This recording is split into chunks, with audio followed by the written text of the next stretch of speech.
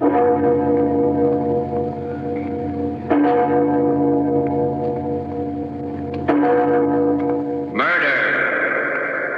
at midnight. Hook, wait. Come back here. Wait, nothing. I said you were nuts, crazy. And... No, don't. I'm sorry, Hook. Very sorry. But I had to have it. I'm going to have it. And once you're dead, you'll never miss it. Midnight. The witching hour when the night is darkest. Our fears the strongest. And our strength at its lowest ebb. Midnight. When the graves gape open and death strikes. How? You'll learn the answer in just a minute. In The Dead Hand.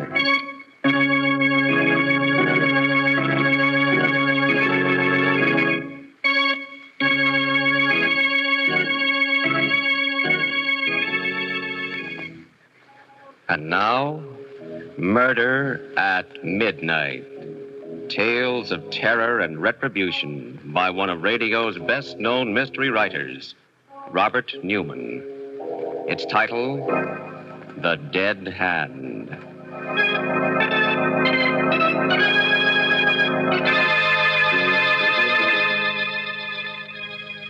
The small studio cottage on Dr. Martin Trent's estate. Seated at the piano, alone in the gathering darkness, is Roger Blaine, the famous pianist, and playing as only he can play.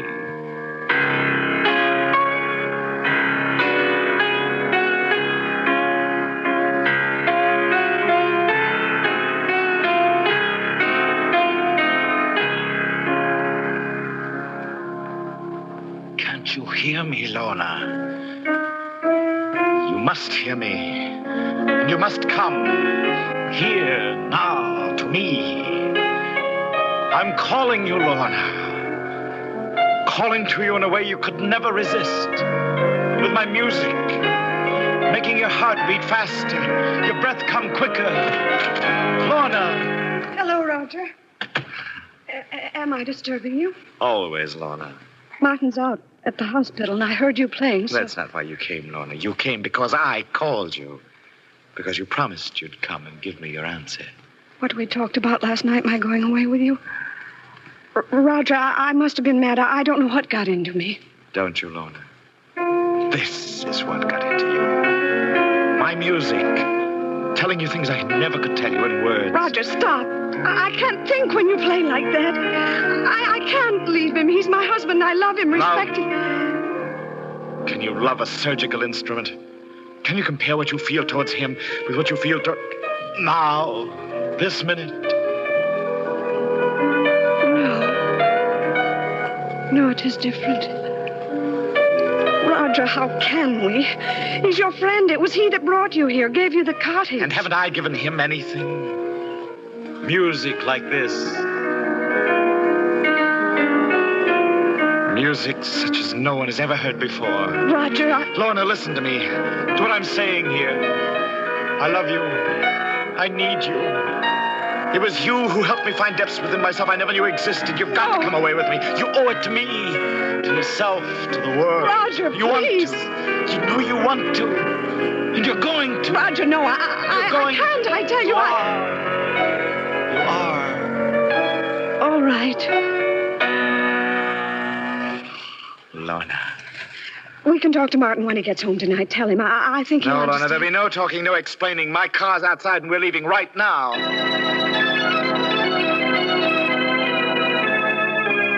The music, my music, was still with me as we drove out through the gates, down the highway, pulsing, throbbing.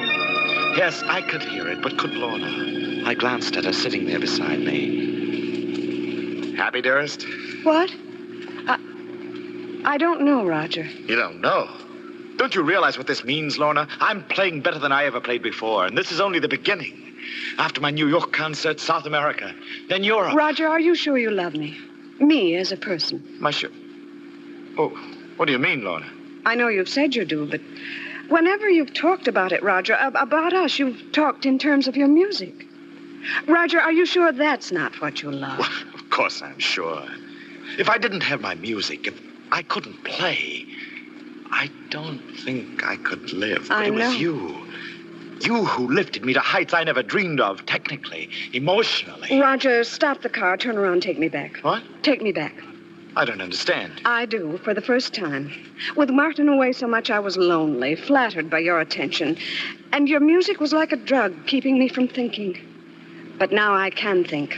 And I know you don't love me, and I don't love you, so please, Roger, take me back. No. But, Roger, can't you see? This whole thing was a mistake. It was not a don't- mistake, and I won't take you back. Well, I'm going back, whether you take me or not, and if you won't stop the car... No, let go of that brake. Let go of that ditch. Look out. We're going to...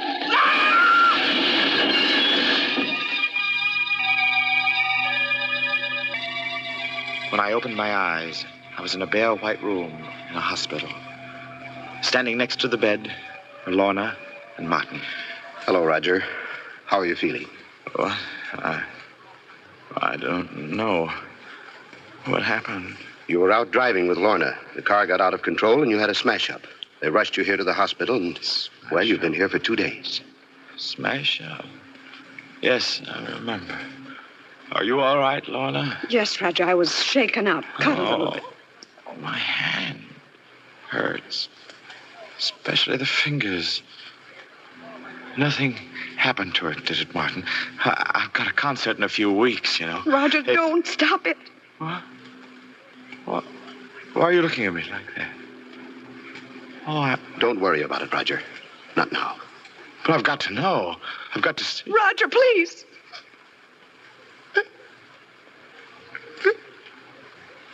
It's gone. Gone.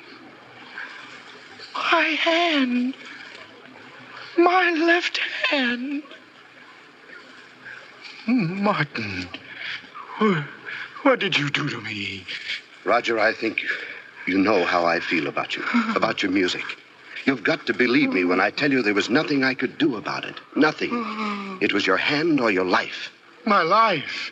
And what is my life without my music? There's nothing worse than nothing. A living death. Why didn't you let me die? Don't say that, Roger. We'll do anything we can. There must be something. Something? There's just one thing. You've got to get me another hand. We will, Roger. There have been some wonderful developments in prosthetics as a result of the war. I don't mean an artificial hand. I mean a real hand. What? Roger, you're mad. No, I'm not. You took my hand and you'll get me another one. We'll talk about it some other time. You think I'll forget about it, don't you? Don't you? Oh, I won't. I say I'm going to have another hand, and I will have one.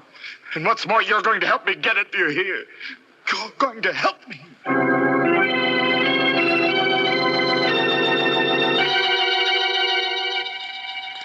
I was able to get up and around a few days later. I didn't talk to anyone if I could help it. Because somehow I couldn't ever look at their faces, only their hands. Big hands and little ones, long-fingered ones and stubby ones. Yes, they each had 2 hands. And I to whom my piano meant more than life, had only 1. Then, sitting alone one evening, I met Hook. I looked up, and there he was, a small, slight, sharp-featured man. Hello. Nice evening. Yes, I suppose it is. You mind if I sit down for a couple of minutes? No.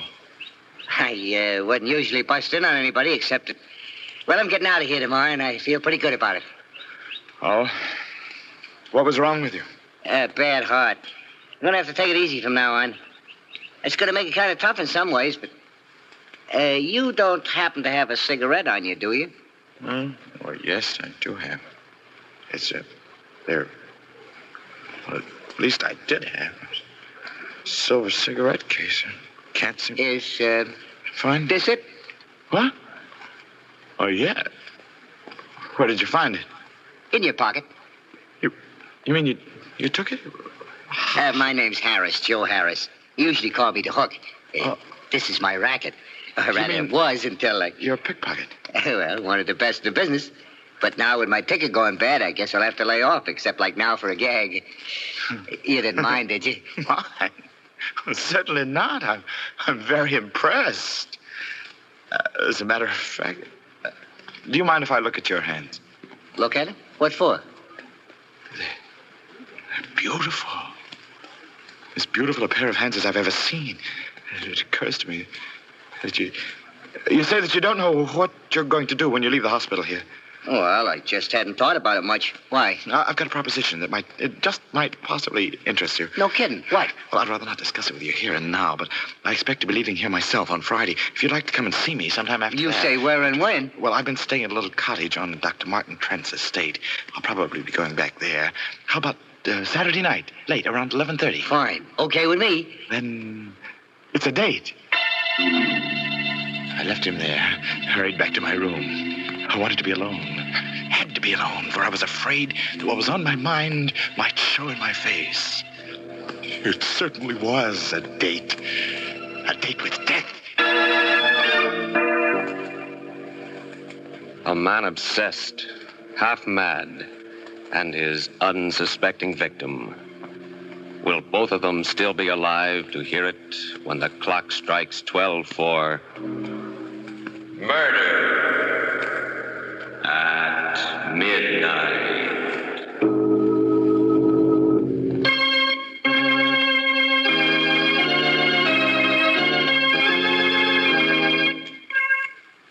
And now, here is Roger Blaine to continue Murder at Midnight.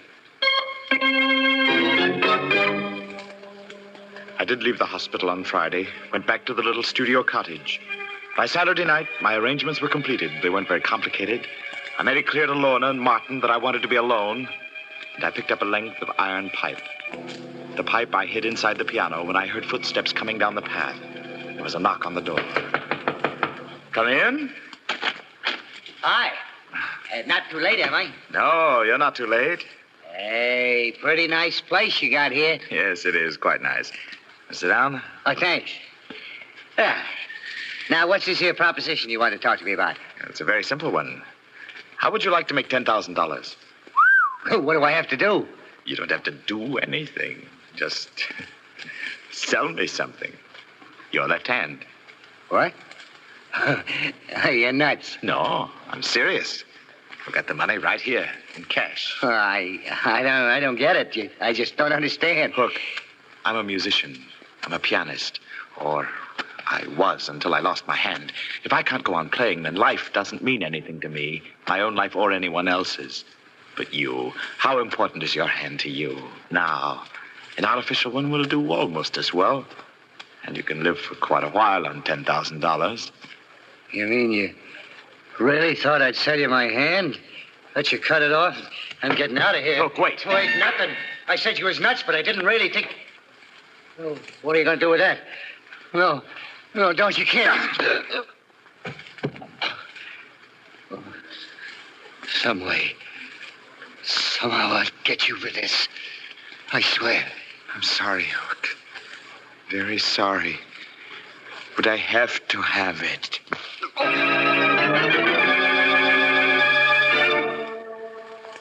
I'd rather not go into what happened after that. I got rid of the body. And then I went to see Martin.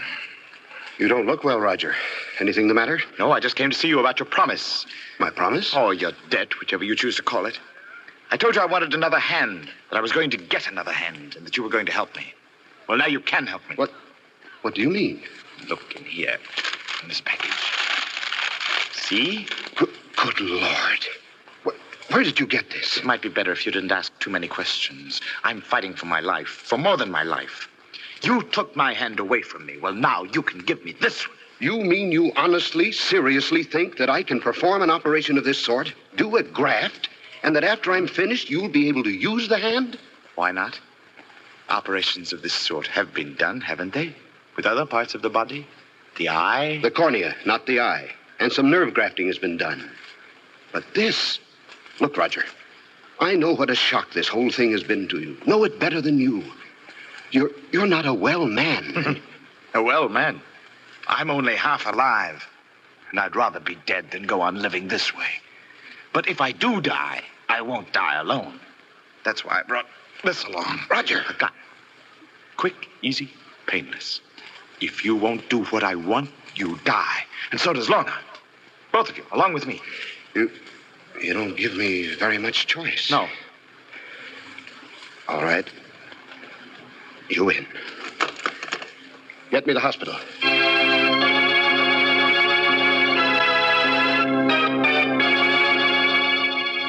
Even before I became fully conscious, before I opened my eyes, I knew that it had been done. That it wasn't his hand anymore, but mine. Still, there was something wrong. I couldn't analyze what it was at first, but it was there. A feeling that something wasn't quite right. That perhaps it wasn't entirely my hand. I sat up.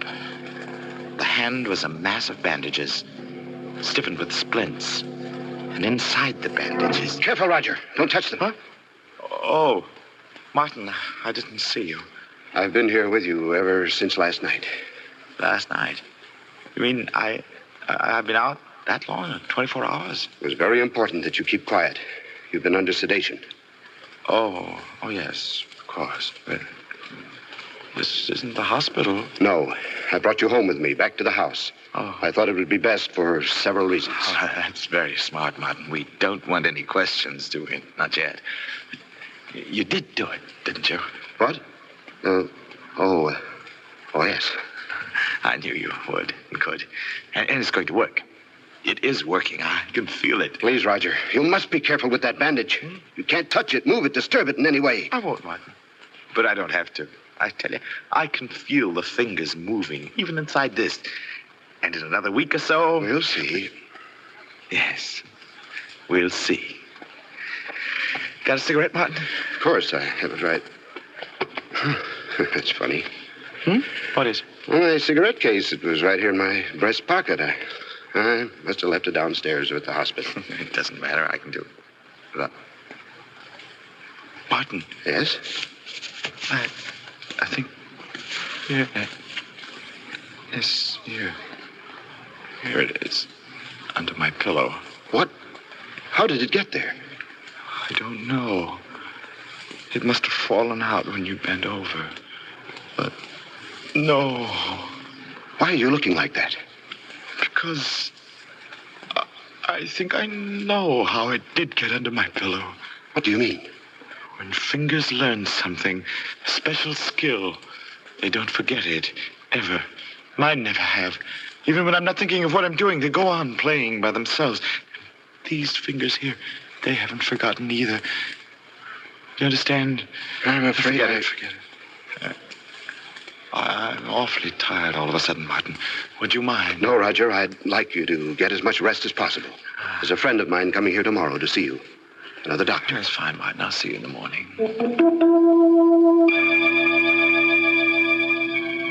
Yes, I was tired, but that wasn't why I asked Martin to go. I did it because I wanted to be alone, because I had to be alone, because I knew now what it was that I'd only sensed before. The hand, Hook's hand, had a will of its own. It had picked Martin's pocket without my even being aware of it. I lay there alone in the darkness after Martin went, not touching the bandages, but flexing the fingers, forcing them to obey my will. I had to do that. I knew I had to do it because I suspected what might happen. And what did happen proved that I was right.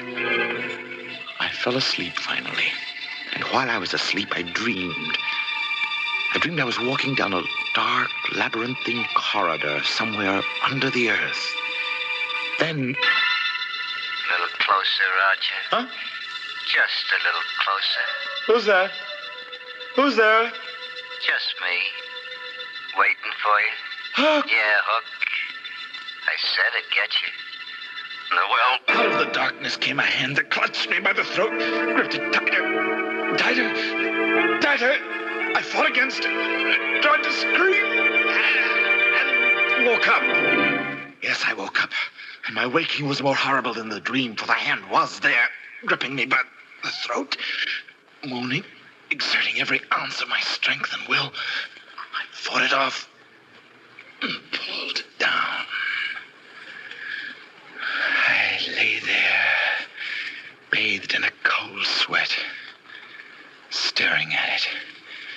feeling the fingers quivering inside the bandages.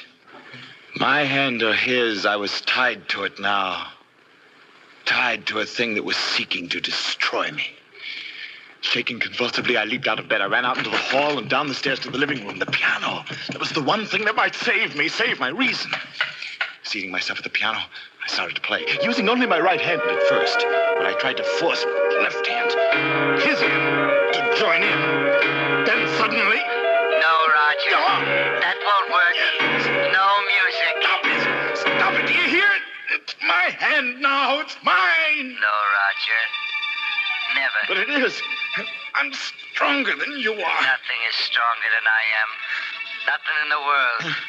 And there's no escape. Because we're one now, Roger. And wherever you go, I'll be there too. It's not true. It's not. What are you doing? Just a little closer to the desk, Roger. No. A little closer. That paper knife. No, you can't. But I can, Roger. I told you I'd get you somehow. Some way. No. Put it down. Drop it. You can't fight against me, Roger. I told you. I'm too strong. Martha! Martha! Quick! The hand's safe! The hand! Where is he, Martin? The living room. I heard the piano and... Good Lord. Roger. He's dead. Why? How? He was saying something about a hand. He was in a completely psychotic state as a result of shock and a sense of guilt. The state psychiatrist was coming tomorrow to commit him. Oh, Martin. That hand he brought me wanted me to graft on. I don't know where he got it, but I suspect that was behind the whole thing. Behind it? Yes. Well, what do you mean? You don't really think I did graft it on, do you? Well, He was desperate, and I had to do something to quiet him. I splinted his left wrist, wrapped it in bandages, and told him not to touch them. But, Martin, that paper knife in his chest. Which hand is holding it? His right one, his good one. Yes. And still, in a way, it's possible that the dead hand, the one he was so concerned about, did guide it. Her eyes wide with awful comprehension, Lorna stares at her husband, then down at Roger Blaine's body as somewhere in the silent house, a clock starts chiming for murder at midnight.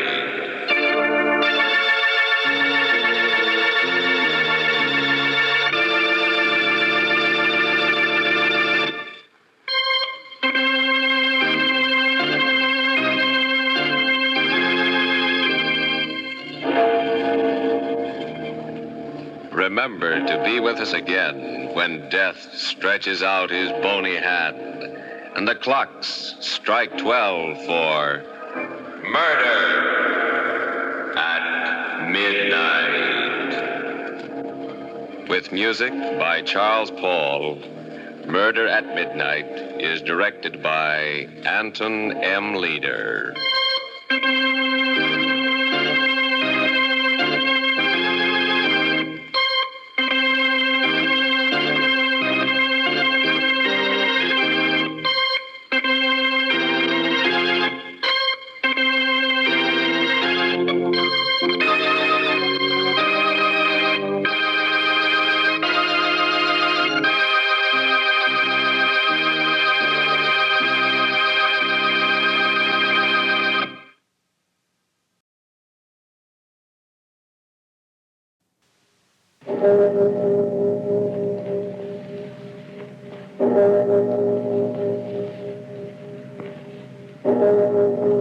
Murder at midnight.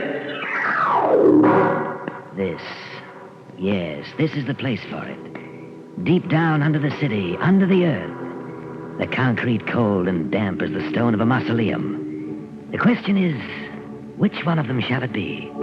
You, sir? You with the gray hair and the briefcase. Allow me to introduce myself. I am Death.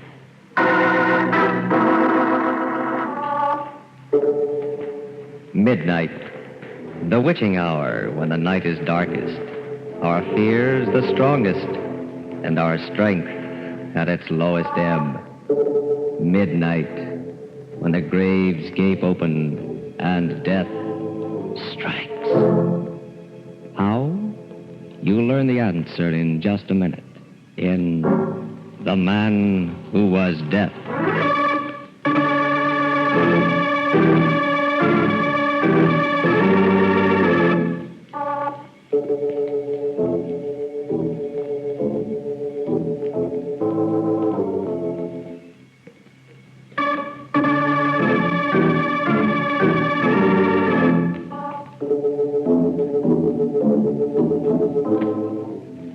And now, Murder at Midnight. Tales of mystery and terror by masters of the macabre. Our story by Robert Newman is The Man Who Was Death.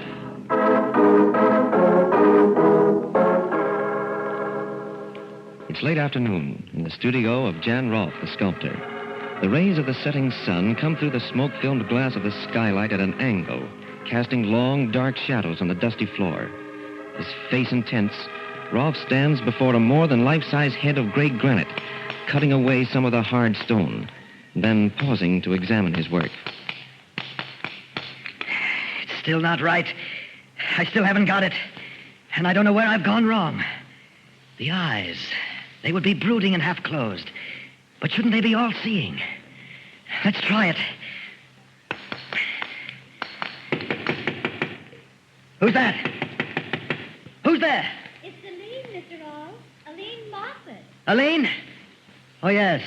Just a second.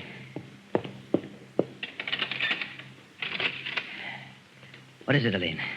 I told you I wouldn't be able to get here until late, Mr. Rolfe, that I was going to be modeling for Clayton in the early afternoon, but you said it didn't matter. Oh, yes, I forgot. If you don't need me, don't feel like working. No, it's all right. Maybe it would help if I worked on something else for a change. Come on in. Something else? Oh, that head. Is that the first time you've seen it? Yes. You always kept it covered up before. It looks very powerful. Powerful, eh? Go on over to it, closer. Tell me who you think it is. All right. It's a man. Pretty big man. Man. I knew it wasn't right. But if that's all you get out of it... Where's that mallet? Mr. Rolfe, what are you going to do? This, I'm going to smash it! Almost 6 months' work, but... There! Do you know what that was supposed to be? Death! Yes. For centuries, man has been haunted and obsessed by the fear of death. I'm going to do something no artist has ever done before. Show mankind the face of death. Mr. Rolfe, I don't think I feel like modeling this afternoon. You're frightened. Why? I don't know. The whole idea of... You, too. What I wanted to show was the beauty, the peace that lies in death. Death's strength and inevitability and... Wait a minute. I'll phone you tomorrow, Mr. Rolfe. I said wait. It's beginning to come to me. What was wrong? To do a study, portray something, you've got to understand it, inside and out. You've got to know how your subject thinks, feels, project yourself into it. To do a study of death, I've got to know all those things about him. I've got to become death, and that means... Mr. Rolfe, no, you can't. But I can, Aline, I must. How can I understand death, become death, if I don't kill?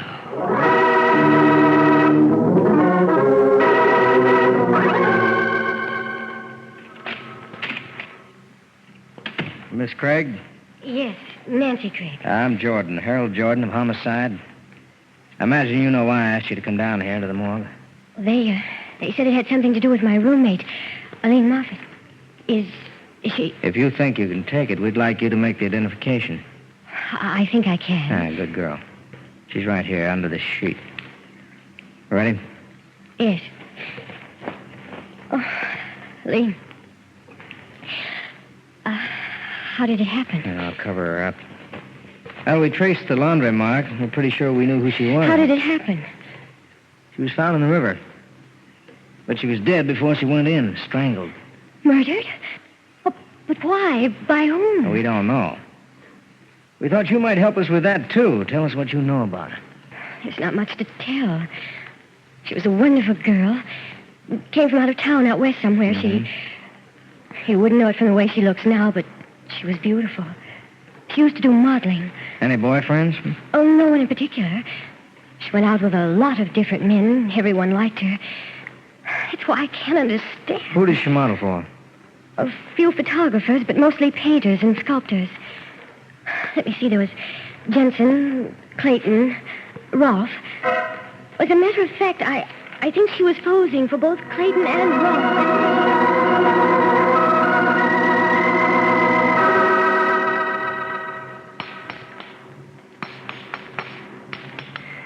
Better this time, much better. Things I can put into it that I never knew. Never felt before. Now, let's see. No! Still not right. Still something missing, and not just a shade of expression, but something basic, one of the keys to the whole concept. But what? Haven't I played Death's role, killed just as he does? Haven't I... Wait, that's it. Of course. Is that how death strikes? Without thought, on the spur of the moment? No. He picks and chooses. Decides just who shall die and who shall not. What's missing is the consciousness of power. The knowledge that there is no appeal from death. That he is the supreme authority. And that means that... Yes, I must kill again. And this time... Who's that? Police department. Can we come in and talk to you for a minute? Why, yes, of course. Just a second. Police. They don't know anything. They can't know. But I better cover this up.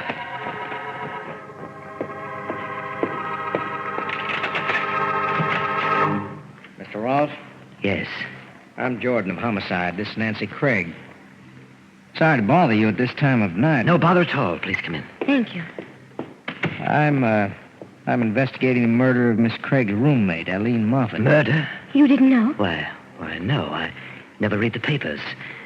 The last time I saw her, 2 or 3 days ago. Well, it happened just 2 days ago. Now, we've been checking back. We have an idea that you may have been one of the last people to see her alive. If there's anything I can do to help, anything at all. Could you tell us what happened when you did see her last? Of course. She was due here at 3 o'clock, but actually came at about 5. Mm-hmm. She said another artist had delayed her. Clayton, that's right. I had already started working on something else, and since she looked so tired, I suggested we call the whole thing off. She seemed pretty happy about it, left, and I'm afraid that's all I know. Was there anyone else here? Anyone that actually saw her leave? I'm afraid not.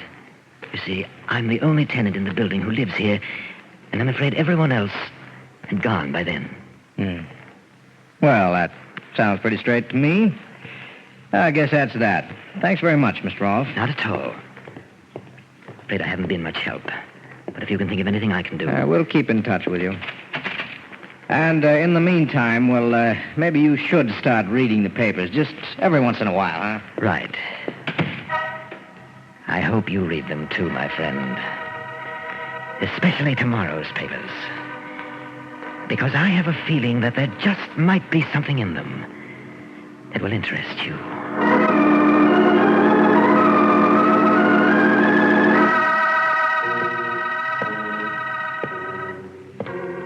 Night. And a fine small rain. Yes, this is how he would move. Walking slowly through the darkness. Searching. Weighing. Selecting his victim. I beg your pardon, What? sir. But could you tell me if that's the uptown subway over there? Why, yes. I believe it is. Thank you. Thank you very much. Not at all. Subway. What better place to make my choice than there? Deep under the earth. The concrete cold and damp as the stone of a mausoleum. Thank you, my friend. Thank you.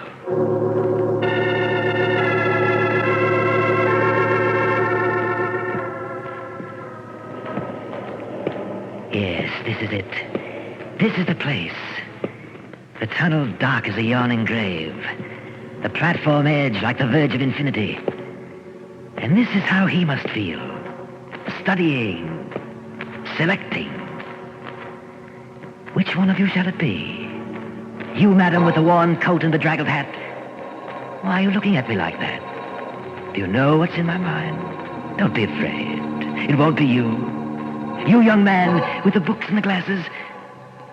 No. Then what about... Yes. Down there at the end of the platform, my friend who suggested this. My prosperous-looking friend with the gray hair and the briefcase. Don't look up at the track so impatiently. A train is coming. But so am I. Good evening. I beg your pardon, sir, but I'm afraid... Oh, I didn't recognize you at first. Why, you're the chap. Directed you down here, yes. But I felt that you should know exactly who it was you spoke to. Allow me to introduce myself. I am death. What? What do you mean? What are you doing to me? Let go! Let go!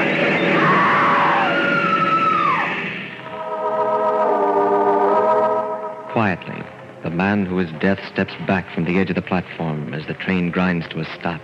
The woman screams. And somewhere in the distance, a clock strikes 12 for... Murder at midnight.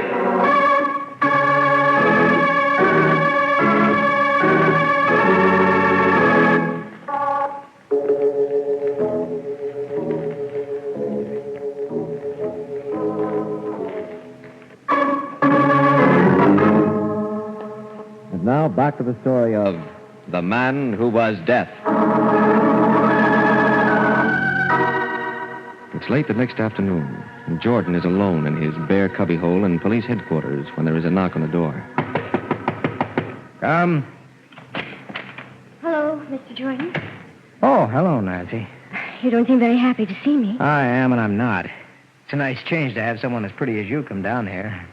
On the other hand... You haven't gotten anywhere with Aline's murder. No motive, no clue, no nothing. I'm afraid we're licked. But you can't be. You can't give up. I'm sorry, Nancy. I don't like it either, but, well, it happens sometimes. But you can't let it happen. Not in this case. Yeah, you're pretty well wound up, aren't you? How about letting me take you out, buy you dinner? No. Oh, I am upset, yes, but... What's the matter? Oh, maybe it's nerves. That trip down to the morgue, the whole atmosphere around the case, but... Would you think I was mad if I told you I felt that some horrible power was abroad? That Death himself was stalking through the city? You and Mrs. Dolan. Mrs. Dolan? Who's she? Well, that accident in the subway last night. A guy who fell or jumped in front of a train. Didn't you read about it? No. Well, this Mrs. Dolan was one of the witnesses, and she swears that just before it happened, she went all goose pimples, felt as if death was breathing down the back of her neck, and that she was going to die. It's true, Hal. I know it is. I mean, well, that's exactly how I felt. I can't remember just where or when, but sometime during these past few days, I felt that I was in the same room with Death myself. Well, like you said, it's probably nerves. Strain you've been under. Just the same, it's kind of a funny coincidence. I think maybe I'll go see Mrs. Dolan, talk to her. Do you want to come? I don't believe so, Hal. Somehow I feel we're awfully close to the answer. If I could just remember where and when it was I felt that way, that I was in Death's presence. I think I'll go home. Okay, Nancy. I'll call you there after I talk to Mrs. Dolan, and, well, maybe we'll find that we really have something.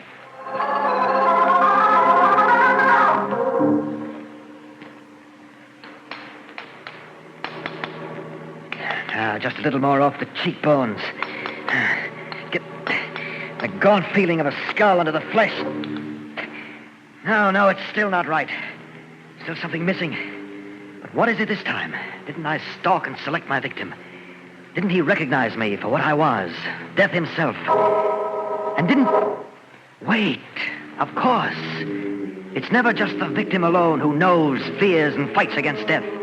It's all of society, medicine, science, the police. All of man's resources from time immemorial lined up against death. And he still triumphs over them. That is the secret and the measure of his omnipotence. That is the last missing element. And that means that I must kill yet again. And this time, not just, but the whole world must know it. And be powerless to stop me. This time, who's that? Who's there? Nancy Craig, Mr. Ross. I don't know if you remember me. Nancy? Oh, yes, just a second. I'm awfully sorry to be bothering you again, That's but... perfectly all right. Isn't Mr. Jordan with you? No, I came alone. Well, there was a little experiment I wanted to try. Oh, please come in. Thank you. Just what was this experiment?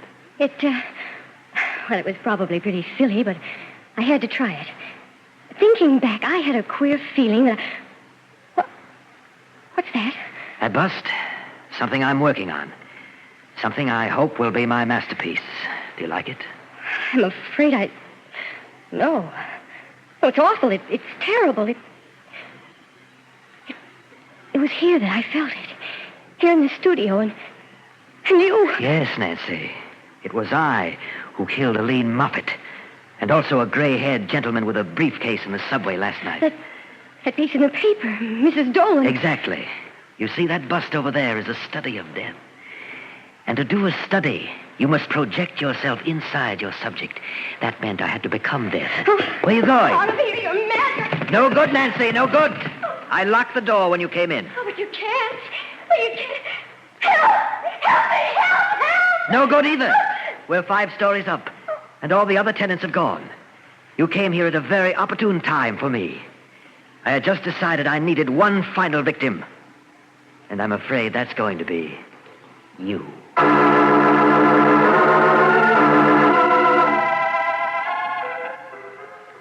never forget it, Mr. Jordan. It was pretty late, about 12 o'clock, and it was raining.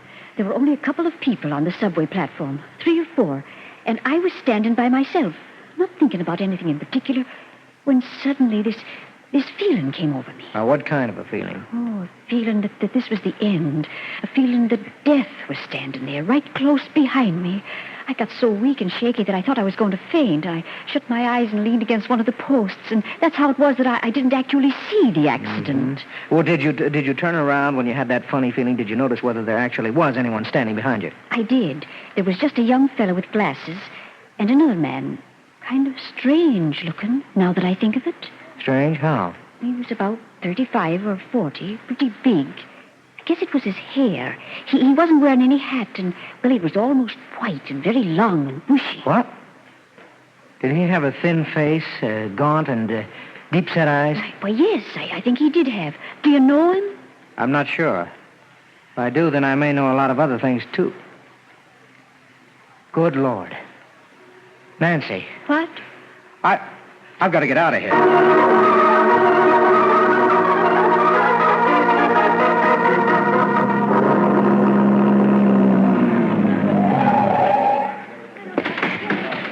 Just a second, young fellow. Where do you think you're going? In there. No one's going to...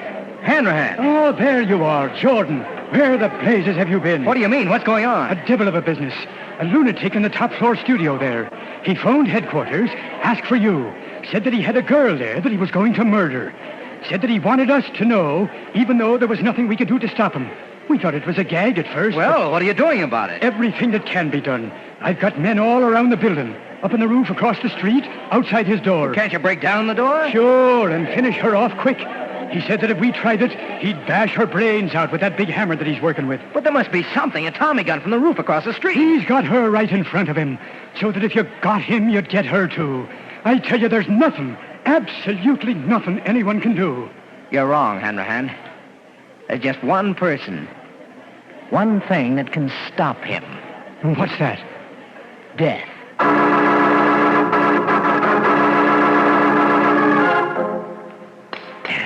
Oh. You're getting impatient, my dear. Oh, why are you doing this? You know you can't get away with it. Get away with it. You think I care that it matters to me whether I live or die when I finish this? I'll never be able to surpass this, but neither will anyone else. I know now how death must feel, and I've caught it forever, for all men to see in stone. Yes, friend Rob, you have. And you've made me very proud. What? Who's that? You don't know? Even though I've been on your mind for months now? Even though you're just finishing my portrait? You? Where are you? Where would I be? Everywhere. Outside in the hall. Down in the street. here in the studio with you. Can you be seen? I must see you. I must. Very well. Walk this way. Over towards the door. A little further. A little further. All right, here I am, Rolf. Maybe I don't look the way you thought I would. Jordan. Yes. Now drop that mallet and get your hands up. It was you. And I thought... Get him up, Rolf, I said. Okay, if that's the way you want it. Help! It's okay, baby. It's all over now. Have you loose in a minute? Jordan, are you all right? Yes, break the door down if you want to come in. I'm busy. Oh, you got him. But how? I talked to him through the vent pipe from up on the roof. I figured that if he was crazy enough to do all the things he did do, he might be crazy enough to believe death could pay him a visit. When I'd maneuvered him far enough away from Nancy here, I jumped through the skylight. Hal, look. Good Lord. What is it? That bust he was working on. He said it was a study of death. And in a way, I guess it is. Because it's a self-portrait.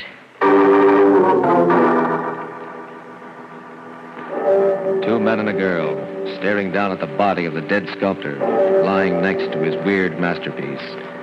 But is it possible that there is still someone else in the studio? An unseen presence that has been there since the clock first struck 12 for... Murder at midnight.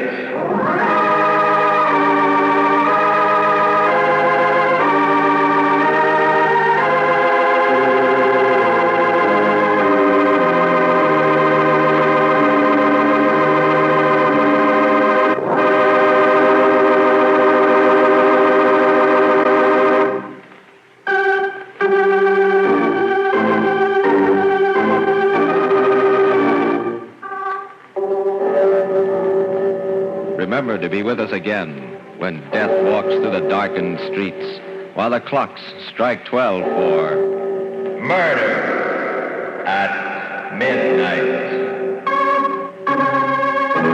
The part of Jan Rolfe was played by Frank Behrens. With music by Charles Paul, Murder at Midnight was directed by Anton M. Leader.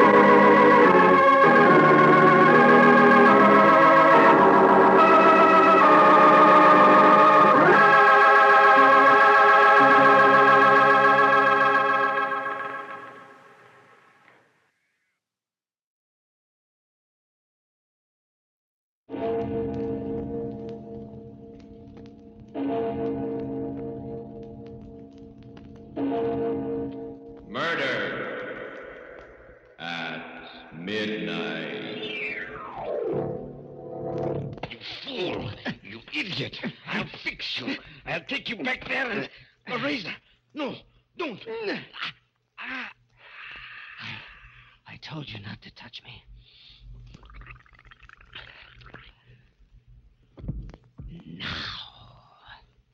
Now it's all over. We've played our last performance together.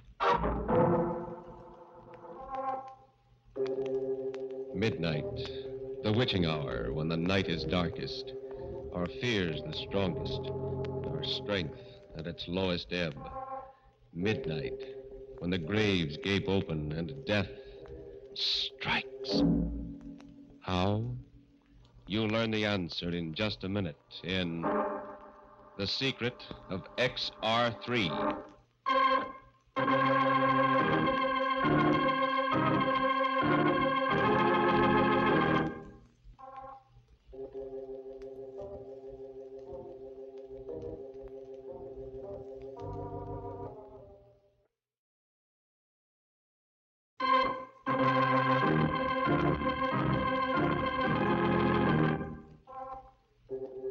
At Now, Murder at Midnight.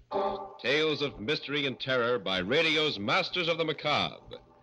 Our story by Max Ehrlich is The Secret of XR3. The death house. A man sits in a tiny cell, his head bowed, waiting for the moment when he will pass from light to eternal shadow. The clock ticks on, but the time is not quite yet. Then footsteps sound in the corridor. The door opens. It's almost time, my son. Yes, Father. I know. Is there anything I can do? No. Still, I'm glad you've come. Father, look at me. Look at me closely. Yes? I frighten you, don't I? I terrify you. No. No, my son. Nothing frightens me except the evil in men's hearts. And am I evil? I don't know, my son. Father, sit down. Let me tell you my story, and then when I've finished, perhaps you can tell me.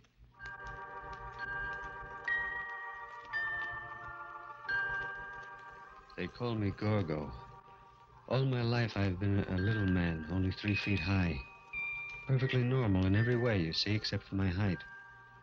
Perhaps you saw me down at the Century Theater not so long ago, the vaudeville team of Petrov and Gorgo, acrobats supreme. Petrov was a huge, ape-like man who tossed me through the air like a rubber ball. The audience liked the act.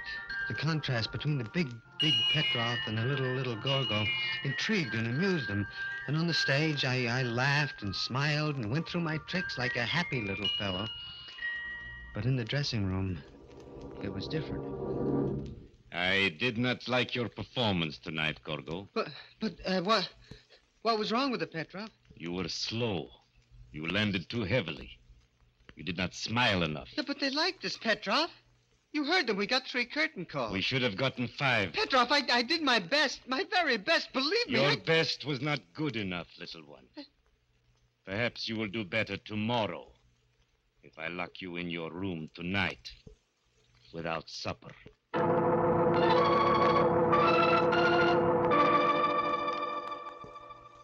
That was Vladimir Petrov, a gorilla of a man and master of my body and soul. How I hated him. How many times I wept in the silence of my room. All my life I had walked in the shadows of bigger people.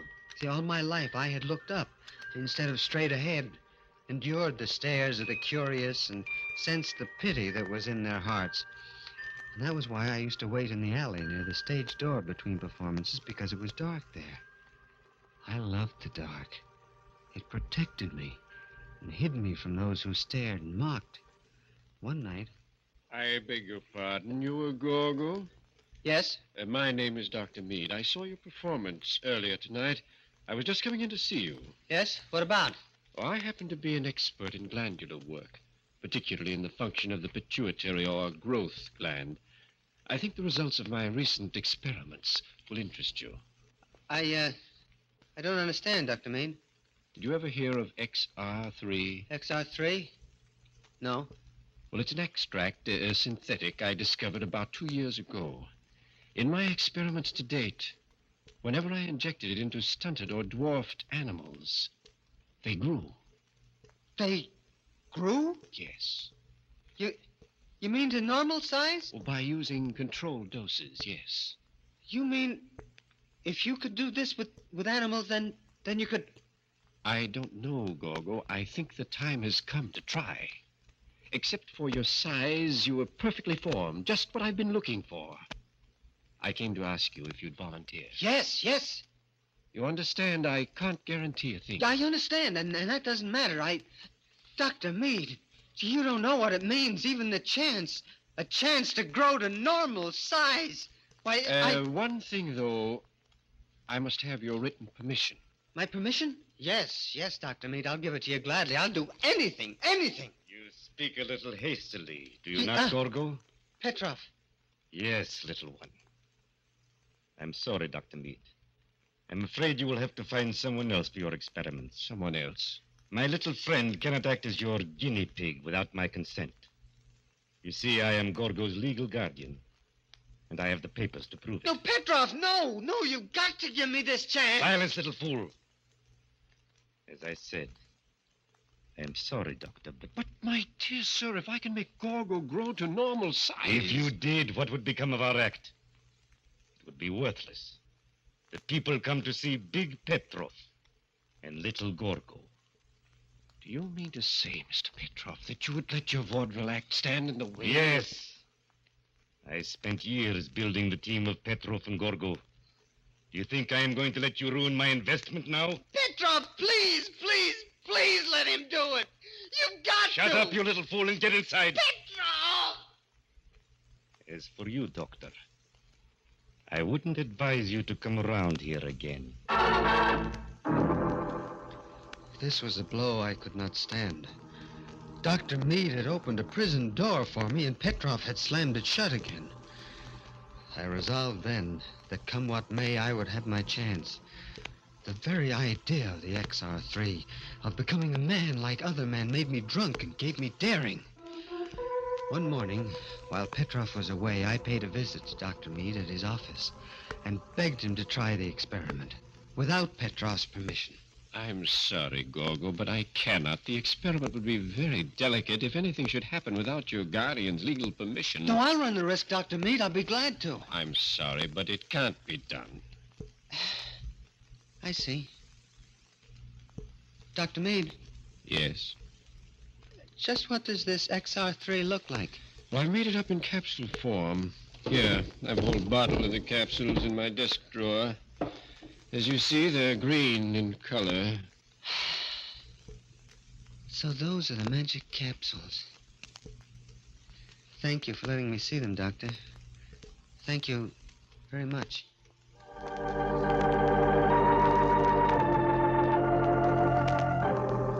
Late that night, I slipped out of my hotel room and down the fire escape. Keeping in the shadows, I went to Dr. Meade's office and climbed through the grilled bars in the window. It was easy for a man of my size, and when I left, I had the bottle of XR3 capsules in my pocket. Well, that was Saturday night. I took one capsule, and then another. They made me ill, lightheaded. Then I fell into a deep sleep. And then a knock on the door wakened me. Who is it? Petrov, why are you sleeping so late? I don't feel well. Ah, my little one does not feel well. What a pity. Please, Petrov, I want to sleep. Very well. Today is Sunday and there is no performance. But tomorrow, my little Gorgo, you had better be in the best of health, understand? Otherwise, I'll see that you really become sick. After he left, I fell into the deep sleep again. And then something woke me. My muscles ached as though I had been stretched on a rack. It was daylight again. It was Monday. My pajamas seemed uncomfortably tight, and I looked down, and the sleeves only reached my elbows. I stared, and my heart stopped beating.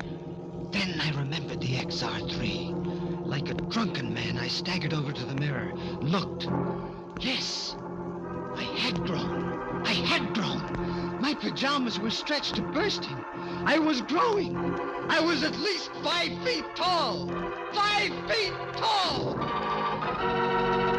It was almost time for the performance now. Petrov would be coming for me any minute, and I didn't want him to see me. Not yet.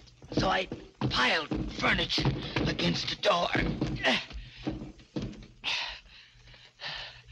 and waited. All right, Gorgo. Time to go to the theater. I can't go, Petrov. Not tonight. I'm still sick. What? You little swine, do you think I'm going to postpone a performance because you're sick? Open the door. No. Petrov, no. Don't come in. Don't come in. You little fool, I'll break every bone in your body. I had the key, and I heard it turning in the lock. The furniture against the door would only hold for a minute, and I ran to my valise, took out a straight razor, and then, like a frightened animal, I waited. Barricade the door, you... I'll show you what it means to be... Now, my my little... Gorgo. In the name of heaven, what... Yes, Petrov. I got it. I stole the XR3, and I took it. Now, you see... You idiot. Do you realize what you've done? You've ruined the act. You've ruined it, do you hear? Yes, but I'm a man now. I'm a man, not a dwarf. They won't stare at me now. They won't... No? That's what you think. If that doctor could make you grow, he can make you small again. Smaller than ever. No, Petrov, no! Yes, Gorgo. You've grown, but not so much that I can't handle you. We're going to see him right now. Petrov, no! Let me alone, for heaven's sake! Don't struggle, you... Razor! No, don't! I told you to leave me alone. I told you.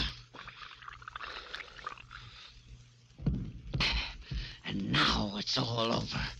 We've played our last performance together, Petrov. A doomed man sitting in the death house pauses in his story, recalling the first time the clock struck 12 for... Murder at midnight.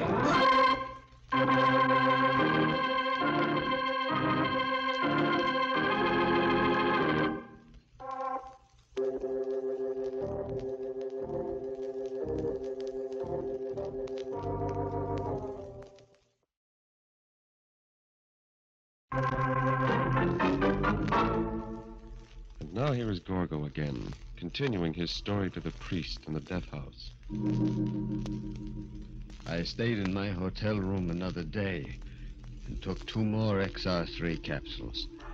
And when I looked into the mirror that night, I was over 6 feet tall. That was enough. That was all I wanted. Now I would leave the hotel. They'd never know who killed Petrov.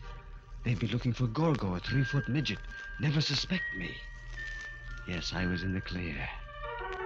I stripped Petrov, put on his clothes. They were a little tight, but they did well enough. Then I went through the lobby and into the night. The mere experience of walking was exciting, exhilarating, as though I were walking on a high fence. And nobody looked at me twice. The staring eyes were gone. I was normal.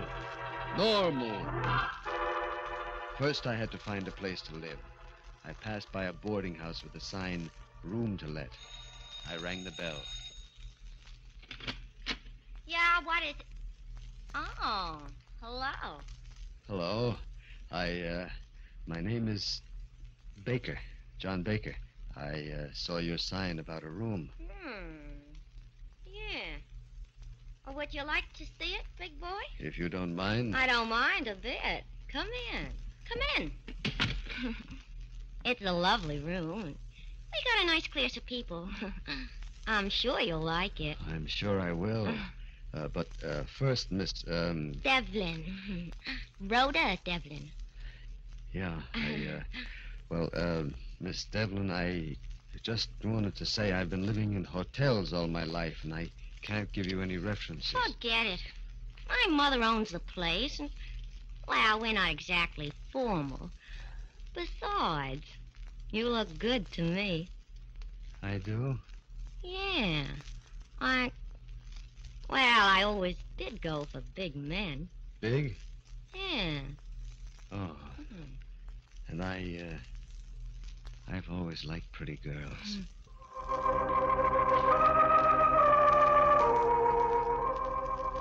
This was a dream come true. I was a normal man, and a normal girl was attracted to me. She was blonde and blue-eyed, and her head came up to my shoulder.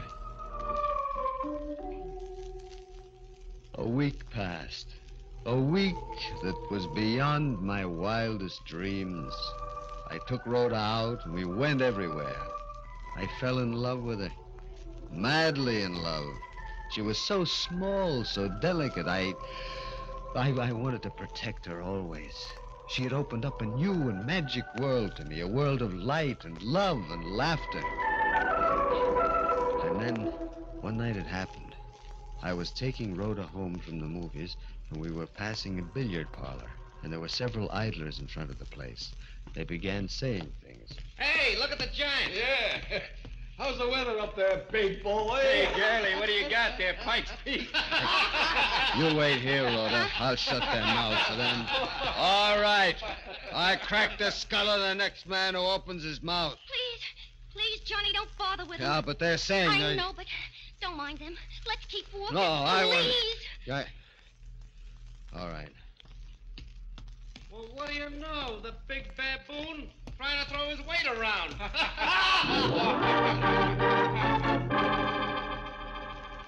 I wanted to smash their jeering faces, knock them down. But Rhoda and I walked on to her mother's boarding house, and she was strangely silent as we entered the dimly lit foyer. She hadn't said a single word since we had passed that billiard parlor.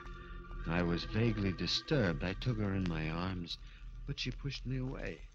No, please don't. What's the matter, baby? Is it what those men at the billiard parlor said? I don't know. It seems to me you're growing bigger. Right before my eyes. Growing bigger? Yeah. I thought at first I was seeing things, but now I know it's true. I know it's crazy. It's crazy, but when we first met, the top of my head reached your shoulders. And now... Yeah? What about now? Now it doesn't reach your shoulders anymore. You've grown bigger. Now, Rhoda, you don't know what you're saying. This is your imagination. No, it's true. We'd better not see each other anymore. I'm afraid of you, John. You're too big now. Good night. No, Rhoda, listen. Oh, don't no, touch Rhoda, me. please. Let go of my arm. No, not until you hear what I have to say. Rhoda, I love you. Do you hear? I love you, and I'm not going to let you just toss me aside. Let me go, you big slut. Let me... No, stop that. No, stop that screaming. You want to wake the whole street up. Go. Stop it. Stop it. Hey. Stop that screaming. Stop, I say. Let me go. Yeah. You're hurting me. I can't breathe. Help.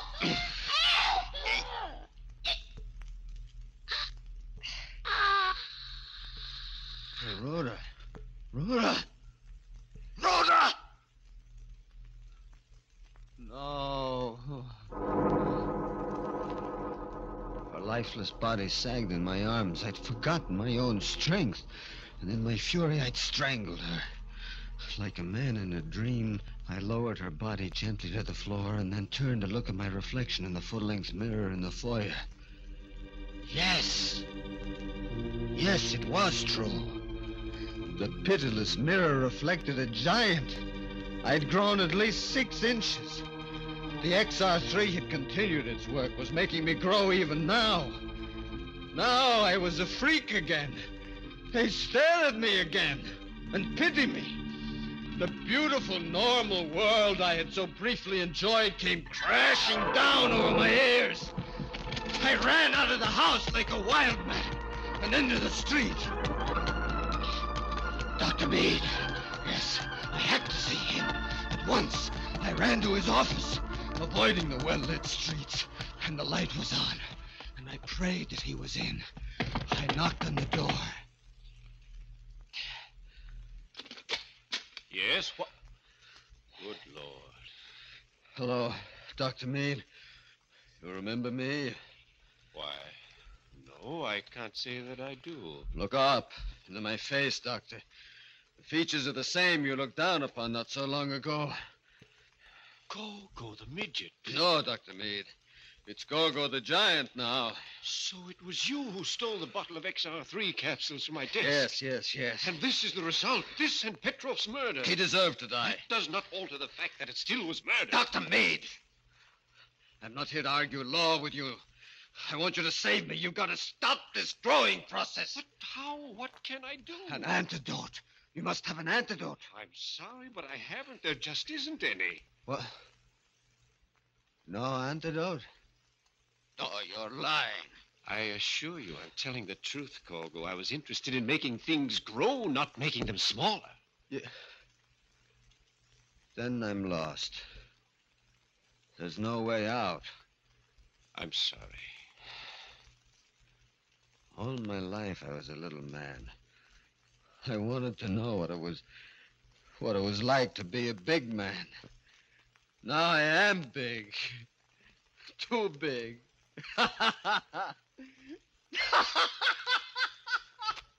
Isn't that amusing, Doctor? Too little and then too big. Like the swing of a pendulum.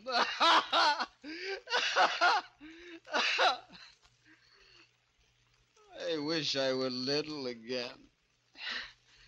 As I knew what to expect then. I was used to that. Now they'll stare at me again.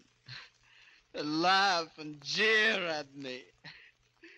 Gorgo the giant! Gorgo the giant!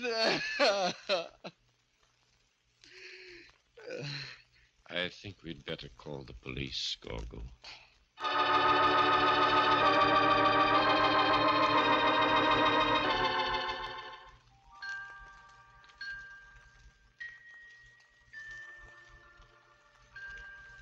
Well, Father, that's my story. See, that's why I'm here in the death house. Now, tell me, am I evil? No, my son. You have been unfortunate, but not evil. You have sinned, yes. But you have been sinned against, too, and they're coming for you, Gorgo. I hear. And I'm glad. Glad? Yes, glad. I don't mind dying now. This world, Father, what has it ever meant to me? But there, in the next world, there no man will be strange, and all will be equal. And perhaps there I will find peace.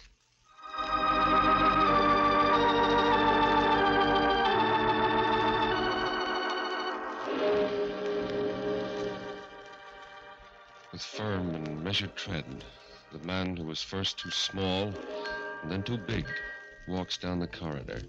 And the iron doors along the way rattle and clang like the chiming of the clock when it first struck 12 for murder at midnight.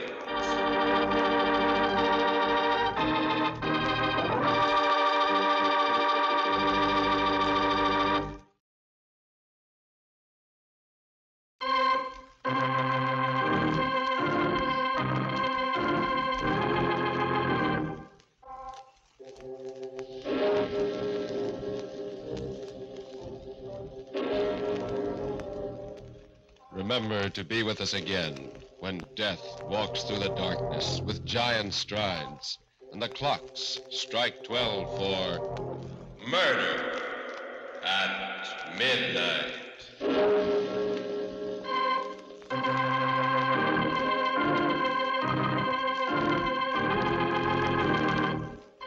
The part of Gorgo was played by Carl Swenson. With music by Charles Paul, Murder at Midnight was directed by Anton M. Leader.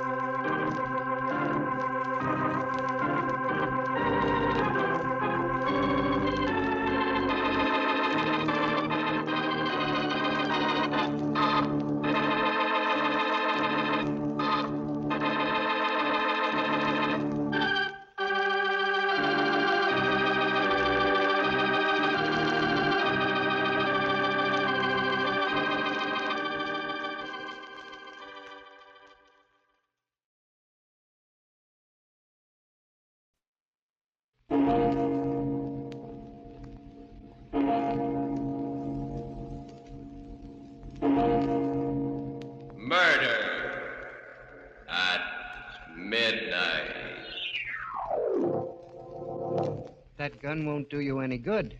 Besides, you're pointing it the wrong way. I'm pointing it right between your eyes. That's what I mean.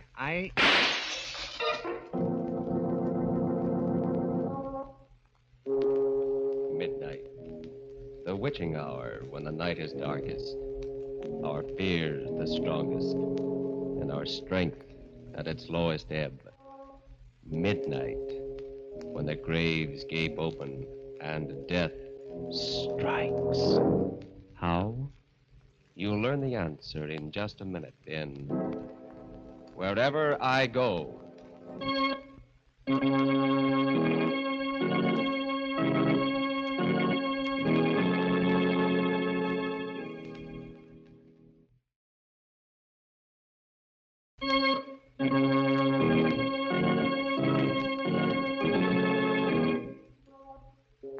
And now, Murder at Midnight. Tales of mystery and terror by masters of the macabre. Our story, A Study in Crime and Retribution, is by William Morwood. Its title, Wherever I Go.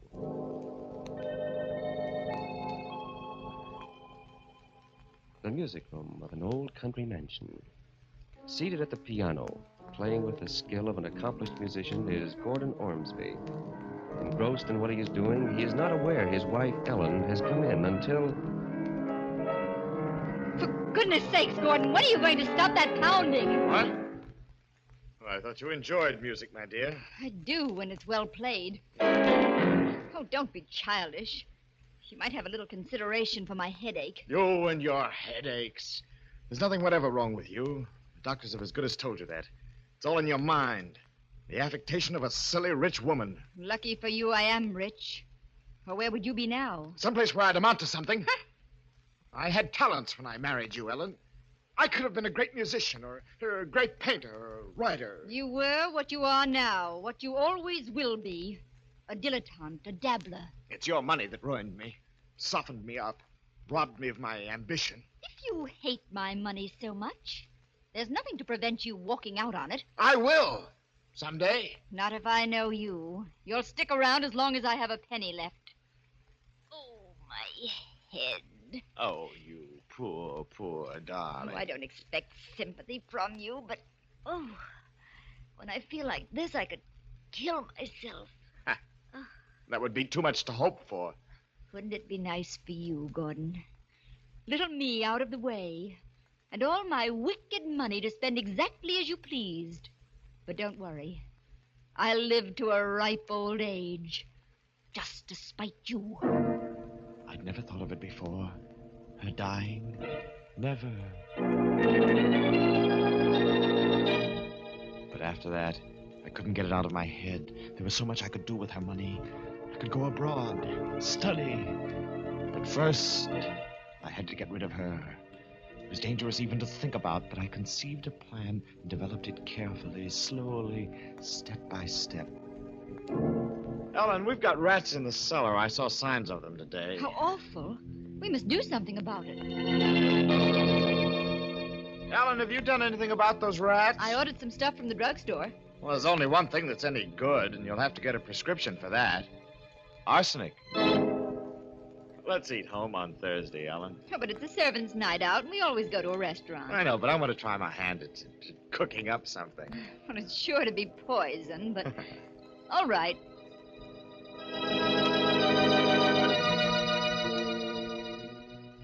We ate dinner at home on Thursday, the two of us alone together. Afterwards, Ellen complained of a headache and went up to her room. I followed a little later. This is a surprise. I brought you a cup of cocoa, my dear, to help put you to sleep. That's suspiciously thoughtful of you, Gordon. I'm afraid it's still too hot to drink. I'll put it down here. What have you done to your hand? What? It's all bandaged up. Oh, I scalded it in the kitchen. It's a nuisance, too. I wanted to write tonight. What are you working on now, Shakespeare? Your memoirs? No, dear. I don't expect to die for a while yet. No, it's a story about a girl suffering from an incurable disease who commits suicide. Sounds morbid to me. Oh, but it's not. I'm making it very tender and beautiful. As a matter of fact, I did mean to write the death scene tonight. With this hand, I'm Say, Ellen, would you help me out? How? Well, I've got the girl's suicide note all set in my mind. I can't write with this. Would you write it down while I dictate it? Oh, do it yourself tomorrow. Oh, please. It'll only take a minute. Please. Oh, all right. Where's some paper? Here. But that's my very best stationery. I hate to waste it. It won't be wasted. Ready? Yes. Here goes. It's, I can't stand the pain any longer. Nobody knows how much I've suffered. Death will be peaceful compared to this. Wait a minute. What? What's wrong? You're going too fast. Oh. Death will be... What? Peaceful compared to this. Forgive me for what I'm doing, but this is the only way out. Signed, Yes? Ellen. What? I named her that, dear, because she reminded me of you, so noble in her suffering. I thought you'd be pleased. Well, I'm not. You'll have to think of some other name. All right. Jane. Jane? You remember Jane Turner, the girl I was going with when I met you? I don't think she'd mind. But I would. There. It's signed Ellen. Thank you, my dear. You don't know how much this means to me. Oh, my head's splitting. Oh, I'm sorry. Some cocoa? Drink it. That should end your headache. Drink it, Ellen. Tastes queer. Well, I couldn't find the sugar, so I sweetened it with maple syrup. Well, I don't suppose it'll kill me. Drink it all. Drink it all. There. Oh. What's the matter? Oh, that pain. Gordon, do something. Why are you? It won't be long now, Ellen. You mean that arsenic you bought for the rats. You're mad. They'll hang you for this. No, Ellen. Oh, no. You have left a note behind. It's a clear case of suicide. I was shaking all over, yet my nerves had to be steady for what lay ahead of me. My own life depended on it. Music, that would relax me. The piano. I raced downstairs for the music room, but before I reached it, I heard the playing. I pushed open the door. A man was sitting there. A man I'd never seen before, but who was somehow vaguely familiar. Hello. Who are you? Don't you know? Well, of course not. What are you doing here? There was nobody at the piano. I didn't think you'd mind. Well, I do mind. How'd you get in? The door's locked. Is it? I didn't notice. Breaking and entering, huh? I've got a good mind to call the police. I'm sorry you're so suspicious. Still, I realize the strain you must be under. What do you mean by that? I'm afraid I'm interrupting you in business vital to both of us. I'll call again some other time. No, wait. You can't leave like this. At least tell me your name. I have many different names. When the time comes, you can call me by any one of them. Goodbye. I put the stranger out of my mind. Too much depended on the telephone call I had to make. A single slip-up now, and a rope was waiting for me. I dialed with shaking fingers. Dr. Sampson, this is Gordon Ormsby. You must come at once. Ellen is dead. I think she's taken poison.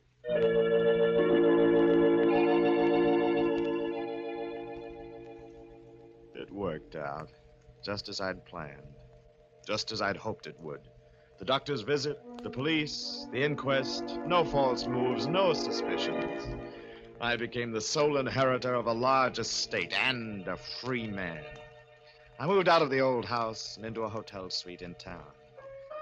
I don't know when it started to happen, but I first knew that something was wrong when my fingers would no longer obey me at the piano. Nothing would come. Or rather, nothing but discords. I decided that my nerves were overstrained, that I needed a rest. figured a trip somewhere would do me good. I went to the telephone to order my car brought around first thing in the morning. But before I picked up the receiver... Yes? I'm going with you, Gordon. Who is this? Your friend. I'll see you first thing in the morning. Operator, you cut me off. I was making a very important call. There must be some mistake, sir. There was no call on your line. I didn't wait. I couldn't. I packed that evening. I slipped a gun into my pocket. I left the hotel. By 11 o'clock, I was far out in the open country, driving west. The night was pitch black, and every mile I burrowed further into the darkness. And then suddenly, a terrible conviction came over me. I knew I wasn't alone. I'm coming up front now, Gordon. You? I said I was coming with you. When did you get in this car? I've been here right along. You drive well, Gordon. A cool head and a steady hand. But then you had to have them, didn't you? What does that mean? I was just thinking out loud. The money's nice, but music means a lot, too, doesn't it? A pity that went sour on you. Look, I don't know who you are or what you're talking about. And yet you proved a point to Ellen. You proved that you were an artist in a way, even though she couldn't live to appreciate it. Her death was your masterpiece. The sweat stood out on my forehead. My mouth was dry. I didn't want it this way. One murder was enough to haunt me. But he left me with no alternative. He knew too much. Somewhere along that road, when the night was darkest, I knew I had to kill the stranger. Yes. The mysterious stranger seems to know a great deal. Is it possible he knows even more than Gordon suspects about his plan for murder at midnight?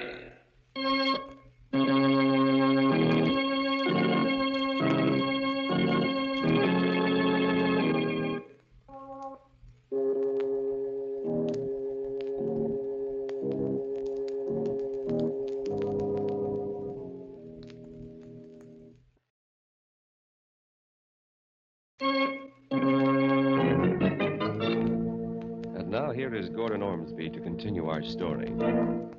I knew what I was looking for. A lonely stretch of road with no sign of life. At last the headlights found it.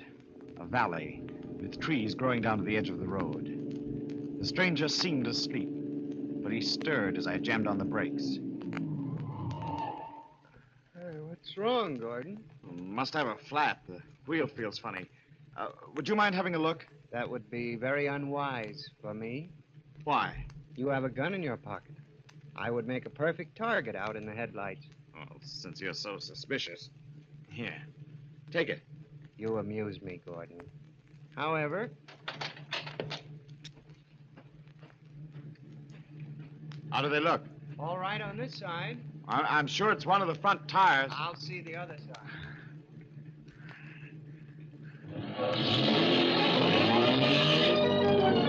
I got him. He was standing squarely in front of the radiator when I got him. Just to make sure, I backed the car over his body. I dragged him across the ditch and into the woods. I dug a shallow grave with a tire iron, hacking in among the roots and the rocks. And then I covered him over. I got back into the car. I needed a drink. And when I came to a juke joint along the highway, I stopped.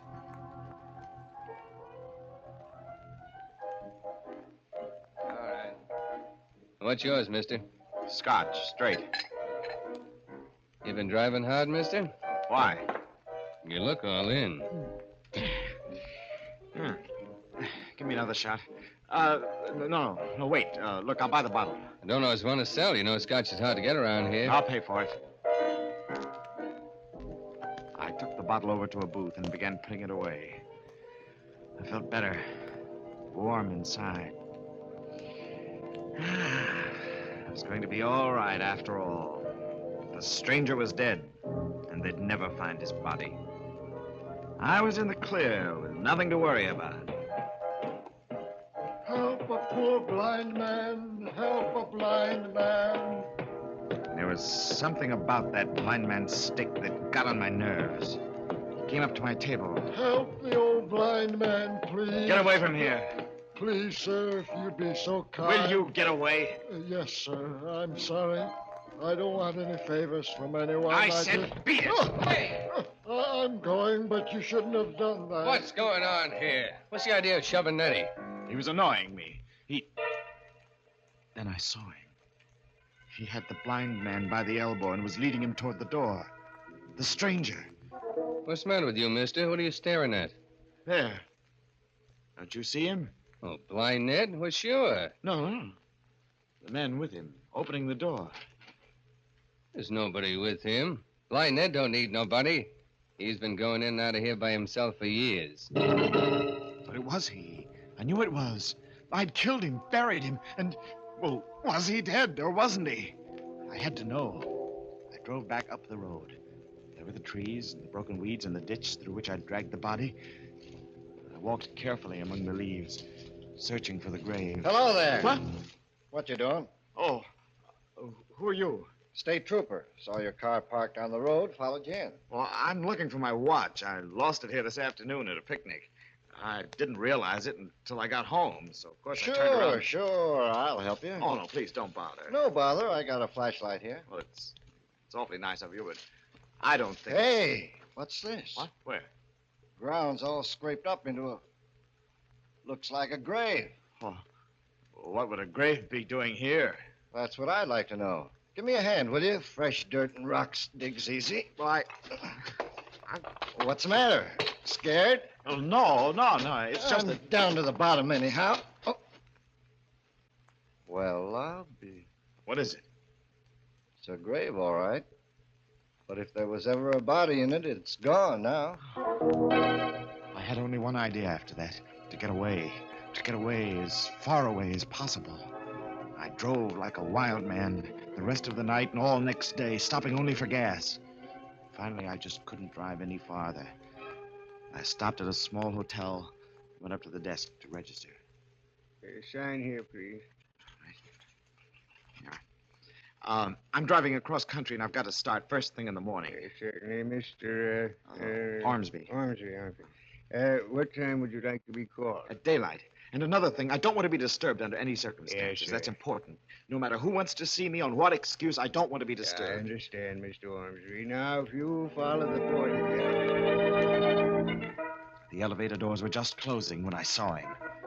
He'd come in from the street and was walking across the lobby to the desk. I reached my room, dismissed the bellhop, and locked the door. With a shaking hand, I picked up the telephone. Yes, clerk? This is Mr. Ormsby. I thought I recognized a friend of mine in the lobby. A man about the same height and build as myself, dressed in a gray suit. I am afraid... Well, he came in right after me. I haven't seen him in some time, and well, I've forgotten his name. Would you mind looking in the register and telling me what it is? Just a minute now, look. Here we are. Your signature, Mr. Ormsby, and then... Yes? I'm sorry, sir. There is something, but the name's blotted. I can't make it out. I knew now there was no escape. I took the money from my billfold and piled it on the table. I examined my revolver to make sure it was loaded.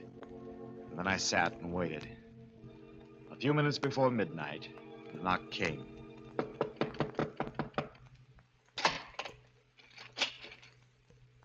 Come in. Hello. You act as if you were expecting me. I was. The only thing I'm not sure about is what you want. Or rather, how much. You should know. All the cash I've got's on the table. Nearly $500. Helen left you a good deal more than that. All right, I'll write you out a check. Name the amount. Everything you possess. What? You're crazy.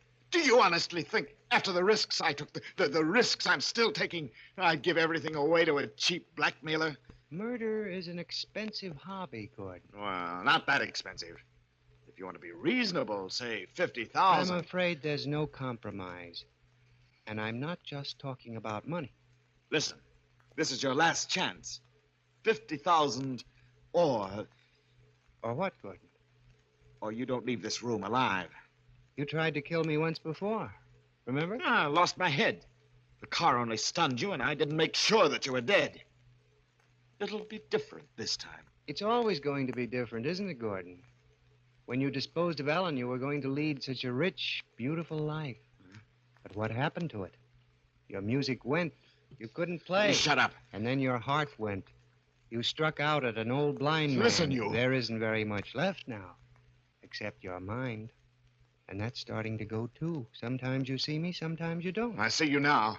Large as life. But do you see this? That gun won't do you any good. Besides, you're pointing it the wrong way. I'm pointing it right between your eyes. That's what I mean. Well, you...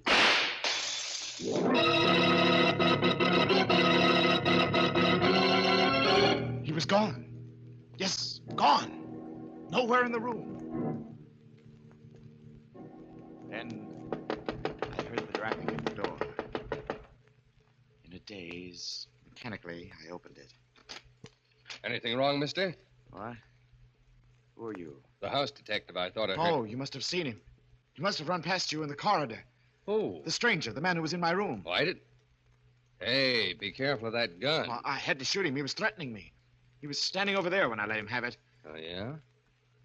What did he look like? He's about my height and build, wearing a gray suit. Like the one you're wearing? Huh? Oh. Oh, yes. I thought so. Look. At what? The mirror. You shot at your own reflection. You mean... Now do you know who I am, Gordon? There, didn't you hear him? Hear what? What are you talking about?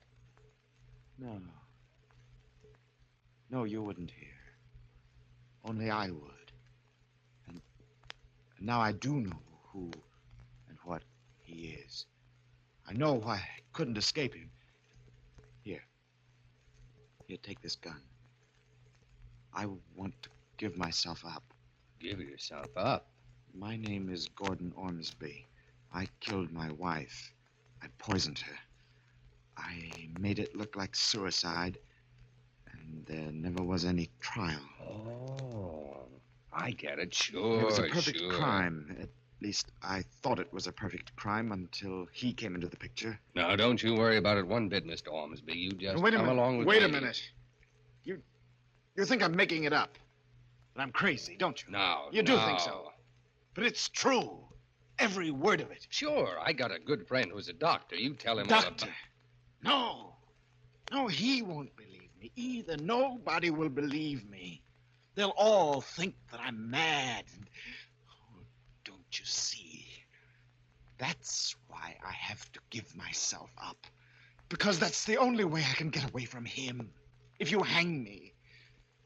But if you don't... They won't, Gordon. They'll put you away. And wherever you go, I'll be there, too. Remember that? Wherever you go.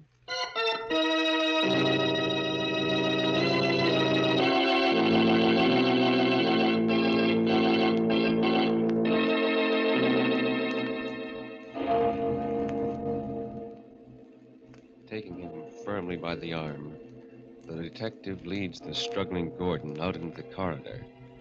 A corridor that grows darker and darker until it is completely black. Somewhere in that blackness, a voice is whispering, whispering, and it continues to whisper until it is drowned by a clock striking 12 for Murder at midnight.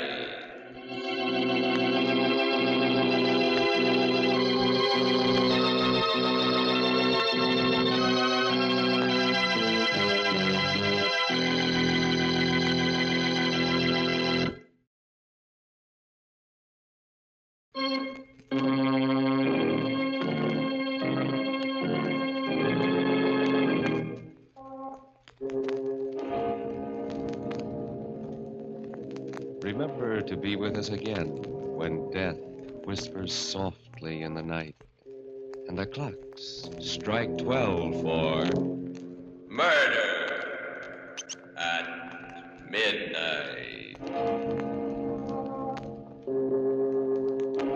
The part of Gordon Ormsby was played by Barry Kroger. With music by Charles Paul, Murder at Midnight was directed by Anton M. Leader.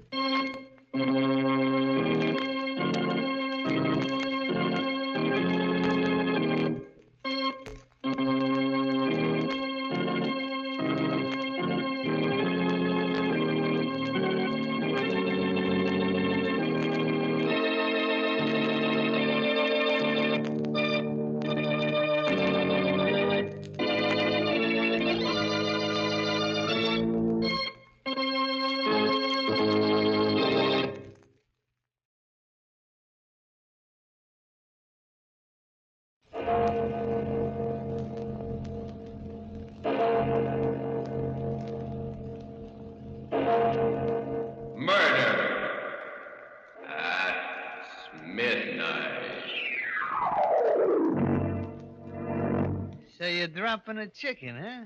Hey, guys. Yeah? What do you know? Chicken's turning out to be a rooster all of a sudden. Cock-a-doodle-doo. Cock-a-doodle.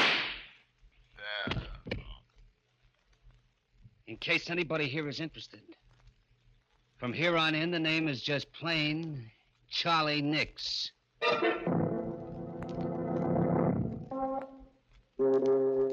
Midnight, the witching hour when the night is darkest. Our fears the strongest, and our strength at its lowest ebb. Midnight, when the graves gape open and death strikes. How? You'll learn the answer in just a minute in Trigger Man.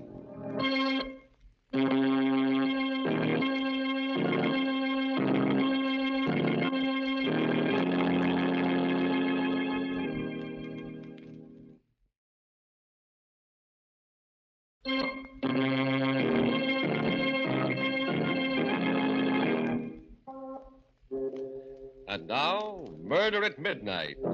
Tales of mystery and terror by radio's foremost mystery writers. Our story, written by Max Ehrlich, is different from any of the other tales you have heard in this program. Its mystery is not that of the supernatural, but of the unknown quantities in the human soul. And so, because it has suspense and complete credibility, we give you Trigger Man.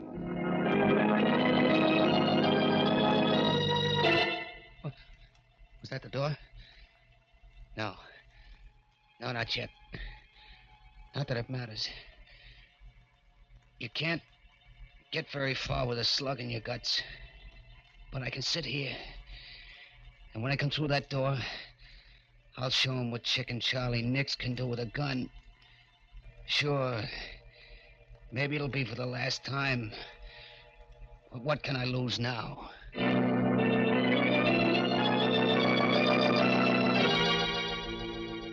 It's funny how it all comes back to you in the end. Just a year and a half ago that it all started. But I remember it like it was yesterday. I was standing back in the doorway waiting for some sucker to come along. It was down at the waterfront and it was plenty dark. I stood there, the rod cold in my hand, waiting. Finally, I heard footsteps. A man and a woman. I waited until they were almost opposite the doorway, and then... Hey, buddy. Got a match? Why, yes, I think so. Never mind. Get your dukes up. Tell him he's got a gun. Oh, a stick-up, huh? Aren't you smart, sucker? Come on, reach. Get those hands up before I let you have it. Yeah. It's better. Okay, lady, let's begin with you. Oh, Tom, Hand over that purse. Better do as he says, Ann. All right, Tom. Thanks, lady. Thanks very much. Okay, buddy, let's have your wallet. I said come across with your wallet. Not tonight, chicken. What do you mean? Hey, wait a minute. How come you know my name? It's my job to know it. And your face, too. The name's Riley. From headquarters. Tom Riley. Plainclothes. Yeah. Keep up those hands. Keep them up or I'll drill you. I know you won't, chicken. Tom. Not for a lot more than I've got in my wallet. Tom, what are you doing? He'll kill you. I don't think he will. Will you, chicken? Keep away from me, Flatfoot. Don't come a step nearer, you hear? Another step and I'll splatter you all over the sidewalk. You haven't got the nerve, chicken. You know it and I know it. Now, drop that gun. Keep away, do you hear? I ain't afraid to shoot. I'll tell you, I'll let you have it. Then what are you waiting for? Wait, That was for the gun, chicken, and this is for you. No. Hold me up, No, will no. you yellow belly rat? Pull the gun on me, will you?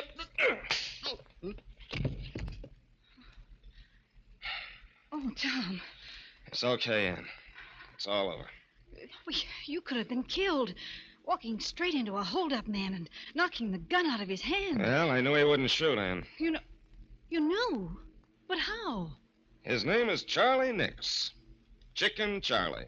Well, He carries a gun, yeah, but he's not a gunman. Because he's never used it and he never will. Just plain chicken-hearted. Yellow. That's why they call him Chicken. Still, you took an awful chance, Tom. There's always the first time. Not for Chicken Charlie. Now then, you see if you can find a phone, honey, and call headquarters Okay. while I keep an eye on this yellow skunk here.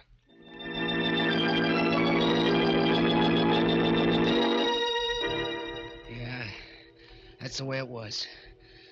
I just didn't have the nerve to put the blast on anyone. Sometimes in my room, I'd put my gun on the table and just look at it. I'd keep thinking, if I only had the nerve, I'd be one of Angelo Dinelli's triggermen instead of his errand boy. The rest of the mob would respect me instead of slapping me around and calling me chicken. That's what got me more than anything else, the way they laughed and called me chicken. It wasn't that I didn't try. That time I held up Riley, I was going to let him have it. I wanted to, but I don't know, at the last minute I got all cold inside. My fingers got stiff and numb. And it cost me a year in a pen. The day after I got out, I was sitting in the Boulevard Cafe having myself a beer when in walked the boss, Angie Dinelli. It's great having you back, Chicken. Thanks, Angie. Thanks. By the way, I saw an old pal of yours the other day. Yeah? Who? Tom Riley. Riley, huh? Yeah, it's too bad you didn't knock him off that night, Chicken. Yeah. But one of these days, Angie, I'm going to meet him, and then Sure, kid, I know how you feel. After all, when a guy takes your gun away, it makes you look like a chump. Yeah, he made me look like a chump, all right. But I'm different now, Angie. That year in a clink, well, I got a different kind of nerve now. Wait and see. Sure, I'm gonna... sure, but take it easy, kid. There's plenty of time, plenty. You just got out of stir, and you got yourself to worry about. What do you mean, Angie? I did my time, didn't I? I'm in the clear? Sure, Chicken, sure. But if you ask me, the pen didn't do you any good. You look kind of all in. You don't feel so good, do you? What makes you say that, Angie? Oh, I don't know. Your face ain't got any color and you're breathing hard all the time?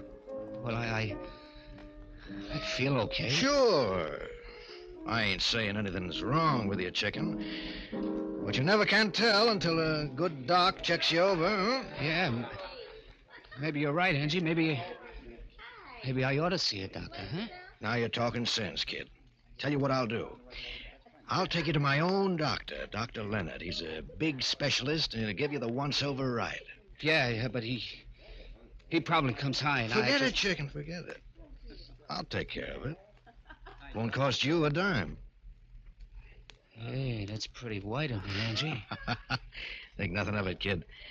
After all, you're one of my boys, ain't you? Yeah. Yeah, I am. Well, if there's one thing Angie Dinelli does, it's to take care of his boys.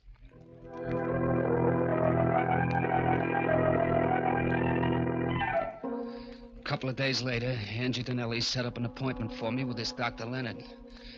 I went to his office, and he gave me a real checkup from soup to nuts.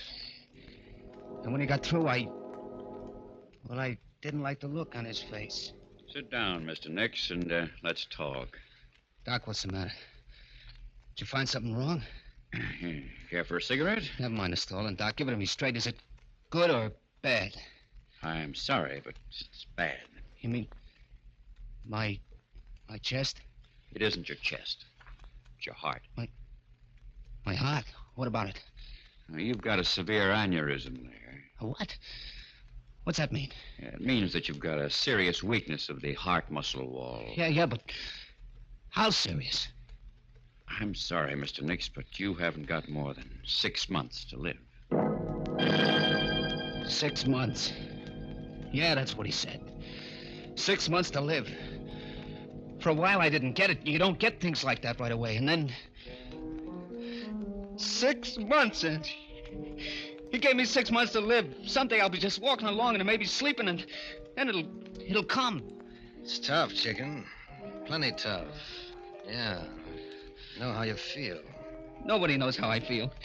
Except maybe a guy in a death house. Yeah, that's what it's like.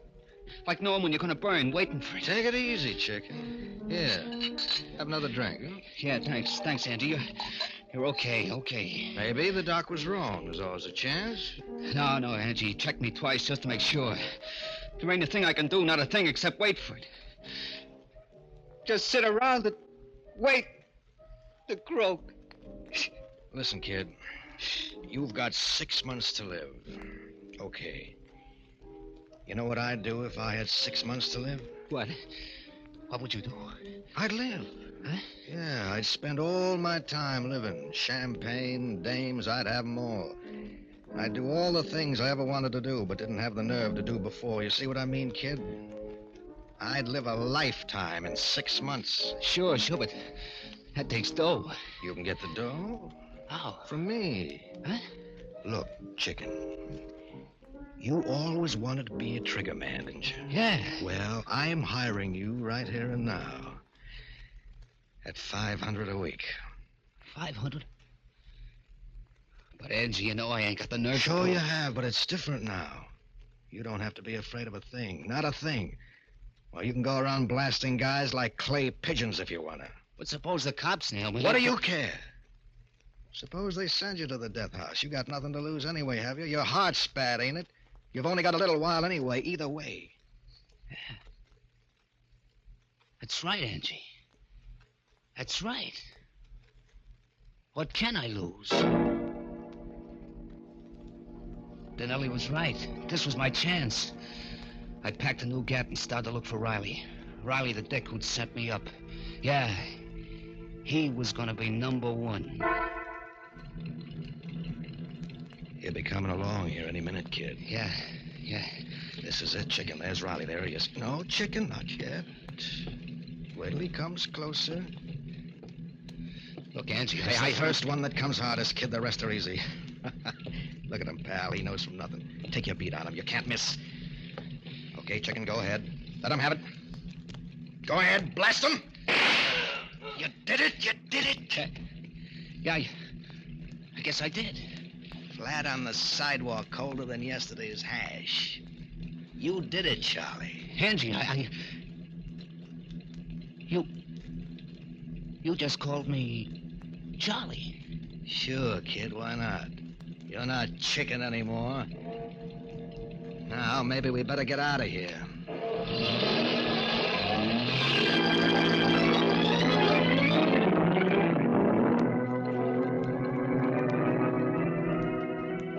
A car roars away up the street, leaving the body lying there in a pool of blood.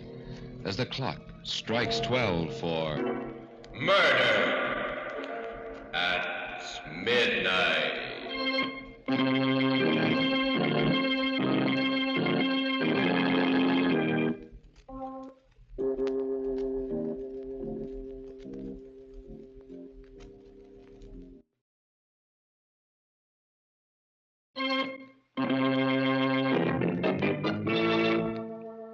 And now, back to Murder at Midnight, to the story of Triggerman.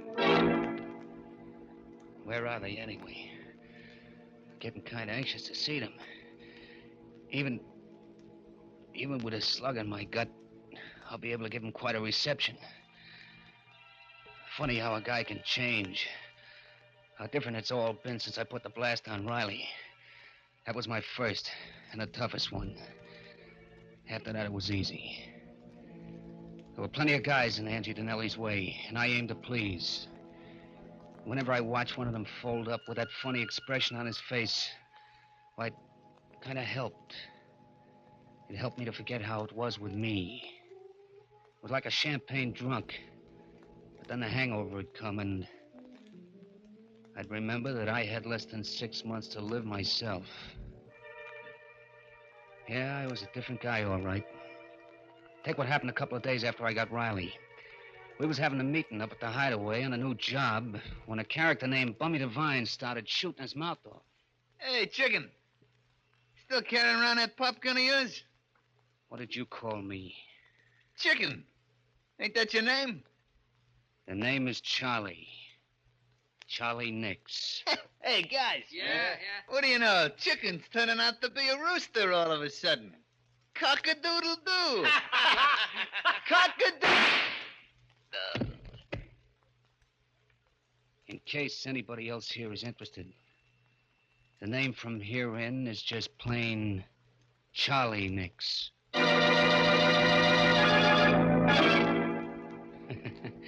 They didn't laugh after that. No one did again, ever. I was it. I took chances where no other trigger man would. Why not? What'd I have to lose? In a few months, I'd be through anyway. There was a difference. Meanwhile, I lived. I painted the town red, bought myself tailored suits, hit the clubs every night, the gambling joints.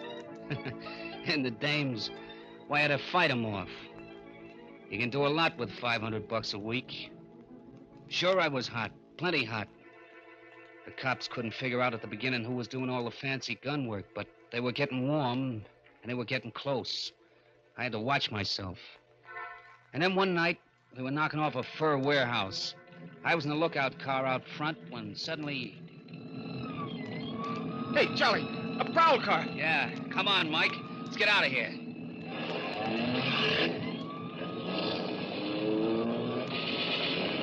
Hey, they're shooting at us. Tommy guns. Hang on, Charlie. Here they come right after us. Hold it steady, Mike. I'm going to try to nail a tire. Oh! Hey, Charlie, what's the matter? I'm hit. Keep going, Mike. Gotta ditch him.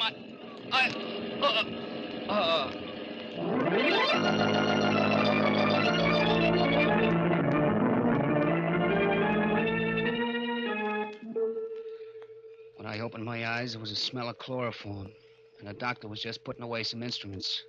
Mike was there, too, with a gat in his hand, making sure that the doc would cooperate. Hello, Charlie. How do you feel? I don't know. What happened? The doc here just dug a slug out of your chest. Oh. How am I doing, Doc? You'll be all right. Lucky you've got a good heart. Otherwise, you'd never have made it. What? Did you say my heart was good? That's right. But I don't get it. I thought I had a bad ticker. They told me I didn't have more than a few months to live. With that heart, my friend, you can live to be 100. That is, if the police don't interfere.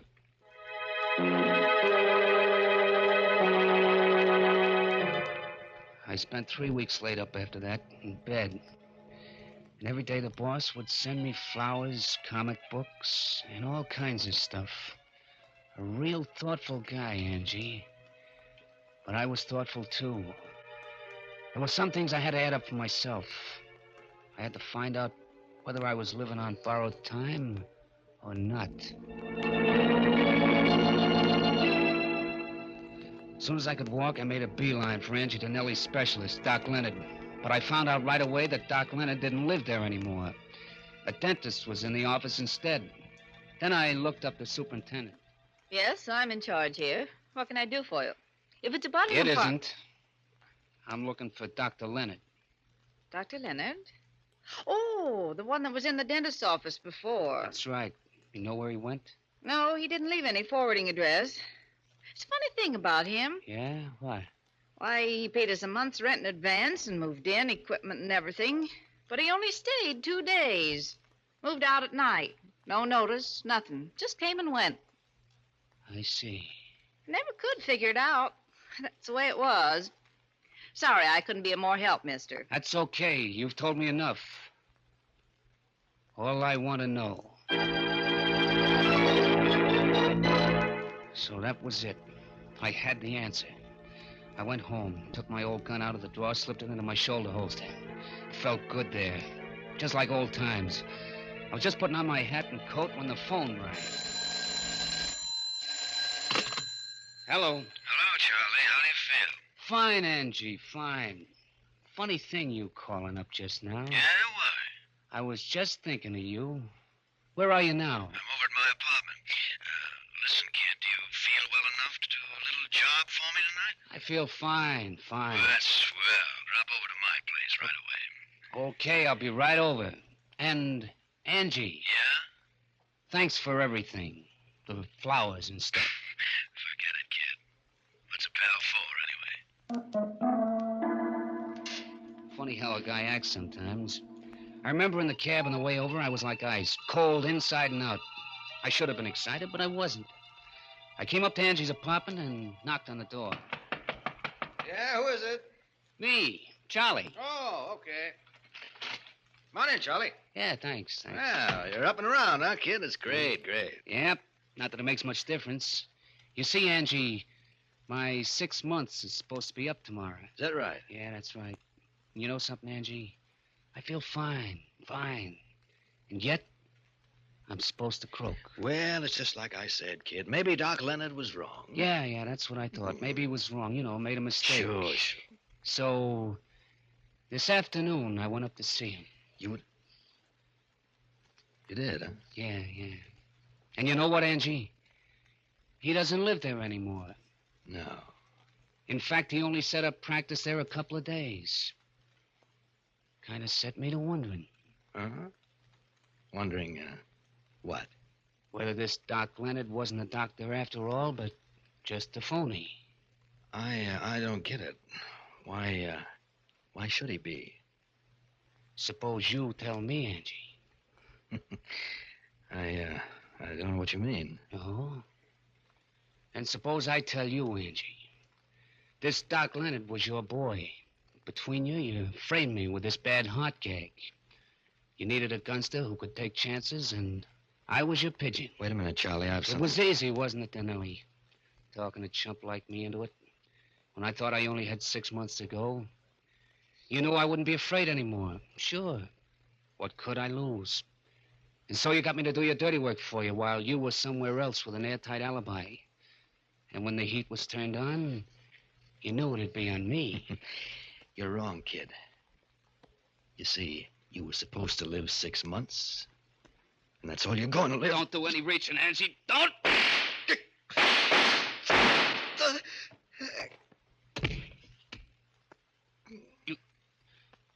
You taught me how to use a gun, Angie. You should have just let me stay Chicken Charlie Nix.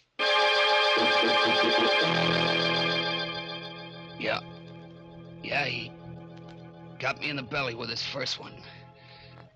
But I got him before he could repeat. There he is, lying on his own rug, soaking in his blood. As for me, well, there ain't much I can do but wait. Somebody must have heard the shots, called the cops. Funny how I feel now, how different it is. When you think of it, if I'd stayed Chicken Charlie, I wouldn't be here now with a slug in my guts. Like the doc said, I could have lived to be maybe 100. Well, if it ain't old Chicken Charlie. Hello, copper. What did you call me? Why, we've been looking all over for you, Chicken, but it looks like somebody saved the state some dough. Not yet. I've still got enough stuff to... Stay where you are. Don't come any closer, you hear? No? Why not, Chicken? Because I'm a killer, that's why. Because I got nothing to live for anyway. And keep away from me, do you hear? Keep away or... Oh, what? Give me that rod. Oh, stop, you can't. Sure I can, punk. Once a chicken, always a chicken.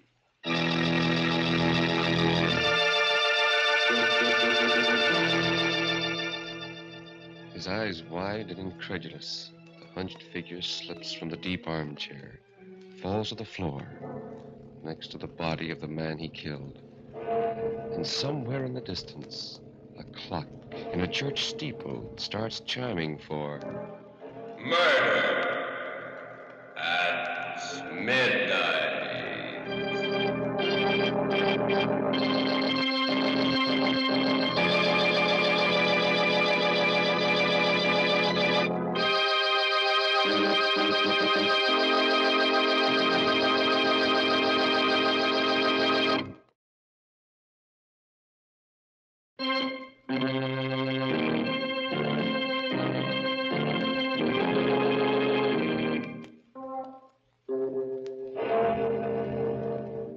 Remember to be with us again when death is our unseen guest, and the clocks strike 12 for Murder at midnight. The part of Chicken Charlie Nix was played by Bill Quinn. With music by Charles Paul, Murder at Midnight is directed by Anton M. Leader.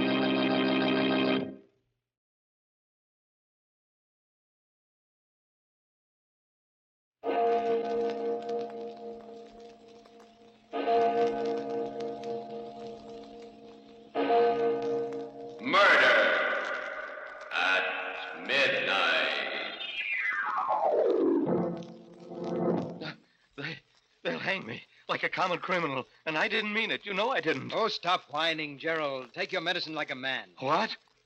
All right, Harvey. I'll stop. You're responsible for the whole thing. You know you are.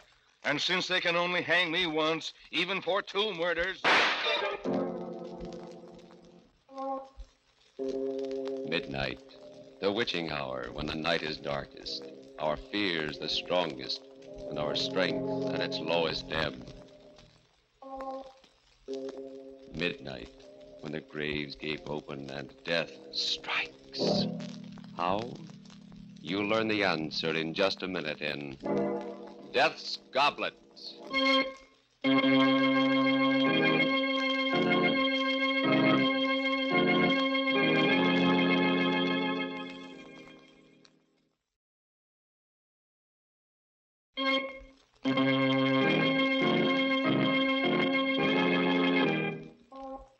And now, Murder at Midnight. Tales of mystery and terror by radio's masters of the macabre. Our story by Sigmund Miller is Death's Goblet.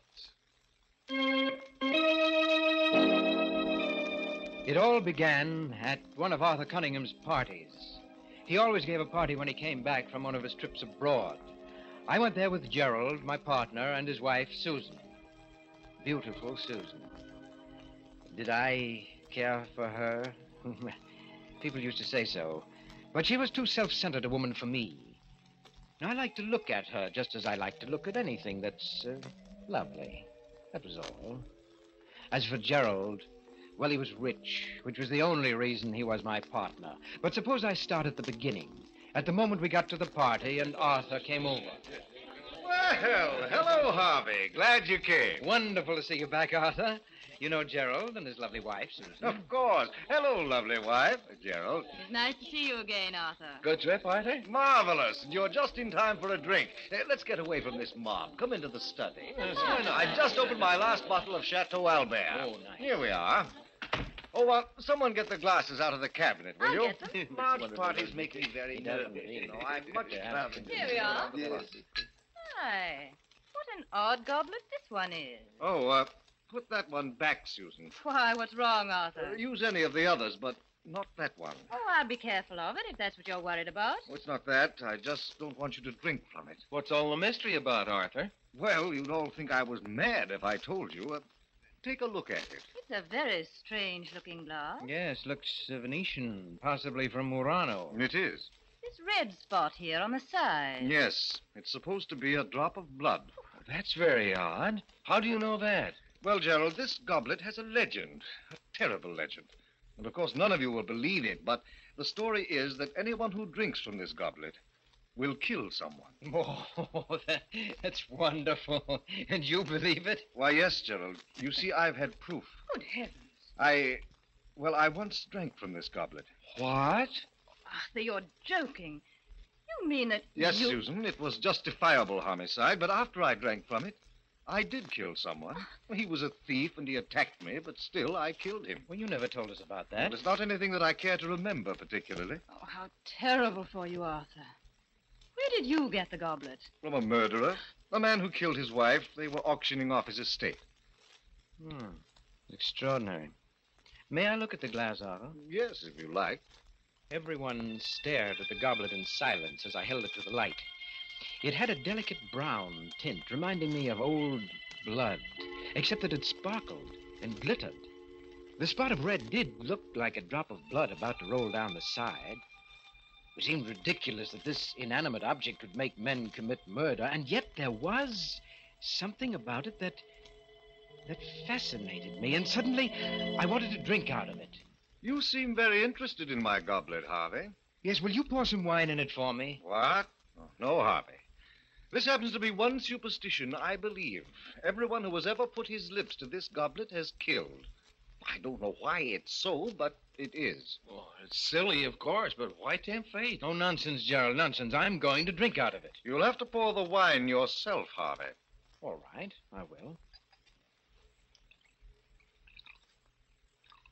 Well, here's, health and long life. No, Harvey, I won't let you. Oh, why, Susan, you shouldn't have done that. You've spilled some of Arthur's best burgundy and ruined a good tablecloth. Oh, it doesn't matter. I'm glad you did it, Susan. I won't let you or anyone else drink from that glass. It's strange to get so distressed about a ridiculous legend. I don't think murder is ridiculous. You know, I'd like to get rid of it. I was thinking of destroying it. Well, why don't you? Just fling it against the fireplace. No, I can't. Huh? I've tried several times, but somehow I couldn't. Arthur? Yes? How about giving it to me? I'd rather not. Oh, come on. You want to get rid of it, and I have a fine glass collection. I'd like to add to it. I'll keep it locked up. You'll be sorry, but if you want it that badly, Harvey, it's yours. Arthur, please don't give it to him. Susan, what's the matter with you? You watch over Harvey as if... As if what, Gerald? Oh, the whole business is absurd. Of course it is. Yes, and if I should drink out of it and commit a murder, that would be the most absurd thing of all.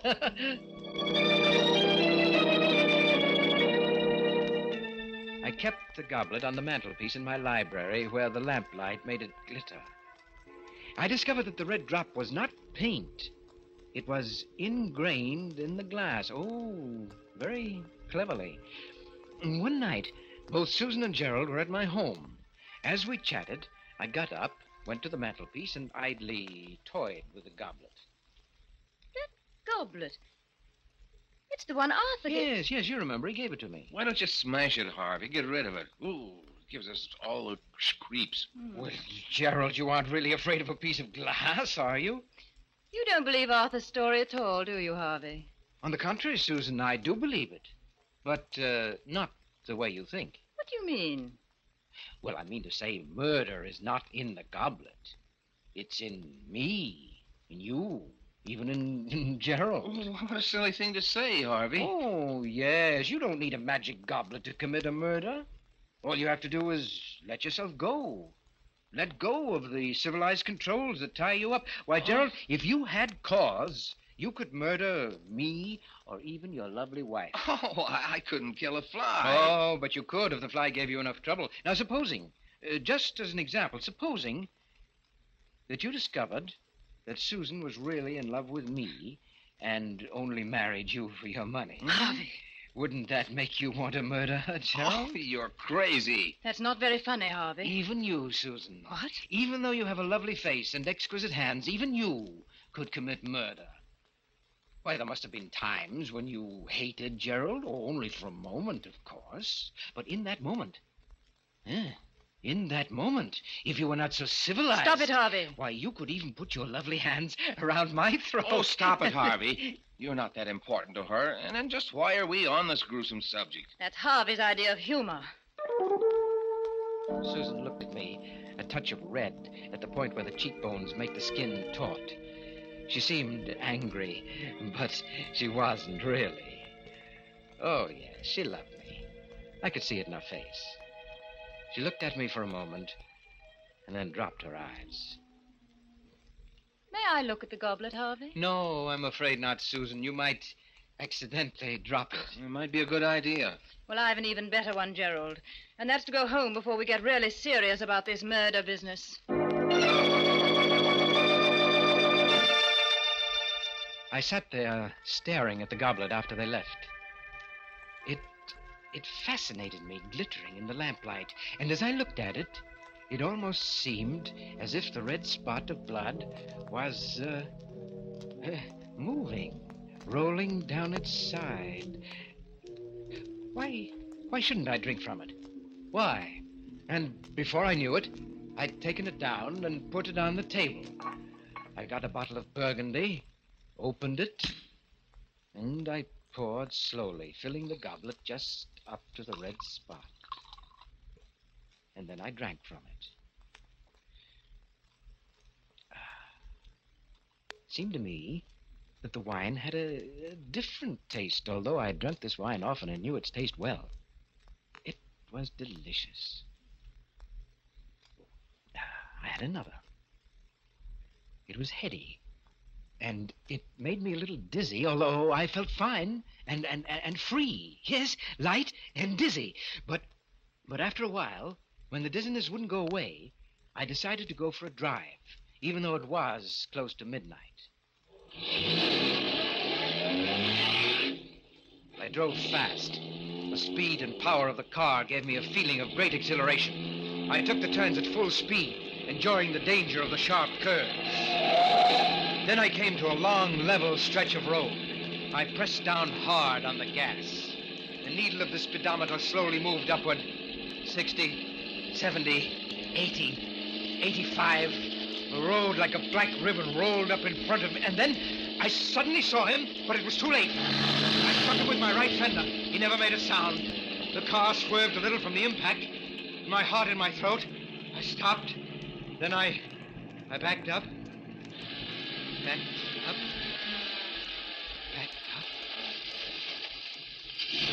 Backed up to where the body was lying sprawled grotesquely on the edge of the road. One look was enough. He was dead. But no one had seen the accident. I stepped on the gas and drove off.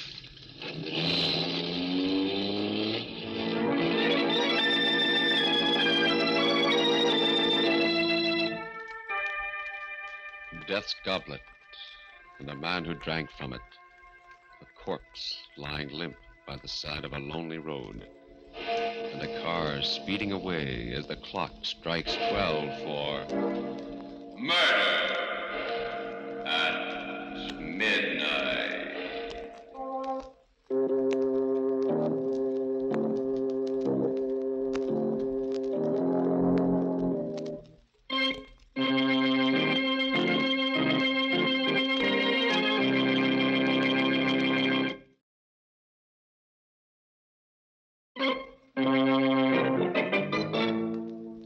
And now, back to Murder at Midnight. Harvey challenged the curse of the goblet and found it true. He had just killed a man after drinking from it. Let's listen to him as he continues the story of Death's Goblet. I knew now that the story of the goblet wasn't a myth, and I also knew what I was going to do about it. The next night, I got Gerald to come to my house to do some work. I can't make head or tail out of your cost estimates, Harvey. Well, now, really, Gerald, it's very simple. Just concentrate. Why can't you take care of it like a good fellow? I'm awfully tired. Well, all right, let's stop for a couple of minutes. Have a drink? Oh, what are you doing, Harvey? The goblet. Why, you don't really believe that story of Arthur's, do you? Well, you're much too intelligent for that. Well, you only pretended in front of Susan, didn't you? Well, I... oh, yes. Had to pretend. You know, women. Well, of course. And even if you did believe it, I've a feeling that... basically, you're pretty reckless, aren't you? Used to be pretty wild when I was a young fella. On a motorcycle once. And... Yes, I know, yes. Well, let's drink up. Find me a victim, will you, Gerald? Huh? Well, you know, according to the legend, I've got to murder someone. Maybe even you. Harvey the murderer. Yes. Very nice wine. How about another? Right.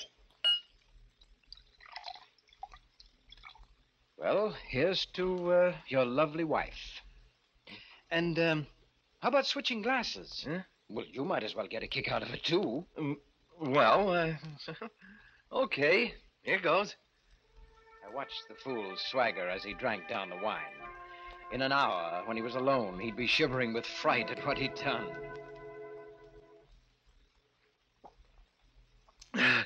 Well, I did it.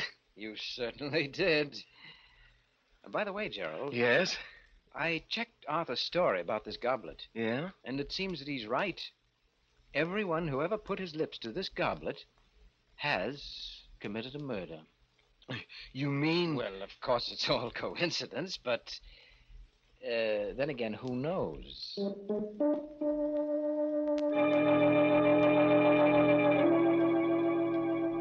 All the next week, I kept reminding Gerald about his drinking from the goblet. I wasn't really trying to get him to kill, but it was amusing to see him get upset and uneasy. And I noticed he was getting a little bolder, particularly with Susan, and had developed a temper. And one night, just as I was about to retire... Hello, is that you, Harvey? Yes, Susan, how are you? Oh, I'm fine. I'm just a little worried about Gerald. He usually gets home at about 6, and it's 11 o'clock now. Do you know where he might be? Why, he's having dinner with his sister. His sister? Yes, a tall, dark girl. She was in the office today, and... Harvey, Gerald has no sisters. Oh, he hasn't? No. Oh, I guess I got him mixed up with someone else. Yes, it was Les Gordon who was meeting his sister. Yes, Gerald had some business to take care of over in Milford. You're not very good at covering up, Harvey. I'm coming right over. Please wait up for me. Good. Things were beginning to happen. It was becoming very interesting. Now we'd see. Harvey, I want you to tell me everything. I must know. Who is this girl? Take it easy, Susan. Come, sit down. Oh, never mind that. What about Gerald? I don't know anything about Gerald's private life. And besides, you're not the one to talk. What on earth do you mean? You know perfectly well what I mean. You don't really care for Gerald. Actually, you're in love with me. Harvey. Well, you are, aren't you? Maybe. Sometimes I think I am. Oh, but you're too cold-blooded. I'd never be sure I could trust you. As a matter of fact, you'd like to get rid of Gerald. Why do you say that? Well, I'm just putting your thoughts into words. You never really loved him, did you? Oh, but Harvey... And he's finally become unbearable, hasn't he? Oh, Harvey, if you only knew. Do you know that the last time Gerald was here, he drank out of that goblet of Arthur's? It's possible that he wants to get rid of you, too. Oh, stop it, you hear? Well, I'm just telling you what I think you ought to know. Oh, we'll see. I left word at home that Gerald was to meet me here. And if he does come, well, we'll see. We sat and waited, not talking much. Susan's face was pale and agitated. It was most exciting. Susan, with all her charm and embellishments, was really a fierce animal underneath. I could almost hear her rage seething. Are you expecting anyone? Just Gerald. Well, let him in. hello, Harvey. Susan, what's up? Why did you leave word to meet you here? It's almost midnight. Where have you been all the evening? At Milford? With whom? What's going on, anyway? What are you so excited about, Susan? What were you doing in Milford? Why, I went there on business. Oh, really? You've been behaving very strangely lately, Gerald. If you don't love me, why don't you say so like a man? What?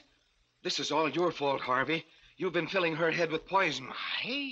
I had nothing to do with this. I told her that you went to Milford. All he did was to make me see clearly something I've felt for a long while. And I think this is the time to do something about it. Phew, are you out of your mind? Put that gun down.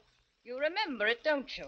You gave it to me. Said it might be useful in an emergency. Harvey, take that gun away from her. She's liable to shoot. She won't shoot. She's only trying to frighten you. Am I? Let's see. Oh, my shoulder. Give me that gun. Give no. Harvey, she's dead. Yes, Gerald. And you killed her. But it was an accident. She shot at me, and I was only trying to get the gun away from her. You know that's what happened. I only know that you drank from that goblet and that you killed her. What? But... Oh, you dirty, treacherous... You planned all this so that you could get rid of me, so that you could have Susan, you could have the firm for yourself. You'll have to do better than that to beat the gallows, Gerald. The gallows? Please, Harvey. We've been friends for a long time. You can't let me down. You wouldn't have pressed the trigger if you hadn't had murder in your heart, Gerald. You shot her because you wanted to. That's what I saw. I believe in telling the truth. Harvey, I'll turn over the business to you. I'll do anything if you'll just... I don't accept bribes, Gerald. All right. But I'll fool you. I'll call the police myself. Well, there's the phone. I'll prove my case in court. They won't convict me. Operator, give me the police. Hello? Police department? This is Gerald Hamilton. I just accidentally shot my wife. And my friend's home. Yes, she's dead. The address is 411 Grove Street. That's right. I killed her. Accidentally. Yes. I'll be waiting here. Cigarette, Gerald? Oh, treating me like a condemned man, huh?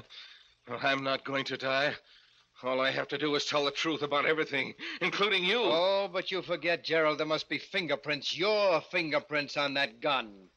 That won't look very accidental, will it? But Harvey... You did it, Gerald. I saw you. If you don't back me up, they'll hang me like a common criminal. Please, Harvey, don't let them do that to me, please. Oh, stop whining, Gerald. What? All right, Harvey, I'll stop. You're responsible for this whole thing. You know you are. And since they can only hang me once... You raised the gun, but I'd been expecting it. I grabbed his hand, pushed it against his chest. My finger pressed on his and on the trigger. And suddenly, he went limp. You won't get away. My alibi was perfect. All I had to do was wait for the police that he himself had called. The minutes ticked slowly away. And then...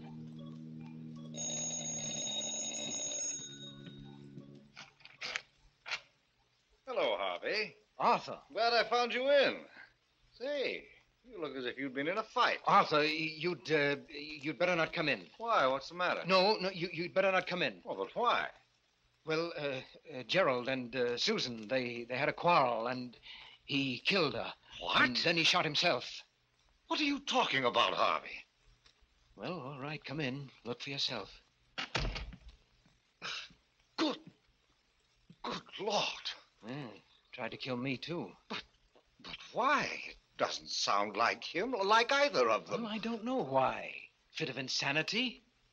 Or maybe it was the goblet. Your goblet.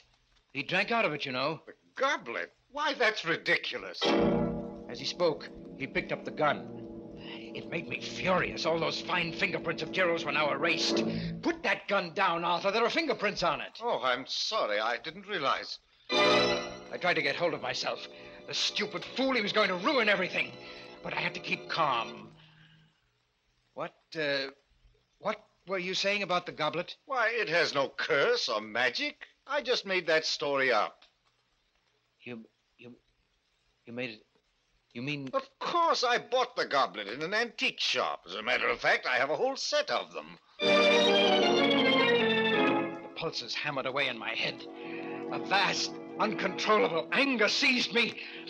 Was it because of those precious fingerprints that he'd wiped out, or because I had believed in the goblet myself? I don't know.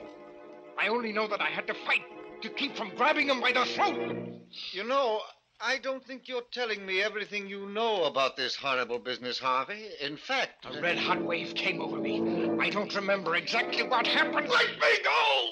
Get your hands off me! Oh!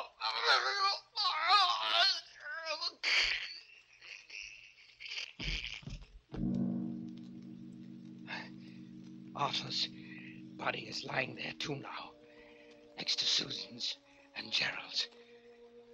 But the police will be here any minute, so I have to hurry. First, the goblet. There. That's done. No. Some of the broken fragments still glitter in the lamplight. I've got to crush them, grind them to powder under my heel.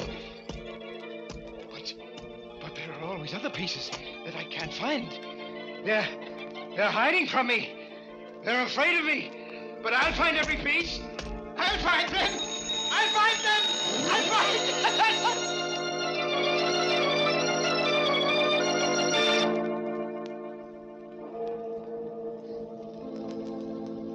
them. Three bodies lying huddled on the floor, and a madman crushing the fragments of the broken goblet to powder as the police car drives up and the clock strikes 12 for Murder at midnight.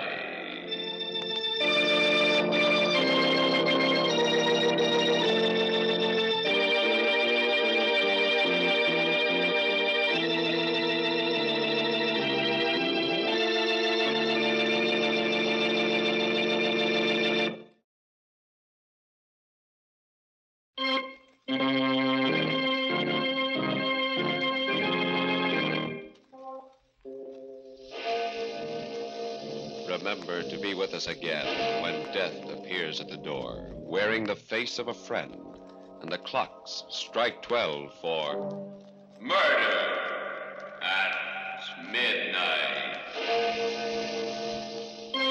The part of Harvey was played by Eric Dressler.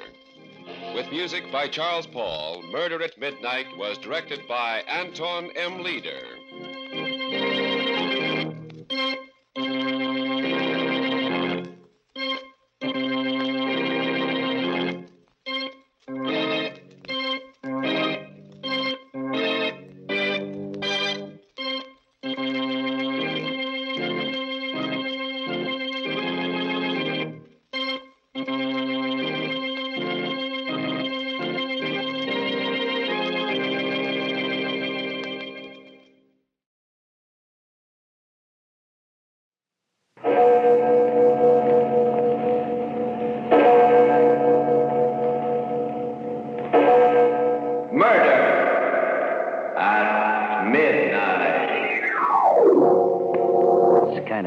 Tube was pointing at Matson's body.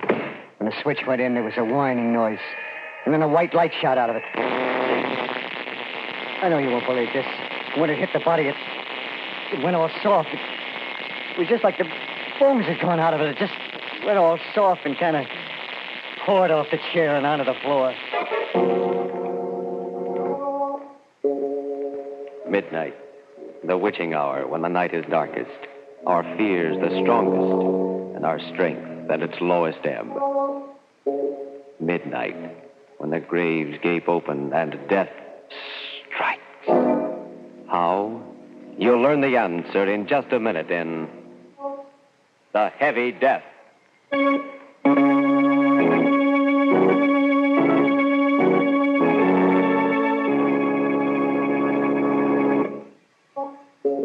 And now, Murder at Midnight.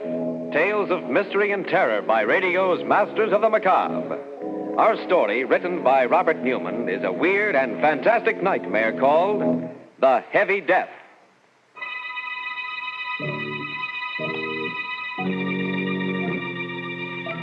A road just outside the small town of Medford. And running up it, his face white and terror-stricken in the moonlight, is a small, slight man. He pauses every once in a while, his breath whistling in his nostrils, listening, and then runs on again. Finally, seeing the two green lights of the state police barracks, he moans with relief. Runs in. Oh, thank God there's somebody here. I was afraid. Look, officer, you gotta get me away from here fast. Huh? Yeah, just a minute, Mac. Take it easy. No, easy. He'll be here any minute coming after me. I gotta get away, I tell you. And I'm telling you to take it easy. Just wait till I get through talking to Dr. Carden Dr. here. Carden? Are you the Dr. Carden lives in the big white house near the river? Why, yes. Well, then you can tell him it's true. Otherwise, he won't believe me. Nobody will. It was you who swiped the big glass thing from your laboratory. My Geiger counter? You stole it? Well, he made me do it. Oh, now, whoa. This is getting interesting. That's why Dr. Carden's here. You know anything about his assistant? Young chap named Matson? Yeah. He's dead. He killed him. Matson? Matson dead? And maybe you better start from the beginning. Tell us the whole story. Yeah, but I did it at the right time. He'd be coming after me and... Oh, okay. Like I said, you won't believe it. My name's Sullivan. They call me Shill because I'm a come-on with Bryant's Giant Carnival. Weight guessing is my racket, but I turn my hand at almost anything, shell game, 3-card monte. Well, we hit town about 10 days ago for a 3-day stand. The first 2 nights was pretty quiet. The third one was when it happened. There was a pretty fair crowd around, and I was warming him up for some weight guessing, with maybe some side bets, when he came up. Okay, folks, okay. Step up, hurry up. And let Hawksy Sullivan dish your weight. A Cupid doll is then 3 pounds off either way. Now, what do you say, lady? Your weight's not like your age, you know. Ha, ha, it always shows. What about you, sir? Guess your weight? Do you really think you can? Do I think? Ha, ha, listen to him, folks. You bet your sweet life, brother. Oh, I have already. The question is, will you bet your sweet life? What? What do you mean? Look, do you want me to guess your weight or not, huh? On the terms I outlined, why, yes. I'll be glad to have you try. Try, says he. Okay, folks, here we go. Now, let's see. A big man, a solid man. Hefty pair of arms on him. I say, 195 pounds. 195. And 3 pounds off either way, and you get a Cupid doll. Now, just sit right down here on the scale. There you are. Hey, what goes on here? You broke my scale. Yes, it only goes up to 350 pounds. 300. What do you got in your pockets? Would you like to look? Nah. No, I don't know how you did it, but more power to you, brother. When I lose, that pay with a smile. Well, here's your Cupid. Thank you. No, that's not what we bet. What? What do you mean? I think you know what I mean. The carnival closes in about an hour. I'll be waiting. He went walking off, slow and heavy. The crowd stood around for a couple of minutes, gaping at the broken scale and talking. Then they all decided it was some kind of a gag and went on and forgot about it. For me, I couldn't forget about it. Somehow I didn't think it was a gag. There was something about him, the way he moved, the way he talked, that scared the pants off me. I hung around for a while, getting my stuff together, and then I looked up Rube Thomas. Rube's a big guy. He used to be a wrestler, and he was just closing up his Wheel of Fortune. Hiya, Rube. How are they going? Not bad for a one-horse town. How's it you? Oh, not too bad. Well, some wise guy busted my scale. Huh? Busted your scale? Yeah. Well, Rube, that's why I come over. He was a queer duck. I just couldn't figure his pitch, but he said something about waiting for me when he closed up, so I thought... So you thought maybe you should have some protection walking down to the station. Yeah. That's a hot one. What is? You and your side bets. Well, don't worry about it. Ain't no one gonna lay a finger on you when you're with Rube Thomas. I helped Rube take down the wheel. But even then, we were about the last to leave the fairgrounds. We went out through the main gate. It was pretty dark, but I wasn't worried anymore. I'd never yet seen anybody Rube couldn't handle. Then I heard footsteps. Slow and heavy ones. And then... There you are. I've been waiting for you. Yeah? No kidding? This the guy? Yeah, Okay, Bub. What's the pitch? What's your racket? Racket? There's no racket. Your friend and I had a bet. I've come to collect. Yeah? Well, I'll tell you a funny thing about carnivals. When we pull up stakes and get ready to go, all bets is off. I'm afraid this one can't be called off. You see, I need him. You need him? Yes. You bet your life, remember? And you lost. You mean you... Oh, you're nuts. People who have thought so, but I'm not. Shall we go? No, I ain't gonna. Rube! Take it easy, Shell. I told you all bets was off, mister. Now you're gonna blow him, I'm gonna have to get rough with you. I wouldn't if I were you. No? Well, here's one just for luck. Oh, my hand. I warned you. Oh, I'll break your bloody neck. Oh, yeah. I'm sorry. I didn't want to hurt you. You won't believe this. Like you probably won't believe what happened afterwards. He didn't swing or anything. He just kind of dropped his fist on Rube's head. And he smashed in his skull like it hit him with a lead pipe. Good Lord, you killed him. Yes. Shall we go? No, Look at me. Into my eyes. That's right. Now remember this. You're mine. Mine to do it exactly as I wish. And you do exactly what I wish. Do you understand? Yes, sir, yes. Good. Then let's go. Something happened. Happened to me then and there. Something I ain't over yet. It wasn't just that I was scared, more scared than I've ever been in my life. It was something else. When I looked into his eyes, it was like I just plain didn't count. That no one or nothing did. Then I just had to do whatever he wanted, whatever he said. We got in his car and drove to your place, Doc, and we stopped in front of it, and he pointed at a kind of low building behind it. That is Dr. Carden's laboratory. And he has something there I need. A Geiger counter. You're going in and get it for me. You mean swipe it? Yes. It would take too much time to make one of my own, and as I said, I need it. Now, it's a long glass tube, about this size, with filaments inside it. Yeah, but suppose somebody sees me. Suppose somebody comes... Carden's away in Washington with that childish Atomic Energy Commission of theirs. There's only Matson, his assistant, and he must be sleeping. If he should try and stop you, well, you'll have to take care of him. But remember, I want that Geiger counter. Like I said, it was like I was numb. Didn't have a mind of my own. I did it. Found an open window. Went in and got what he wanted. Brought it out to him. He didn't say a word. He just put it in the back of the car and we drove away. It was about 11:45 when we got to his place. A big rambling house at the foot of a mountain. He took me around the back through a kind of iron door and... Well, it was like out of Buck Rogers, the 25th century. Big glass tubes, dynamos, wires. He must have noticed me staring because he said... Go ahead, look around. There's equipment here that doesn't exist anyplace else in the world. Yeah, but what's it all for? And if I told you, you'd be even more frightened than you are now. By the way, what's your name?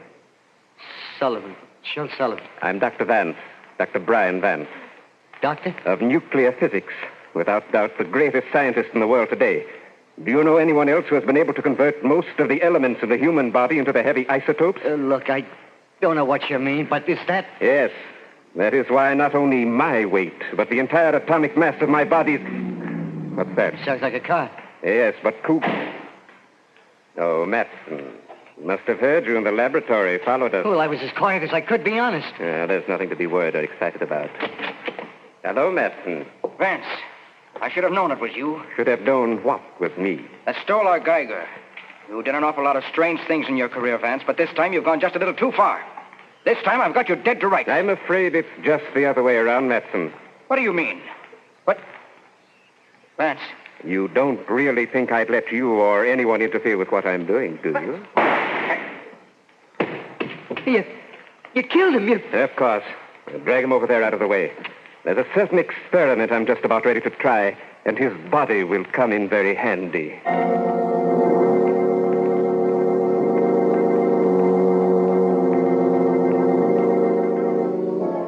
With Shel Sullivan staring at him in abject horror, Dr. Vance turns away from the body on the floor, lumbers over to one of his instruments, and begins examining it. And far away, in the town's church steeple, the clock strikes 12 for... Murder at midnight.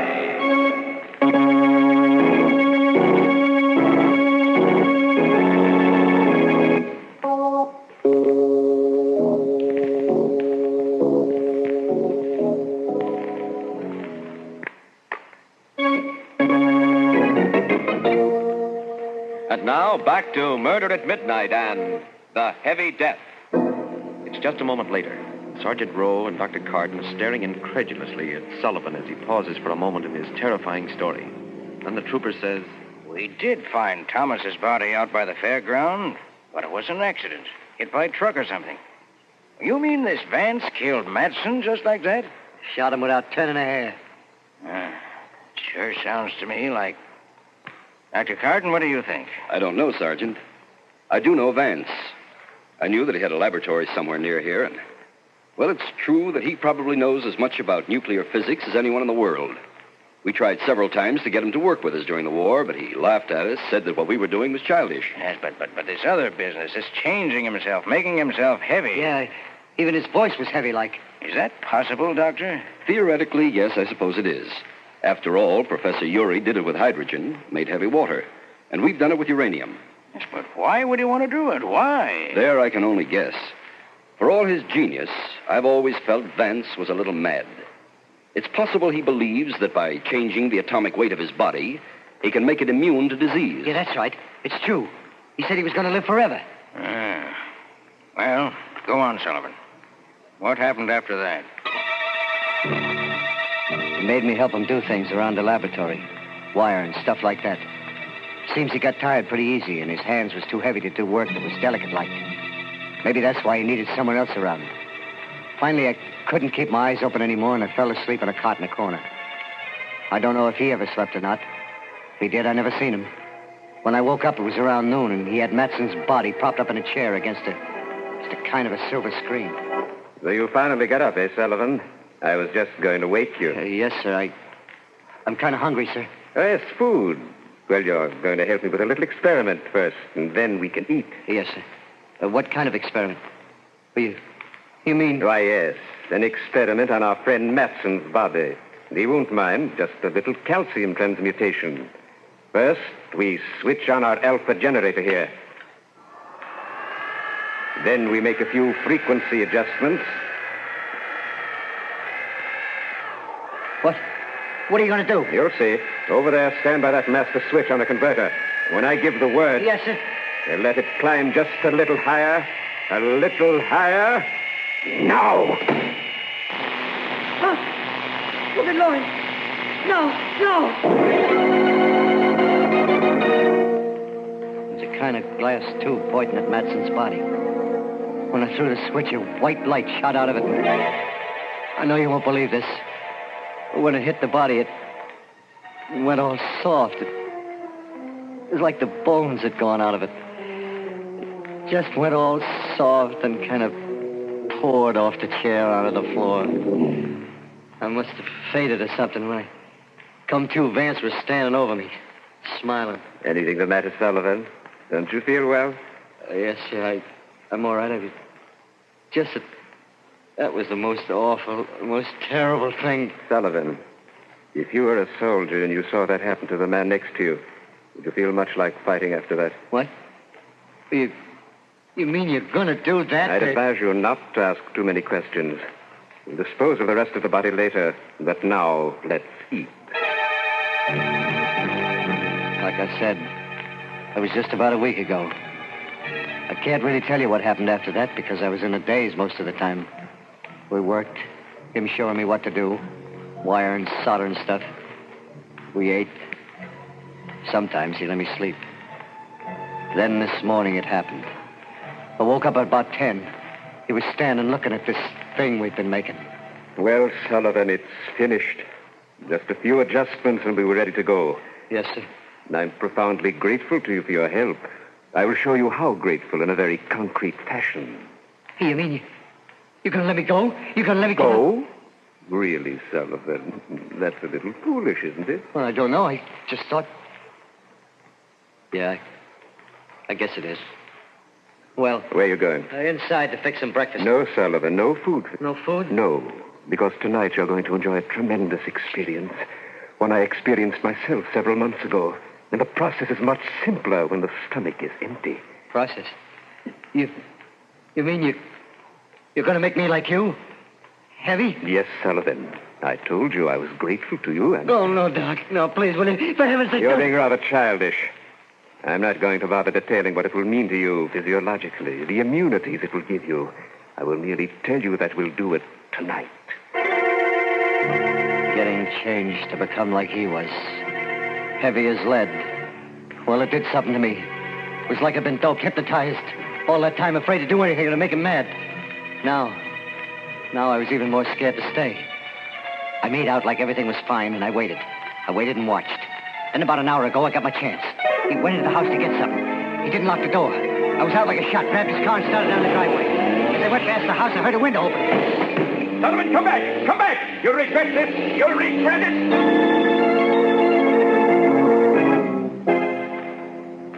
That's the story. I was so jittery, I went into a ditch just outside of town and had to run the rest of the way. I don't care whether you believe me or not, whether you think I'm nuts, what you do to me. I just want one thing. Get me away from here. Get me far away fast. Because he's going to be coming after me, I know it. Well, I'm not saying what I think. Not yet. What about you, Dr. Carden? I wouldn't like to say either. Knowing Vance, I believe he's capable of everything Sullivan told us. And theoretically, everything he described is possible. I told you, I don't care whether you believe me or not. Just get me away from here. I can't for an hour or so. Have to call Bridgeton, have them send down some men. Then we can really go into this. In the meantime, I'll put you in one of the detention cells. You'll be okay there. Are they strong? Really strong? Plenty strong enough to keep you in and anyone else out. Come on.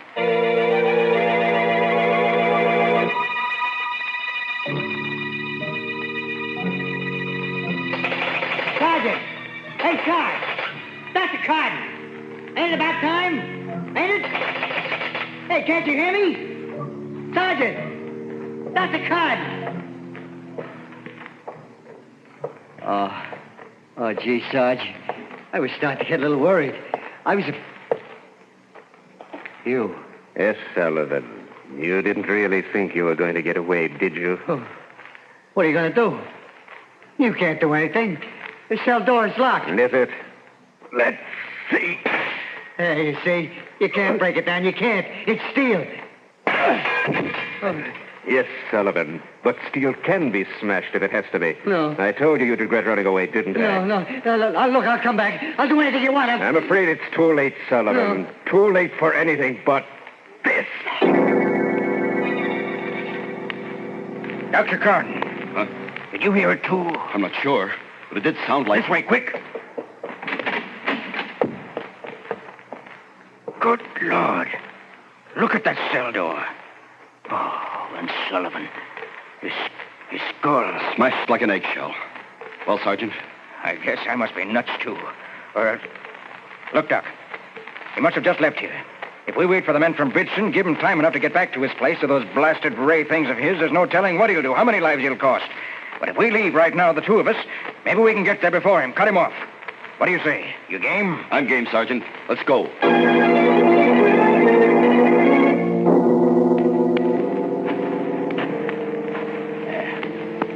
That must be it. Right ahead. The laboratory's probably around and back. Well, Sergeant, the lights are on. Yeah. Maybe he left them on when he came into town and got Sullivan. Or maybe... No, listen. He's back. We're too late. What in heaven's name is that? An electrostatic generator or a cyclotron. He's... Oh, good Lord. Up the mountain there. Look. Great Scott. Looks like a hole or something. But it's moving. A neutron beam. Disintegrating. Eating its way into the mountain. He must have found some way of harnessing... Dr. Gordon, it's swinging his way. Must have seen us. Come on, run. No good, Sergeant. Seems to have a range of almost half a mile. But eating through solid rock that way. If it hits us...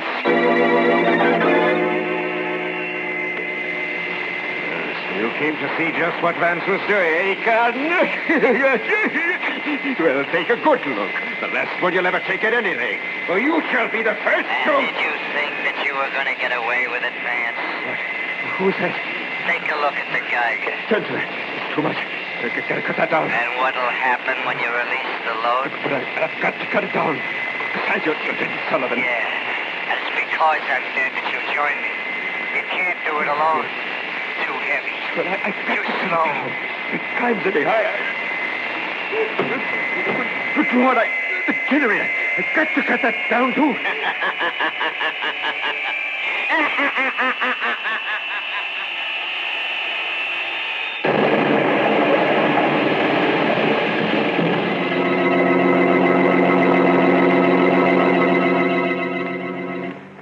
Dr. Carden.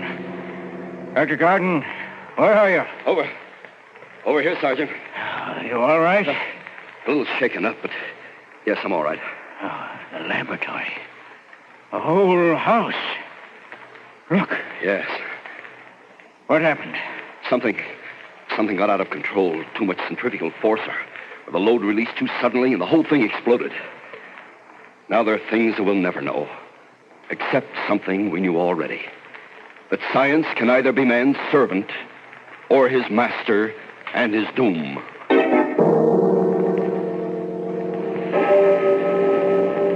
And as I stand there, gazing at the smoking ruin that were once Vance's laboratory, through the blessed silence comes the distant clang of the clock in the town's church steeple. For the second time, striking 12 for... Murder at midnight.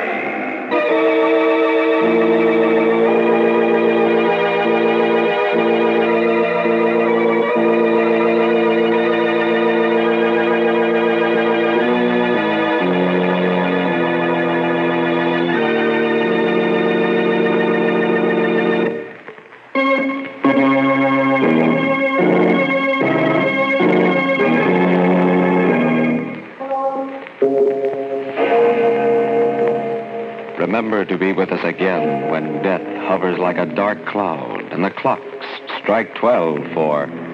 Murder at midnight.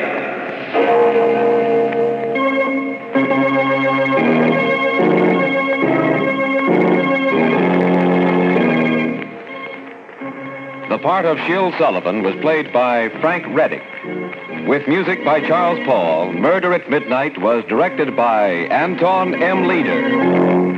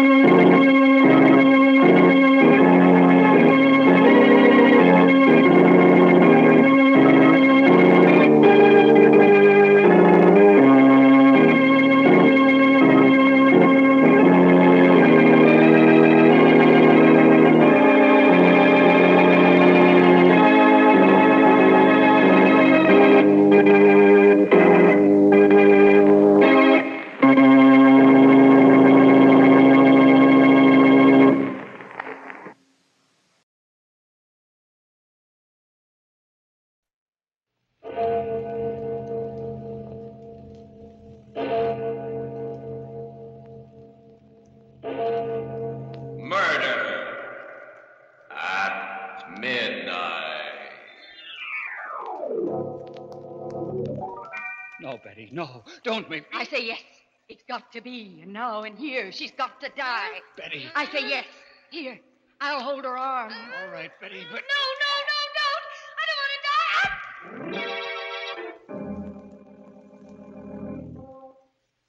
die. Midnight, the witching hour when the night is darkest, our fears the strongest, and our strength at its lowest ebb. Midnight, when the graves gape open and death strikes. How? You'll learn the answer in just a minute in Nightmare.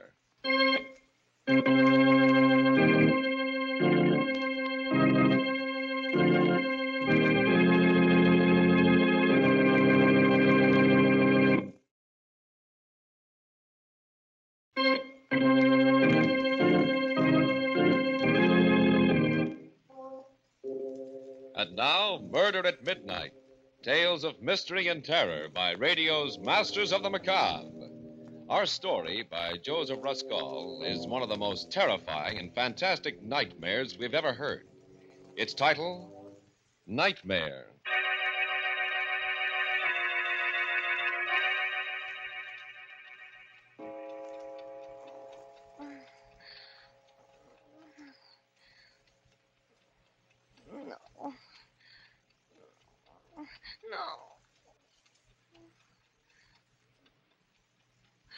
No, don't kill me! Don't kill me! Helen, what's the matter? No, wake up, for Pete's sake. Hey, stop it, Helen, stop it. It's me, it's Ernie. What? Where am I? In bed. Where do you suppose? It's almost 12 o'clock. I wish you'd let me get some sleep. Oh, thank heaven. Oh, it must have been just a dream. Oh, thank the Lord. Oh, Ernie, it was so real. I dreamed somebody was leaning over me just now with a pillow. Oh, it was horrible. They were trying to smother me to death. And Ernie, Yeah?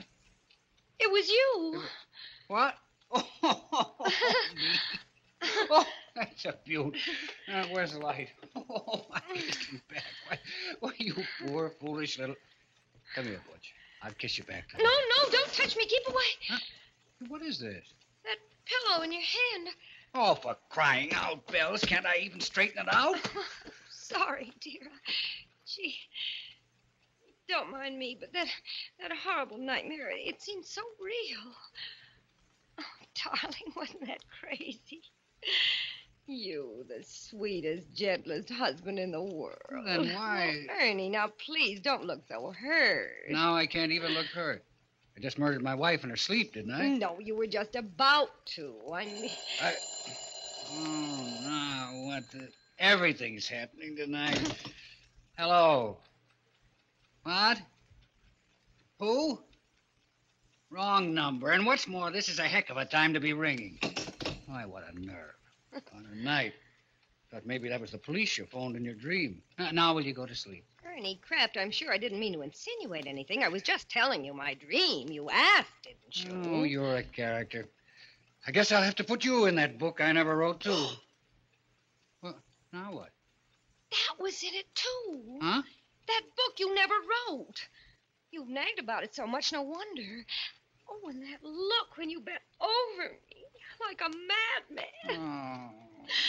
Ernie, what on earth do you suppose made me have a nightmare? That's easy. You would insist on eating hamburgers after the show tonight. Yes, I did, didn't I, when we got out of the movies? Hamburgers, of course.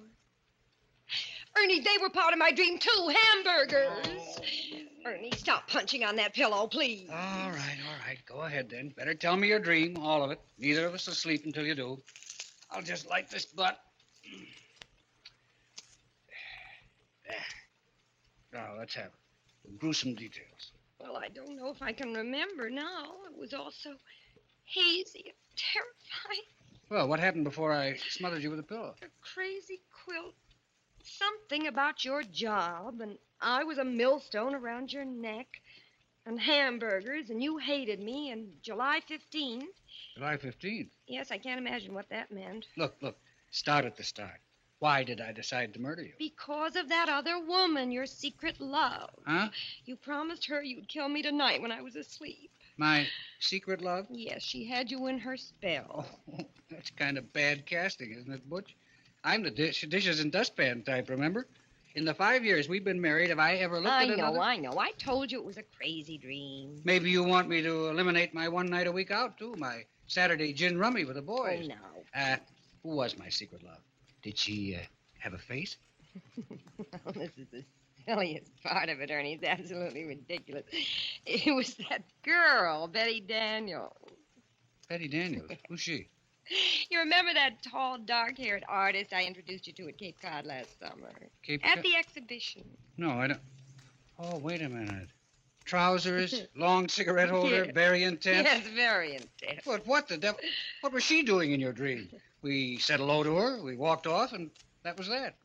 Casual. Yes, I know. I hardly remember her myself. I can't imagine why I dreamt of her.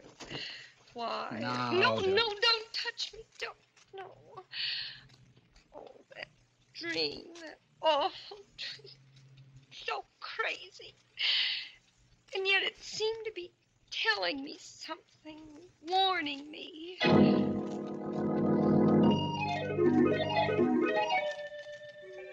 Strange and weird. You know how dreams are. First thing I remember is Provincetown and us looking at the art exhibition just the way we did last summer.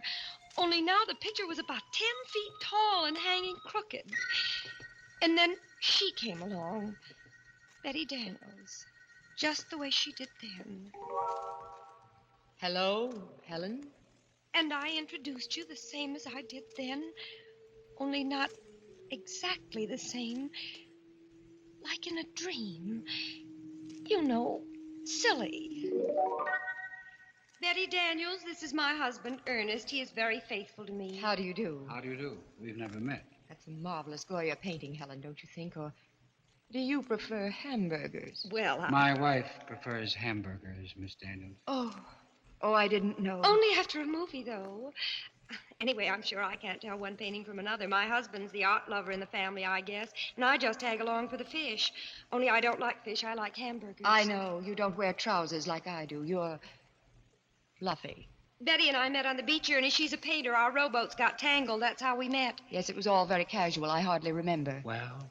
Ernie and I are going back to New York today. Isn't that a shame? I wish you two wouldn't stare at each other so. Well, we better run along, Helen. Lots of packing to do. Ernie has got to get back to his silly old job. He's a reporter. A reporter? Shouldn't he write a book he never wrote? Well, imagine. That's what he always says. Well, goodbye. I'm wondering why I'm thinking of you now. Goodbye. Goodbye. The scenes sort of dissolve into each other like a kind of dream movie. And I'm trembling with fright because I have a feeling I know how the plot's going to end. The next thing I remember, Ernie, I'm in a penthouse apartment on Park Avenue. Everything zigzag, even the butler. And I'm the maid, Helen, there. And what I'm doing is turning pages for Betty Daniels while she plays the piano. For you, Ernie. Isn't that crazy? Neither of you hardly notice me at all, and I keep trying to open my mouth. Like that. But it's stuck, and I'm absolutely frozen at what I overhear. Darling. Yes, Butch. Love our loveness. Out of this world. This is heaven. Ernie, do you ever call your wife Butch? Never. What gave you that idea? I hate the very sight of her. She's really a little ignoramus. You're telling me she prefers hamburgers. Ernie, do you think she suspects yet? Of course not. She thinks I'm at a gin rummy game. Darling, you're blind, but she's not. She knows. She knows? How'd she find out? You may go, Helen. Helen, do you hear me? Why don't you go? Answer me. Have you lost your tongue? Oh, well, there's murder in the air. How'd she find out, Betty? Tell me. Darling, do you suppose she doesn't know what happened last summer in Provincetown? After we all said goodbye, you came to look for your cigarette lighter. She knew you hadn't lost your lighter, that you'd come back to ask me for my New York telephone number. She knew? Of course, intuition. She knows we've been having a secret affair ever since. I can't go on like this. I'm tired of being just a gin rummy excuse. Ernie, if you love me, you'll do what I promised. But I pity her so. Don't be a fool. Isn't it her fault you never wrote that book you never wrote? It's true. She wouldn't let me give up my job. She's a millstone around my neck. Then get rid of her, Ernie. Get rid of her, and I'll bring your genius to the world. I've plenty of money, and you can give up reporting and write that book. Fulfill your destiny. Fulfill my destiny. Oh, Betty, you'll help me. Yes, but only if you forget July 15th. You'll forget about July 15th. It won't mean a thing to you from now on. Not a thing, I promise. And you'll do away with her. The way I told you. Yes, like you told me. The pillow. The pillow. Shh, don't let her hear. Just look at her standing there at the piano. You've been spying on us, Helen, haven't you? Haven't you? Answer, have you lost your tongue? Oh, don't try to fool us. We know you're the real Helen and not the maid. She's heard everything you've said, Ernie. So we'll have to kill her now. Unless she gives me a divorce. Will you give him a divorce? Answer or we'll finish you right now. Very well. Here's the pillow, Ernie. Right now. I'll hold her on. Answer, Helen. Don't make me do it. Answer, Helen. I pity you, but I hate you. You let her cry. Look at her. Stricken dumb. Her mouth's moving, but she's not saying anything. What are you trying to say? Helen, please don't make me do it. Will you give me a divorce? Tell me. Ernie, stop. Fools we are. Do you want her body found here? I'll hang for you. She's got to die. She's got to... No, not here. Not like this. There must be some other way. Later tonight, Ernie. After the movies. Hamburgers. She'll get hungry for hamburgers. She's bound to. The waiter will ask her how she wants them. That'll give you the clue. And then, when she's asleep... and they'll find her in her bed. The perfect crime. Don't you see, Ernie? Hamburgers.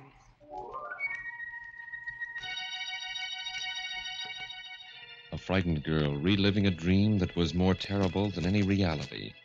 A dream that could even become more terrible as the clock on the mantel ticks on and the hands draw closer to 12 o'clock and... Murder at midnight.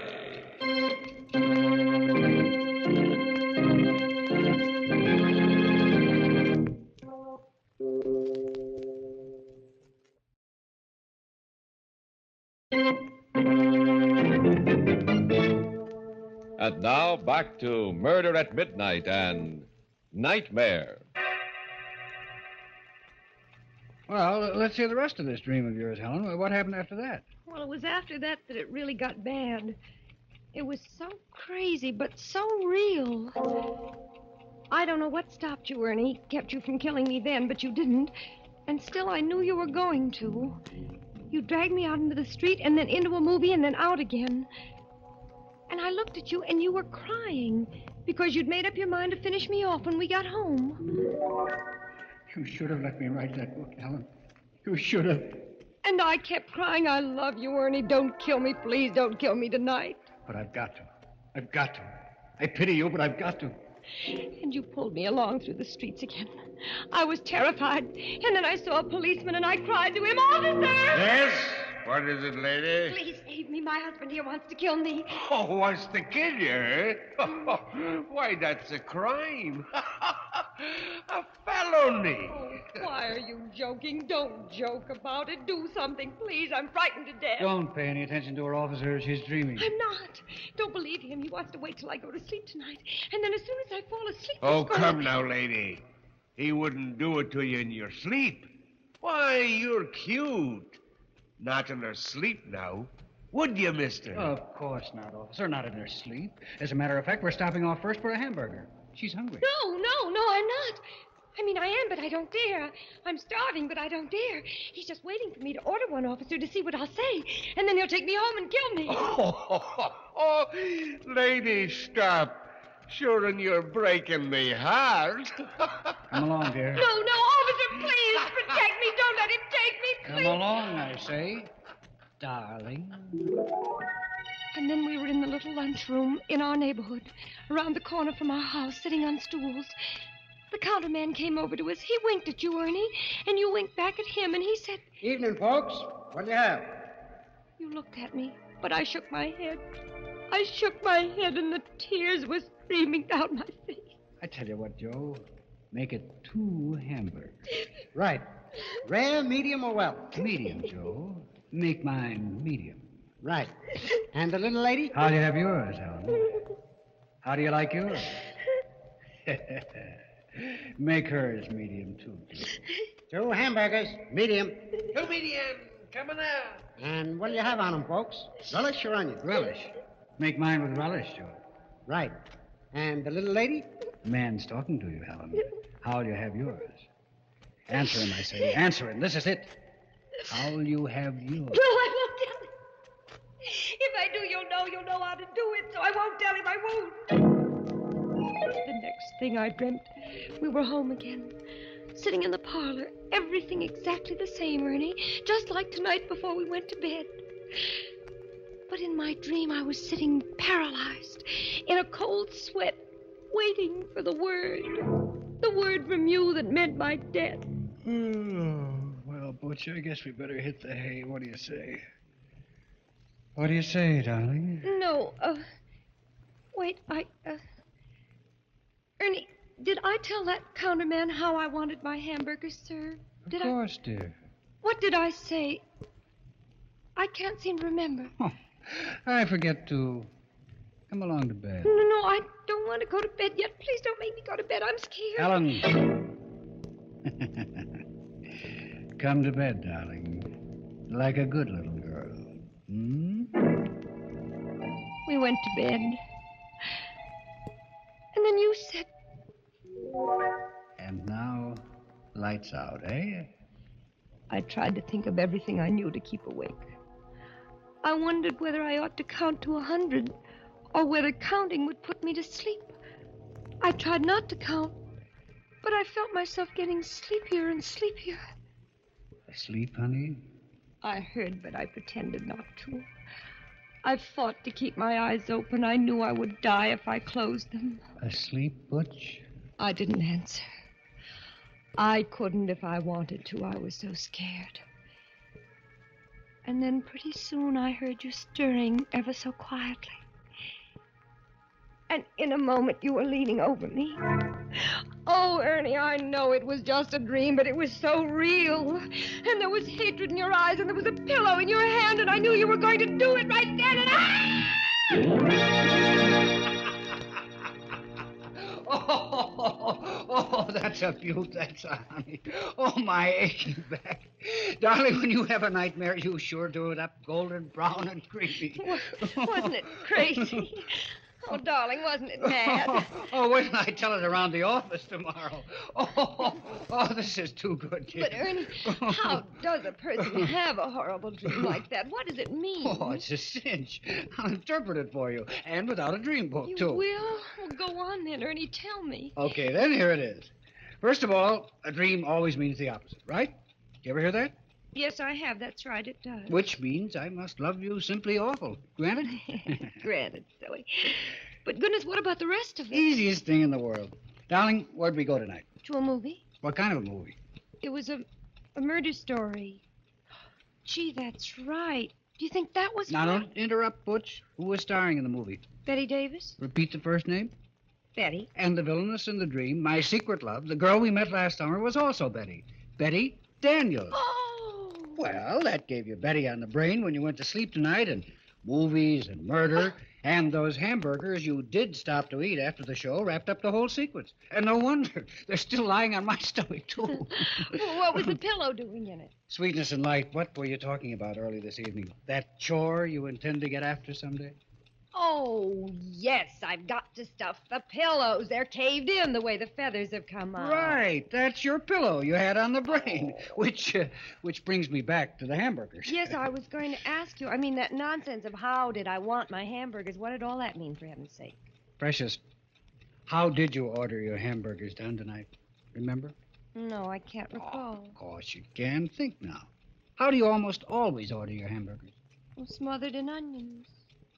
Oh, Ernie, of course.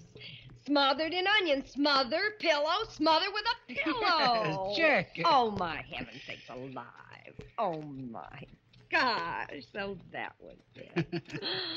Oh, if that doesn't beat... Ernie, that was wonderful. Really. The way you did that, figured that all out. I think you'd make a terrific detective. Yeah, so I'm a police reporter. Close enough. Darling, it's made me think, though, but maybe I have been a little bit selfish. What do you mean? Well, that book you always wonder, right? Maybe I ought to let you give up your job and try. Oh, and have us both starve? Nuts. Anyway, in my sane moments, Helen, I've always known the truth. I'm no writer. If I had it in me, it would have come out of me, job or no job. I could go back to work again, you know. I could take up nursing again. It was pretty hard, but No, nonsense. I won't have it. I won't say any more about it, and that's fine. You're a swell guy, though, Butch. So offer to. Oh, there was one thing more, Ernie. Yeah? What do you suppose that was all that about July 15th, about your forgetting July 15th? What did that mean, do you know? Yeah. Don't you? No, I can't. It does seem familiar, but I can't seem to... Where are you going? Get something out of my wallet. Wait a minute. What's the date of our anniversary, Helen? July 15th, of course. Tomorrow. What was that? Right. You've had that on the brain, too. Oh. Here. Little present for you, darling. Oh, what on earth? Tickets. 2 railroad tickets to Montreal. Right again. We're taking an anniversary trip. I wanted to surprise you when you woke up, but... Well, anyway, happy anniversary, baby. Oh, Ernie, oh, you great big precious darling. How can I ever? You didn't forget. You always did before, but this time you didn't. Oh, Ernie, I just can't stand it. First that dream and then finding out that it did me just the opposite. No, Helen, don't. It's so sweet of you. I'm so thrilled. Montreal, where we had our honeymoon, and you haven't forgotten. Oh, Ernie, I do hope I've been a good wife to you. And if there's anything I ever... I mean, if you want me to, I can always change. Oh, darling, I wouldn't want you any different for the world. I want you to stay just the same sweet little girl I married. And now, let's get some shut-eye, huh? Lights out? All right. But I'm going to put the tickets right here under the pillow. And have a happy dream for a change. Good night, Butch. You haven't kissed me? Mm. Good night, dear.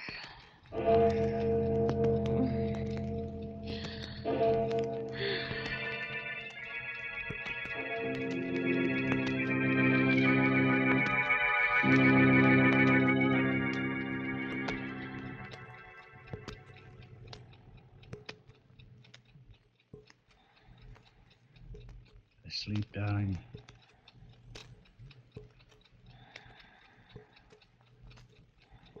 Darling, are you asleep?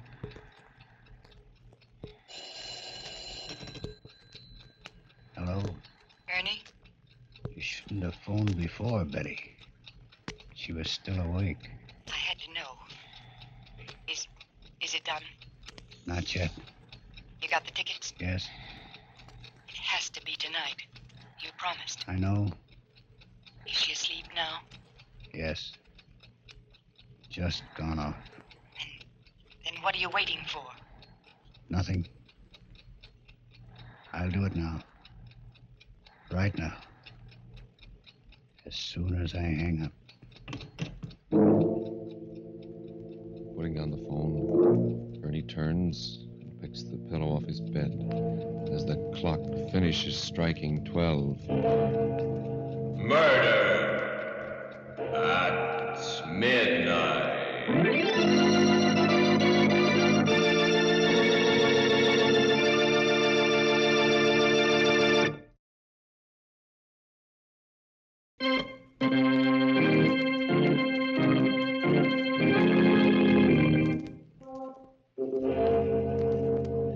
Remember to be with us again when death appears out of the darkness, wearing the face of one you know, and the clocks strike 12 for... Murder at midnight. The part of Helen was played by Elspeth Eric. Walter Vaughn was Ernie. With music by Charles Paul, Murder at Midnight was directed by Anton M. Leader.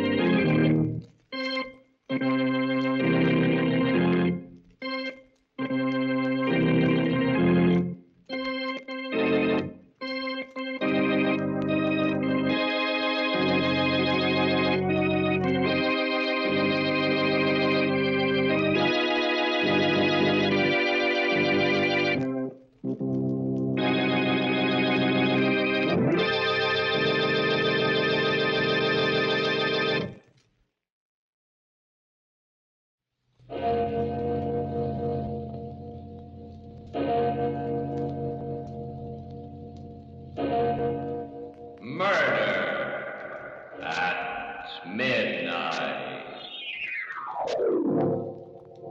I was worn out, dead tired. But I kept on walking through the mist. And suddenly I started hearing footsteps behind me. I turned around, and then I saw him. He was walking along slow, dragging his feet, walking as if he couldn't see. His face was all covered with blood. But I knew who it was. It was Miller, the guy I'd killed. Midnight, the witching hour when the night is darkest, our fears the strongest, and our strength at its lowest ebb. Midnight, when the graves gape open and death strikes. How? You'll learn the answer in just a minute in The Dead Come Back.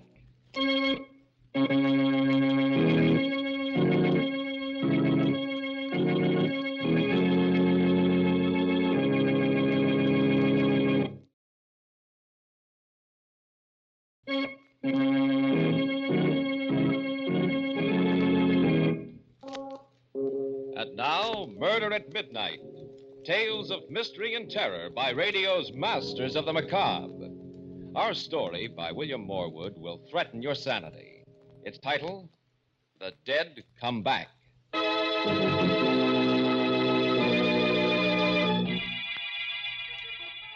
About 1 o'clock in the morning, on a dark, deserted street, standing in the doorway of a gloomy brownstone house, a man with a wild expression on his face rings the bell desperately. There is no answer, and he rings again. Then... Hey, Doc Paget. Why, yes. The brain doc knows what goes on inside a guy's head? Well, yes, I'm a psychiatrist. I gotta talk to you. It's very late. If you come back tomorrow during office hours... Now, Doc. Something's been happening to me. Something that's driving me nuts. I'm sorry, but... Get inside. Be careful with that. It won't go off till I pull a trigger.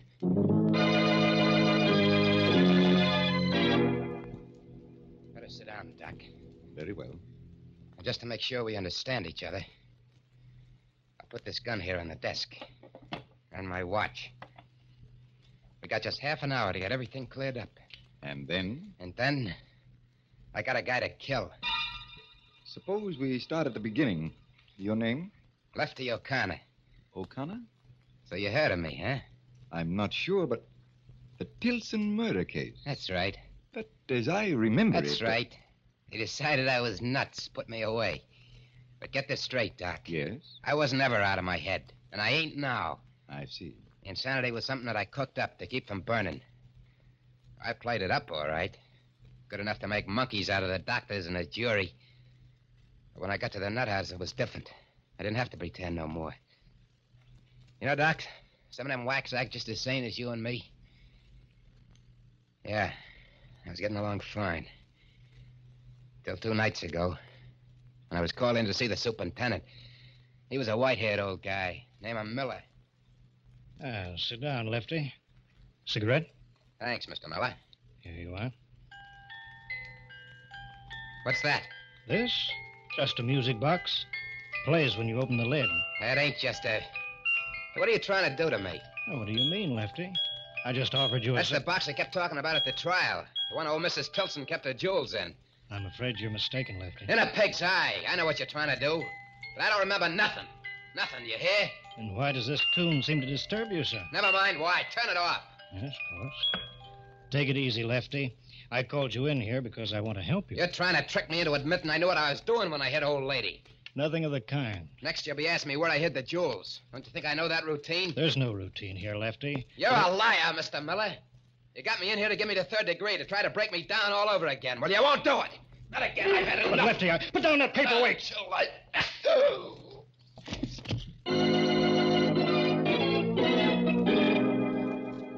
I didn't have no idea of escaping when I hit him, Doc. I was just scared. I was scared of what would happen if he kept after me. When I found a gun in his desk drawer, I began making plans fast. I brought him around. I told him exactly what he had to do. We went out, got into his car, started for the gate. Okay, Miller, it's up to you now. I understand. Now remember, I'll be lying back here with this gun against your spine. Evening, Mr. Miller. Hello, George. Going out kind of late, aren't you, sir? Yes. Something unexpected came up. You wouldn't be smuggling out anyone under that rug and back, sir, huh? I might. Yep, looks suspicious. Just the right shape for a man. But I'll take a chance on you, sir. Okay, Charlie. Open up for the super. Okay, open it up. Good night, Mr. Miller.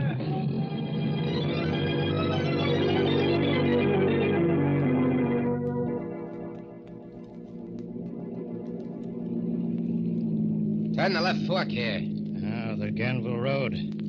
I was afraid of this, Lefty. The Tilson Estate's up this way, isn't it? You're too smart for your own good, Mr. Miller. You can turn off here. Well, there's no road. In under the trees. All right.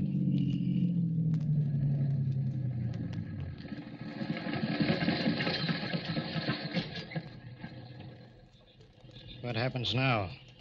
Do we walk the rest of the way? One of us does. Get out. You're no use to me anymore. Let you know. Put that gun away. You can't. You fool. You won't get rid of me this way. You.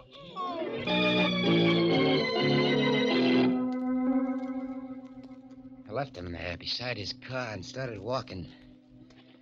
I don't know how long I was at it. Maybe an hour when I hit the outskirts of town. The light was kind of funny. It was different from anything I'd ever seen. It was kind of yellow. Kind of yellow mixed with a mist that was curling up. Maybe I was tired, I don't know. But suddenly I began to hear footsteps behind me. I looked around, and then I saw him. He was walking on the other side of the road, blind, as if he couldn't see where he was going. And his feet were kind of dragging along. His face was covered with blood. But through the blood, I could see that it was him. Miller.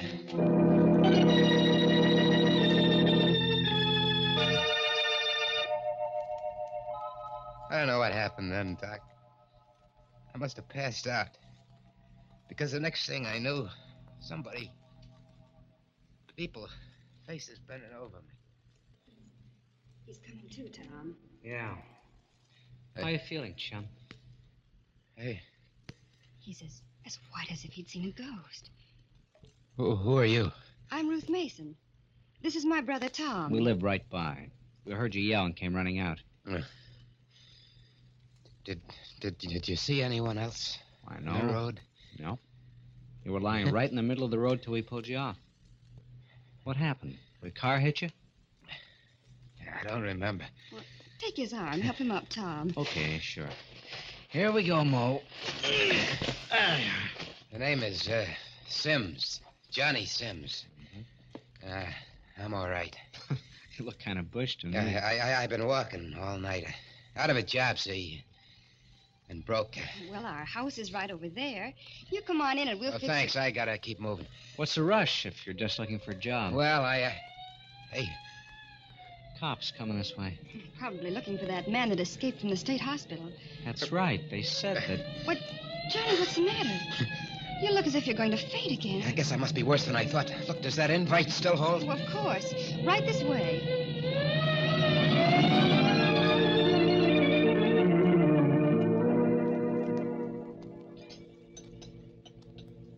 Something more, Johnny? No, thanks, Ruth. Couldn't manage another thing. Full up. Oh, well, then you lie right down on that sofa. That is, if Tom will get off with his paper. Oh, sure. I was just reading some more about that guy, Lefty O'Connor, that broke out of the asylum. Seems he forced the superintendent to drive him out in a car. Please, Tom, let's not talk about it. It gives me the creeps to think of anyone like that being loose. Maybe he ain't so bad. He's a murderer, Johnny. A homicidal maniac. How do you know?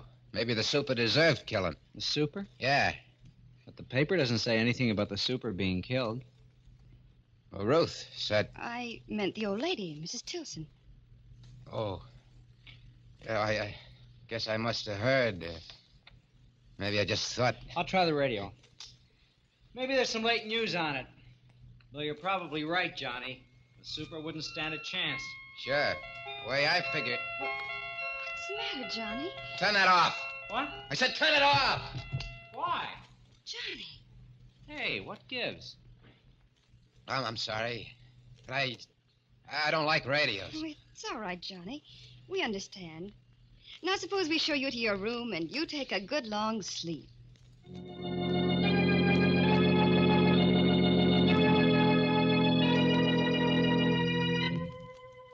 I must have slept like a dead man, Doc. It was dark when I woke up. There was nobody in the house. I switched on the lamp and looked at my watch. A few minutes before midnight. I didn't have much time if I wanted to get the jewels and blow town before morning. So I started for the door, but before I reached it, it opened. And standing there, smiling, kind of sad-like. What's Miller? Hello, Lefty. Did you get the jewels? You! It can't be you. You're dead. I told you wouldn't get rid of me so easily. What do you want with me? Nothing, Lefty. Just what I wanted before, to help you. You're lying. You still think you can break me, get me to confess, but I'll show you. I must have hit the lights, Doc, or maybe they were never on, because suddenly the room was all dark. I struck a match. I bent down to look at Miller, make sure that he was really dead this time. And I ain't crazy, Doc. You gotta believe me. But the man lying face up on the floor was Tom Mason. A dead man who came back. And now, a second victim, as the hands of the clock move inexorably to the witching hour. And yet another.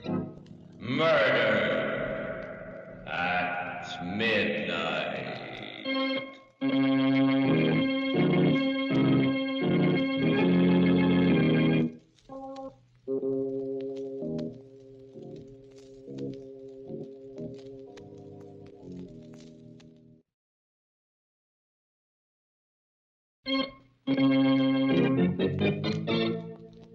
And now, back to Murder at Midnight. To Lefty O'Connor, sitting in a psychiatrist's office with a gun in front of him, trying to convince the doctor and himself that he is sane.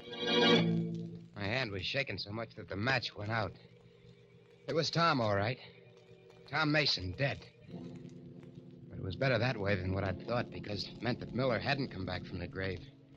I'd probably just imagined I heard him talking to me. I frisked Mason, I got the keys to his car, and went out. It was a little coupe parked in the driveway. I opened the door.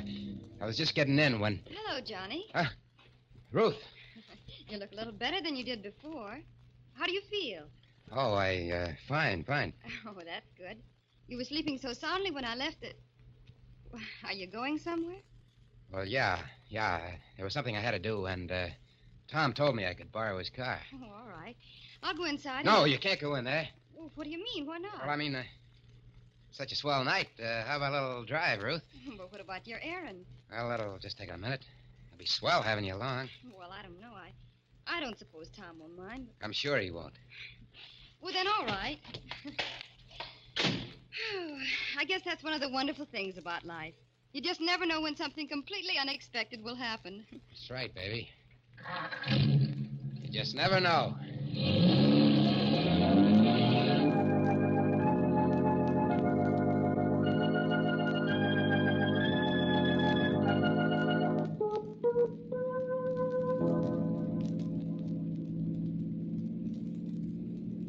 Why so quiet, Johnny? Huh? You asked me to come driving with you, and I do, and you don't say a thing to me. What should I be saying? Well, you might start by telling me something about yourself. Like I said, I'm just a guy looking for work. What kind of a job did you have before? Chauffeur? Well, that sounds interesting. Did you work around here?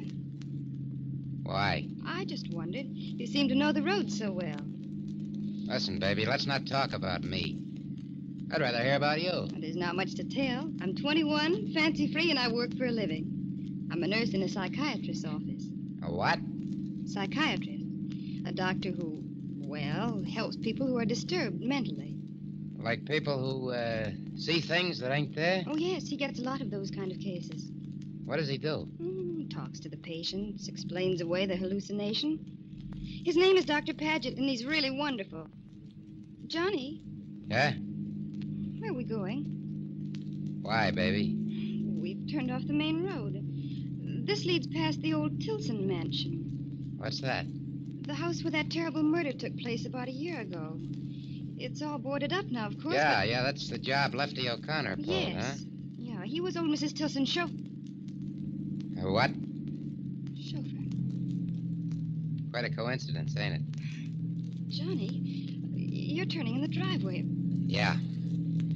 See, a couple of nights ago, I broke into this place to sleep. It was just an empty house to me. I didn't know anything about no murder.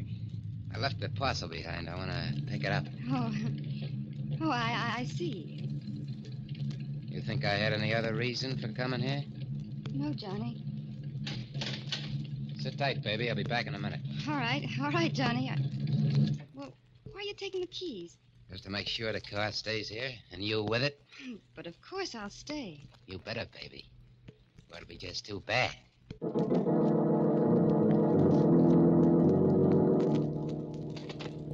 pulled the board loose from one of the windows, climbed into the old house. It was black as pitch inside, with that musty, shut-in smell. Felt my way along the wall of the stairs, climbed to the second floor. The old lady's room was at the head of the stairs. It wasn't so dark in there. Windows hadn't been boarded, and the moonlight was coming in. I saw that marble fireplace with a gargoyle in the middle grinning at me. So I picked up the poker and smashed into it. And there, behind where I pushed it past a loose brick, was a paper bag containing the jewels. I looked inside to make sure that everything was safe. Moonlight sparkled on them shiners. And then, Doc, suddenly, out of nowhere, it started. That music started. Stop it! Stop it! Johnny, Stop where are you? What? Oh, Ruth! Ruth, get her to stop. Get her to stop. Get who to stop? Mrs. Tilson, that tune. What tune? You mean you don't hear nothing? Well, no, Johnny. But you must. It's gone now. Johnny, you're shaking all over. Johnny, what's that? What's what? Well, they're all over the floor. They look like diamonds, jewels. Didn't I tell you to stay in the car? What are you doing up here? I heard noises and you You were yelled. spying on me. No, I wasn't, Lefty. What did you call me? Nothing. So you guessed it, huh? Okay. I am Lefty O'Connor, and I came back for the jewels. But that information ain't traveling far. Not with you, anyway. What do you mean? No! Don't touch me! This is your throat. That's all you... Oh!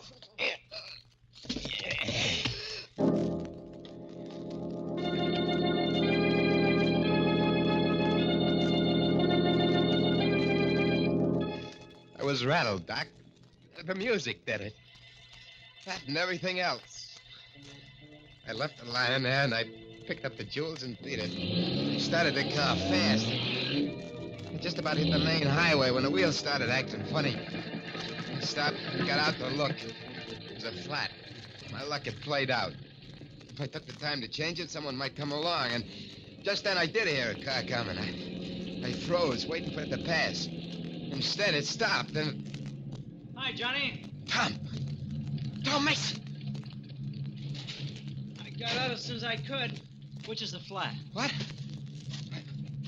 How did you know? How did I know? Why, you just called me. You told me you couldn't find the tools. I called you? Why, yeah. Don't you remember? No, I don't. I couldn't have. Of course, it's none of my business, Johnny, but... Look, you've been acting awful funny. I'm beginning to think maybe you ought to go see a doctor. Someone like Doc Paget that Ruth works for. There's nothing wrong with me. Nothing. Okay. Get started with this jack. The rest of the tools are under the front seat. I'll get them. No, wait.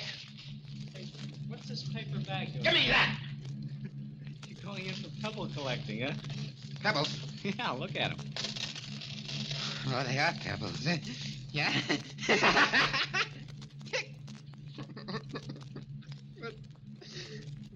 What's happening to me? Oh. I don't know. But I told you don't look well. Hey, where are you going? Hey, wait a minute. I told you that was a borrowed car. Get off that running board. I say get off. You're nuts, Johnny! You're nuts! You're crazy!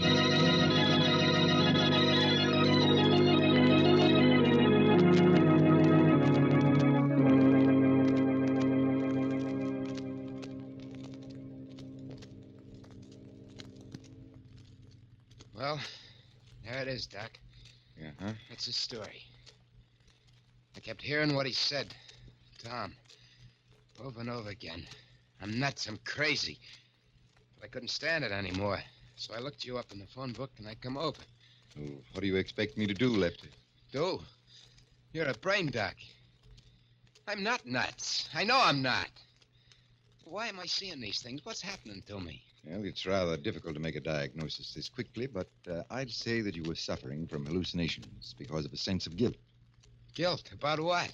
Well, it probably started with that first murder, Mrs. Tilson. And it's been preying on your mind ever since. Now, if you could extrovert that, get it out of your system. But I did. That's true, but not as a confession with all the details. That's the only way you can achieve a complete catharsis. Well, that's crazy. All right. You wanted my advice, but you don't have to take it. And you think... Okay, I did kill her. I knew all the time what I was doing.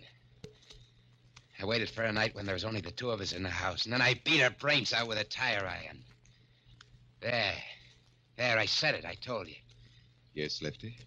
And I think that now I can promise you you'll never be troubled by hallucinations again. You sure, Doc? Quite sure. That's good. Because... Remember I said that in half an hour I was going to kill someone? Yes. Well, the half hour is up. And you're the man. Am I, Lefty? Yeah. I'm sorry, Doc, but you know too much now. You're the only one who does, so... I wouldn't, Lefty. Why are you sitting there like that? I shot you. Yes, Lefty, with blanks in your gun. All right, boy. Take it easy, Lefty. We got you covered. No. And Mason. Did you get it? Uh-huh. Every What? word. You're cops. No kidding. Then the whole thing, letting me escape and everything that happened afterwards was just a trick. That's right. You wanted to show I wasn't nuts, get me to confess. Smart boy. We made just one mistake, Lefty. Or rather, Ruth did. Following you into the Tilson mansion. She paid for that with her life. But now you're going to pay. No. Shut up. Yes, Lefty, for that and for the Tilson murder. And my only regret is that rats like you can only burn once.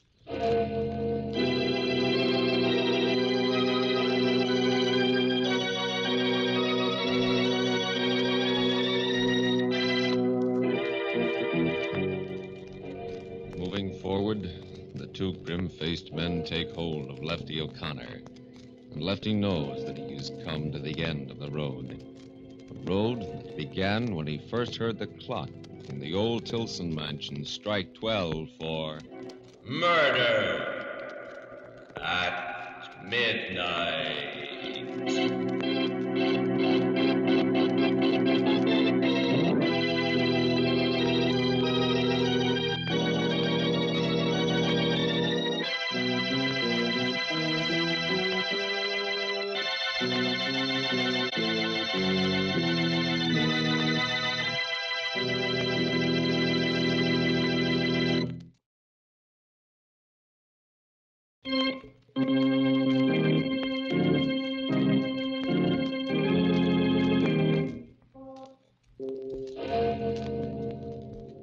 Remember to be with us again when death's face peers out of the darkened windows of deserted houses and the clocks strike 12 for... Murder at midnight.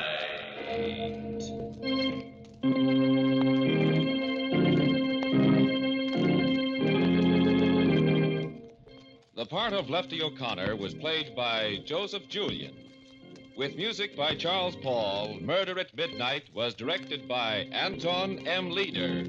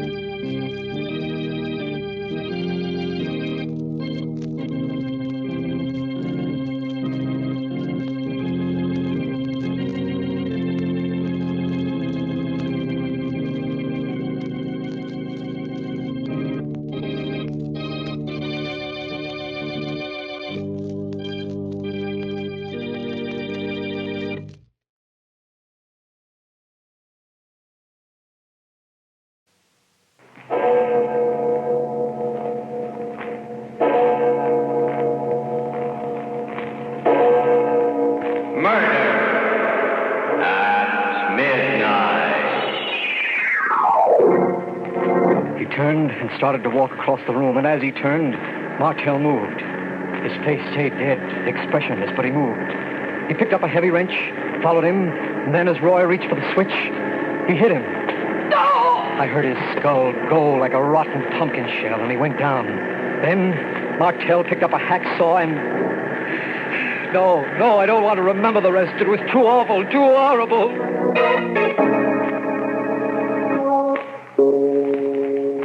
Midnight, the witching hour when the night is darkest. Our fears the strongest, and our strength at its lowest ebb. Midnight, when the graves gape open and death strikes. How?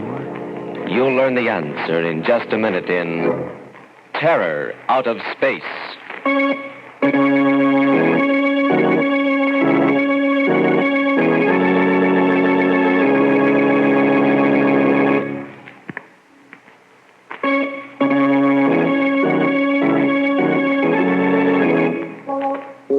And now, Murder at Midnight.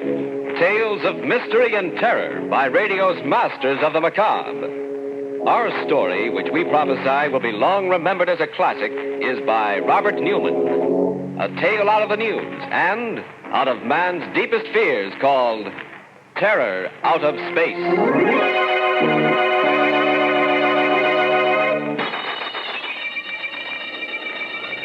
Larkin! Don! Can you hear me? Can you hear me? You've got to hear me. I haven't got much time. They'll be coming back in a few minutes and... Don! Try and get this. Try and remember. I sat up in bed, straining my ears, listening. The surf was rolling and pounding on the beach at the foot of the cliff. One of the dynamos was purring away next door in the experimentation shack. And that was all. Had I really heard anything, or had I just imagined it, dreamed it? I didn't know. All I knew was that I was in a cold sweat, shivering even though it was a hot summer's night. But that wasn't surprising after what had happened. Just what had happened. Maybe I could get it all straight, fill in the gaps that had been bothering me if I went back over it again from the beginning. I hadn't wanted to before this. I'd fought against even thinking about it. But now it was as if something was making me think about it. That's right, John. Start way back, in the beginning. Then maybe you will remember. You've got to. You've got to. When was the beginning? When they assigned me here, I guess, miles from anywhere on the Jersey coast. I knew it was some kind of hush-hush project, and I'd been in the Army long enough not to ask questions. I had some ideas, though, and when I walked into administration and found Professor Martell there, I was pretty sure they were right. Lieutenant Larkin reporting for duty, sir. Hello, John. How are you? Fine, Professor. Major. Well, let's forget the Major. I've been trying to.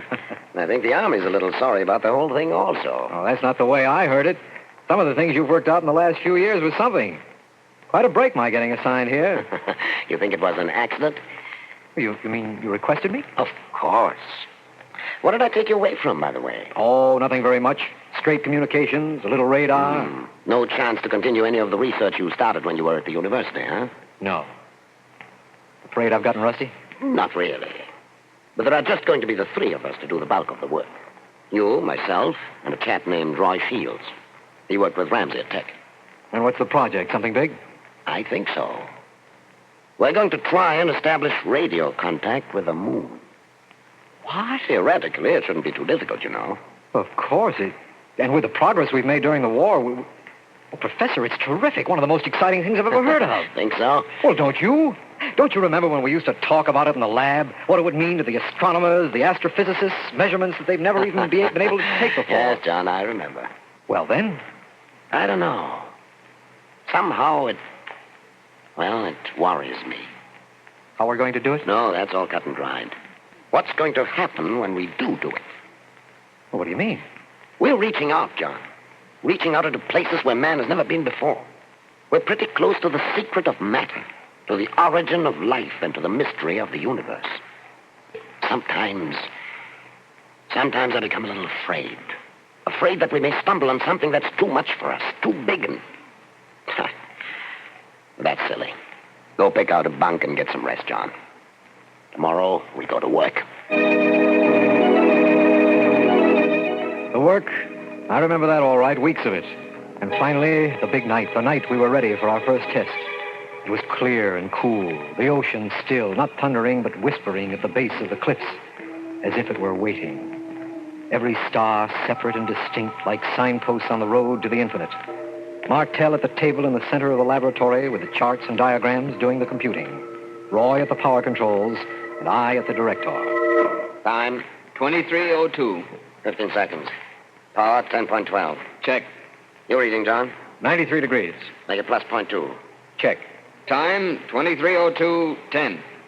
Power on. 3 seconds. 4. Now. How long to wait? We should get it almost immediately. A lag of not more than... There, listen. Huh? That's it! That's it! We've done it! We're in contact with the moon! Yes, we'd done it. Reached out into space and done it. For the first time since man had walked erect, we had established contact with another heavenly body, bridged the infinite with man-made electrical impulses. There was no work done during the next 2 days, just excitement. Public relations broke the story the next morning, and we were swamped. Newspaper reporters, photographers, interviews, commentaries, prophecies. Finally, we got back to normal. And a couple of nights later... Yes, it's starting to come back to me now. I remember. It was the sound of the generators that woke me. I looked at my watch, almost midnight. Roy was asleep in his bunk, and I didn't wake him. I padded out along the duckboards to the laboratory. The lights were on. I went in, and there was Professor Martell. He was sitting at the control table, and he was funny.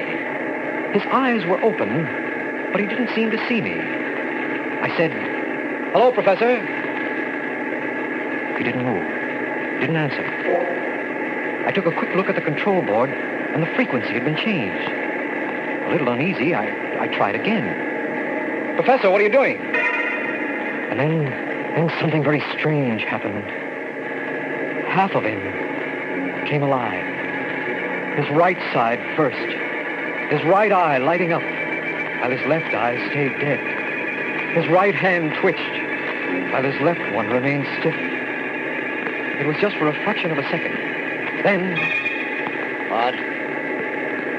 Oh. Hello, John. Hello, Professor. Anything the matter? Matter? What am I doing in here? I don't know, sir. I heard the generators go on, and I came in and found you here. Strange. Very strange.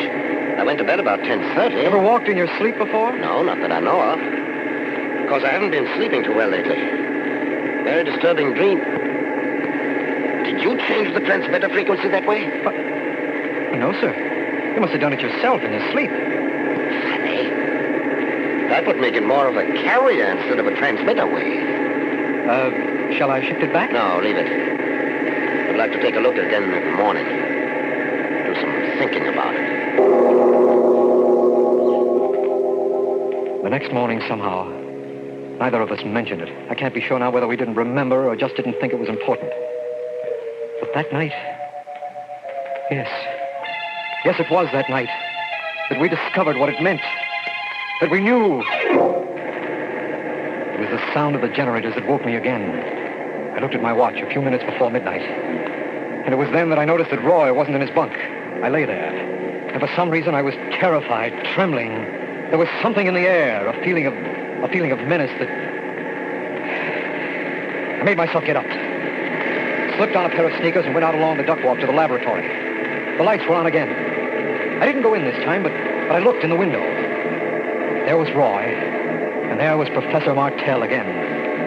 He was sitting at the control table with that sane, dead look on his face. And Roy was standing in front of him, talking to him. I could hear him through the window. What is it, sir? What's going on? Is anything the matter? Sleep. Walking in his sleep. I better get Larkin and... Oh, I can't leave the generator on, though. Gotta shut that off first. He turned and started to walk across the room toward the master switch. And as he turned, Martell moved. His face stayed dead, expressionless, but he moved. He got up without a sound, took a heavy wrench from the work table, and followed Roy. And then, just as Roy put out his hand to throw the switch, he hit him. I heard his skull go like the shell of a rotten pumpkin, and he went down, dead. I couldn't move. I couldn't make a sound. I just stood there, frozen with horror. Martell looked down at him without batting an eye. And then, like a zombie, he walked over to the bench, picked up a hacksaw and went back. And then, bending over Roy's body, he started cutting off the top of his head. A voice from the void, and the midnight waking. Memories, things best forgotten, coming back again. Memories of the terror that came out of space and of Murder at midnight.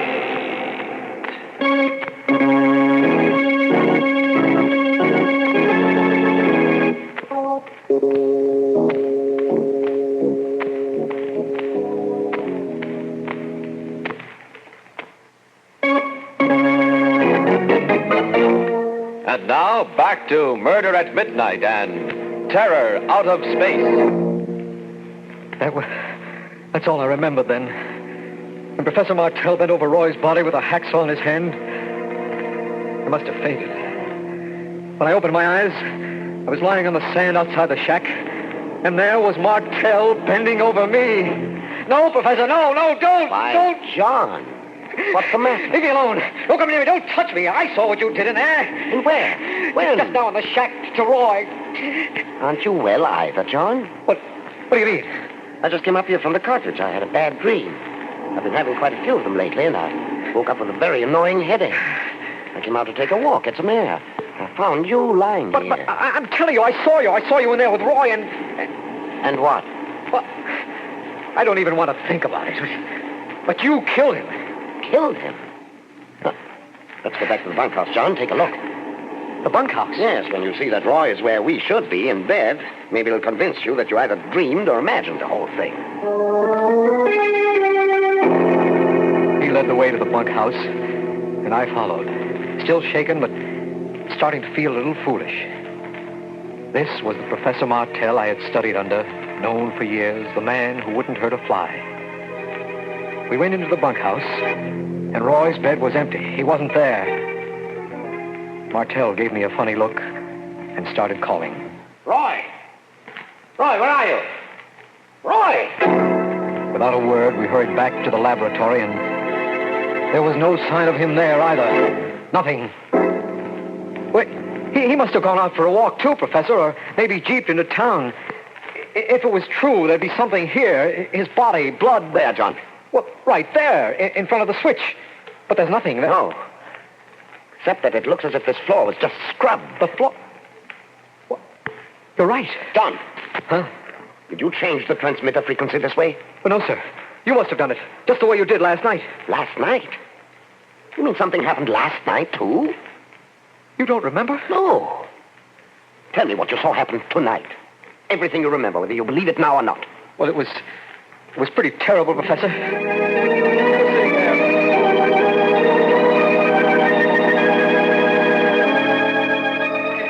And then, as quietly as if he were a laboratory specimen, you took a hacksaw and started to cut off the top of his head.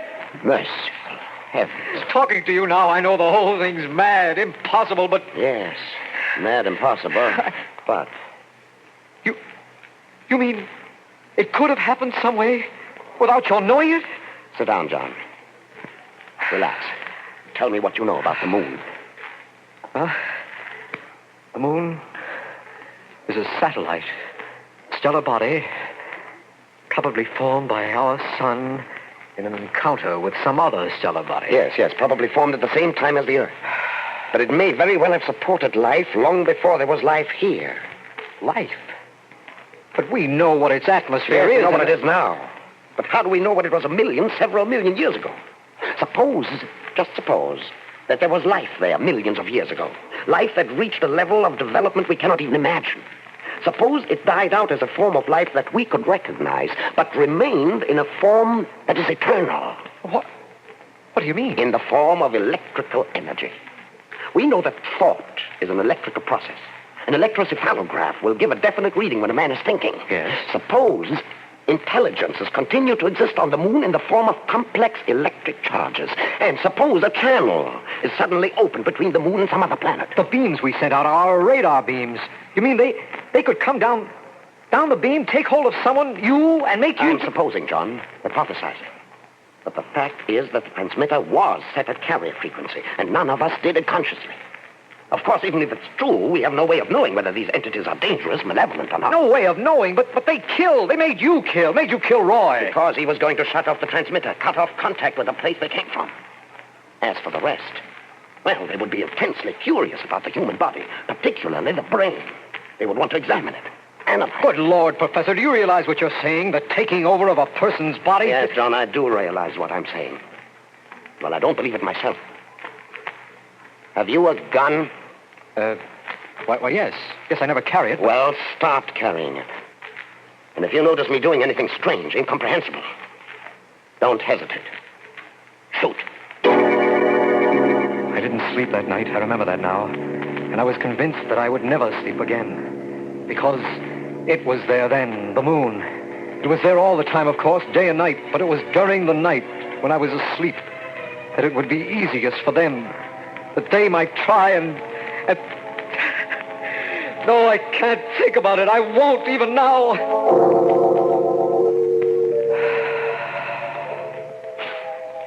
With the daylight, I felt a little better. Roy hasn't come back, but, well, there were a dozen possible explanations for that. I went to have another talk with Professor Martell. And he was gone, too. His bed was empty, as if it had never been slept in. I waited until about noon, then I called headquarters. I had decided that I was going to tell them only facts, things I could believe myself. Hello? Hello, Colonel. This is Larkin over at Radar Experimental. Oh, yes, Larkin. How are you? Pretty good, sir. I'd like to report that both Sergeant Shields and Major Martell are missing. Huh? Missing? What do you mean? I don't know, sir. They were both gone when I got up this morning. AWOL, eh? Well, that's my fault. You men have been working awfully hard. Now, I meant to suggest that you take leaves. Why don't you go missing, too? Oh, no, sir, I couldn't. Not right now. Okay. And you carry on until they get back, and then I'll arrange for you to do it officially. So I stayed there in the lonely shack on top of the cliff, alone. And that was the most awful, terrible week of my life. Only the wind, the pounding of the surf, and my fears that were with me constantly. There was work I had to do, but I had to force myself to go into the laboratory.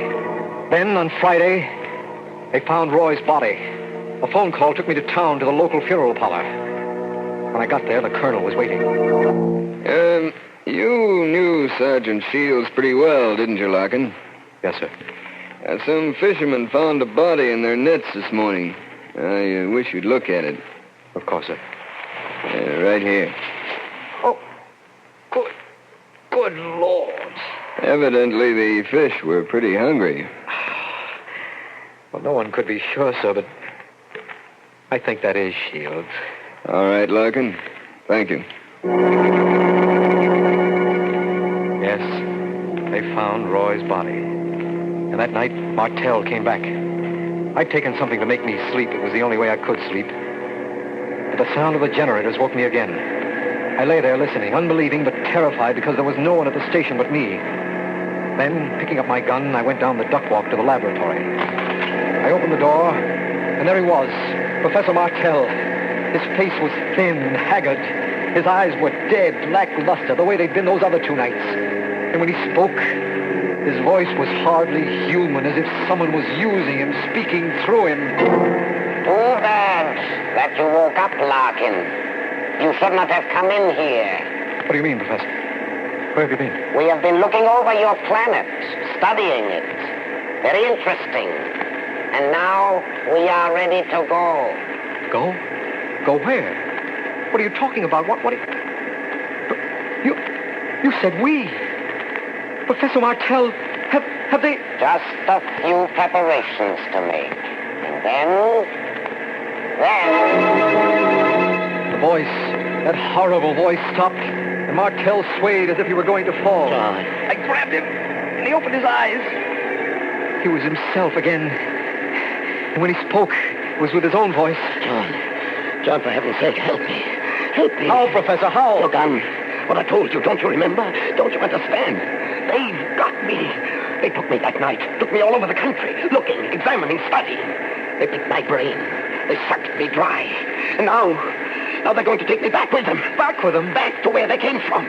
Not my body, they're not interested in that, but the essential me, In heaven's name, shoot, John! Shoot him! And now we are ready. They had him again. As your friend told you, we are taking him with us. But you will not remember.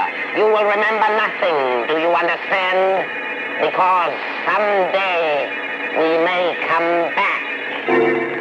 I stood there, frozen, still holding on to Martell. Like a sleepwalker with superhuman strength, he pushed me away. I staggered back against the wall.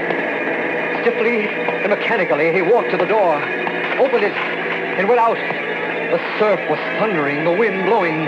Straight to the edge of the cliff he walked, and then went over. But before he fell, he seemed almost to hover for a moment, as if something in him was going not down, but up. Now, do you remember, John? Now, do you remember? You've got to remember. You've got to. I tricked them, fooled them. That's how I was able to get through to you. But they'll be coming for me any minute. Down! You've got to do something. You've got to. It's true, they do exist. And they've got me here. They may be coming back again for others. John, they're coming! They're coming! Do something! Do! When I woke up about a half hour ago, I found this all written out on the pad I keep next to my bed. Written out in my own handwriting, but a little scrawled and jerky, as if my hand wasn't quite steady. Some of it I remember. Other parts, like Roy's murder, Professor Martell's suicide, I don't recall at all. Either I'm mad, completely mad, or... No, I can't think about it. I mustn't. Anyway, if I showed this to anyone, the world would think I'm mad. So now I'm going to burn it. Burn it up completely. White and shaking, John Larkin tears the scrawled pages from his notebook, crumples them into an ashtray, and puts a match to them. And thus there disappears into ashes the only remaining evidence of the terror from out of space and of murder at midnight.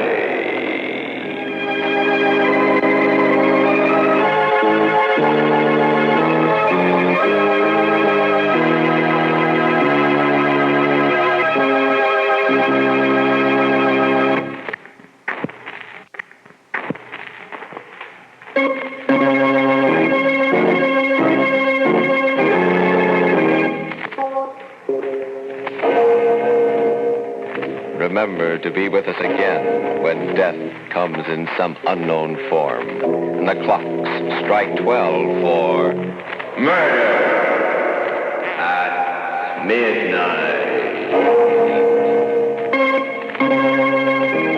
The part of John Larkin was played by George Petrie, and Peter Capell was Professor Martell. With music by Charles Paul, Murder at Midnight was directed by Anton M. Leader.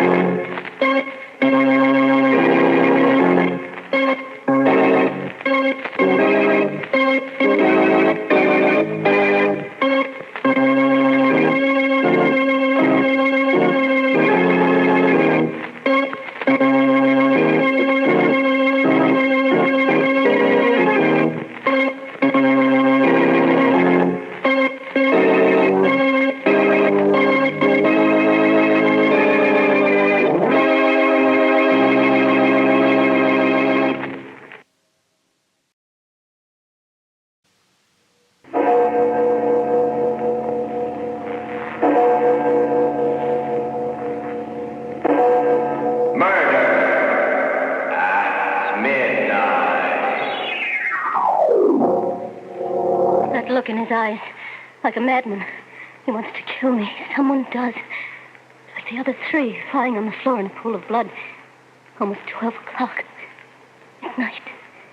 Any minute now, there'll be a ring. Or a knock.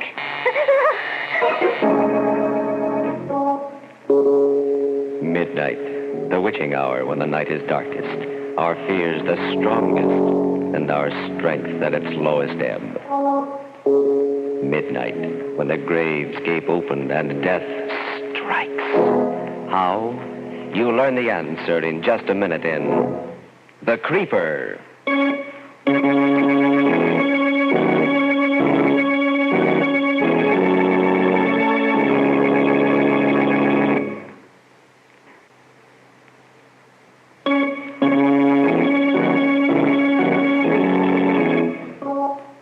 And now, Murder at Midnight. On this program, we bring you the best and most blood-curdling stories ever written. And so now we bring you a tale which you may have heard before. A tale which we consider a classic in terror and suspense. The Creeper, by Joseph Ruskall. In the kitchenette of the New York apartment, a man and his wife listened to the evening news broadcast. New York. The unknown killer called the Creeper has struck again, adding a third female corpse to his toll. Virginia Peters, a comely waitress, was found strangled to death in her third-floor apartment early this morning while her radio blared. As in the previous murders, a note was found scrawled on the wall with the victim's lipstick, and the plea, "For heaven's sake, catch me before I kill more. I cannot control myself." Police insist...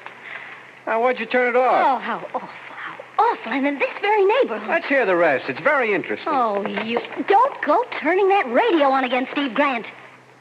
Heard enough. I'll go out of my mind, for heaven's sake. That's it. A good, solid clue. What is? For heaven's sake. How many men ever use that expression? Oh, shut up. Okay, Mrs. Grant. Pass the biscuits, my little pigeon. Pass the biscuits. Eat, eat, eat. 3 women in 3 days murdered in cold blood by a mad fiend right here in Washington Heights. I'm too sick to go out, too scared to stay in. The lock's broke. He sits there eating, eating, eating. Pass the biscuits. There's nothing wrong with my appetite, my love. Of course. That's what cost you your job on the police force. When I even think of Some men drink to escape. I eat. Escape what? What? An ugly tongue, a beautiful face, and a roving eye. In short, a wife. Oh, so you're starting that again. You and your crazy jealousy. Yeah, maybe that's the creeper's way of escaping, too, Georgia. Who knows? Shut up. Go ahead and get a divorce. Go ahead. Can I help it if men look at me? I don't know why you come home at all. Where do you go? What do you do with yourself? Where were you this morning?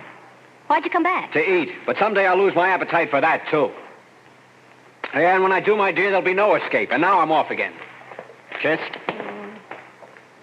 Still using stage lipstick. Wipe it off. How many times must I tell you? You're married now, remember? Steve, wait. Yeah? At least go buy my medicine. Sorry, I got no time. Don't leave me here alone. Stay home this evening. Please, I'm afraid. Oh, don't be silly, pet. Nothing will happen to you. You got a doorman here, an elevator boy, Mrs. Stone across the hall, a phone. You're safe enough. But the night lock, it doesn't work. Oh, now you can't lock me out anymore. It doesn't catch. Something's happened to it since last night. Steve. Get a new one. I can't get a locksmith. I've tried all day. Steve, please. If I want to phone you, where will you be? Out. Goodbye. Take care of your cold.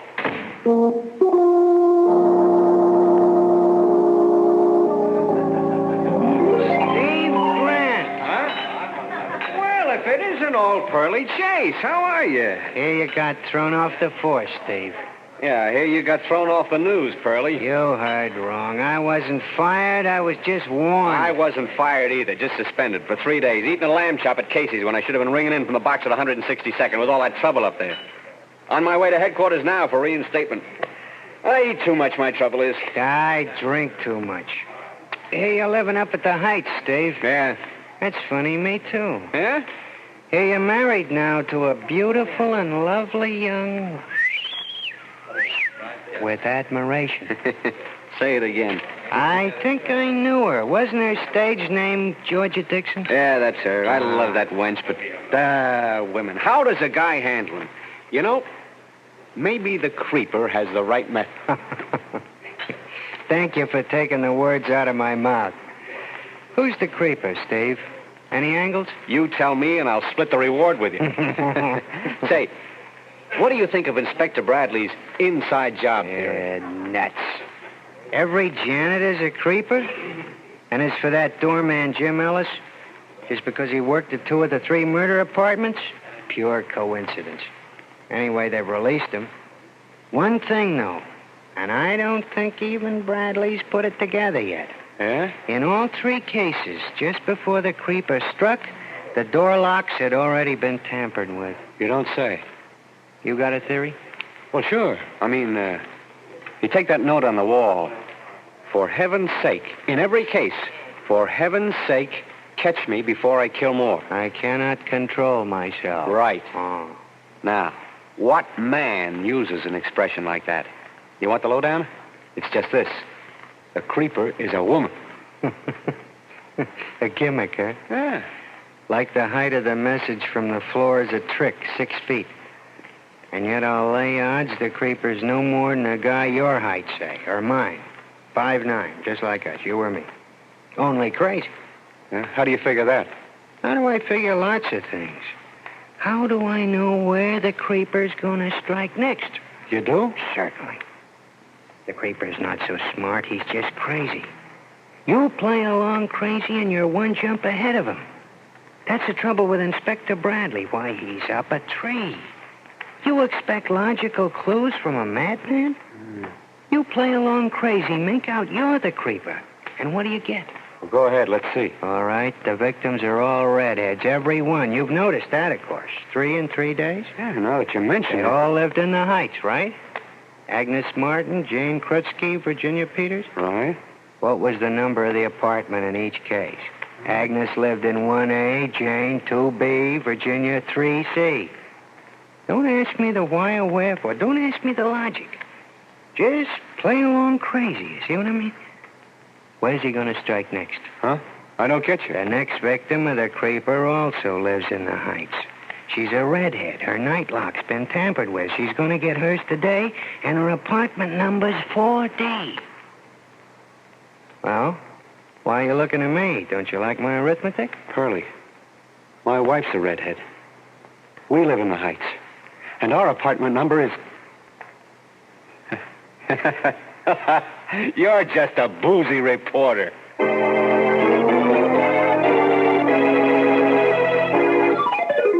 Your apartment number? 4D, I told you. 4D, of course. It's pretty late, but I'll have it delivered. I was busy admiring your lipstick, Mrs. Grant. I've nothing like it in stock. 4D, I should have guessed it anyway. Why? Well, a face is a number. Believe me, since you've moved into the neighborhood, Mrs. Grant, for me it has a special number, like Double Dandy Delicious Dream. 4Ds, you see? Go on. Bet you tell that to every customer. Female. I'm a ladies' man? Like the creeper? What did I say? What's going on in this block? Raw nerves, you can't joke. The creeper, that's all I hear all day. It's mass hysteria. There ain't such an animal. You don't think so? I assure you, Mrs. Grant, it's a fairy tale for circulation of the tabloids. I'll send your prescription up with the boy. No, I'll just wait here for it. Well, it'll take some time. You should go right home and stay there if you're just getting over the flu. I'll tell you what. I'll deliver it myself. It'll be a pleasure. No. I'll wait. I may not go right back. I want to be there alone. I'm afraid. Very well. Suit yourself. Have a seat.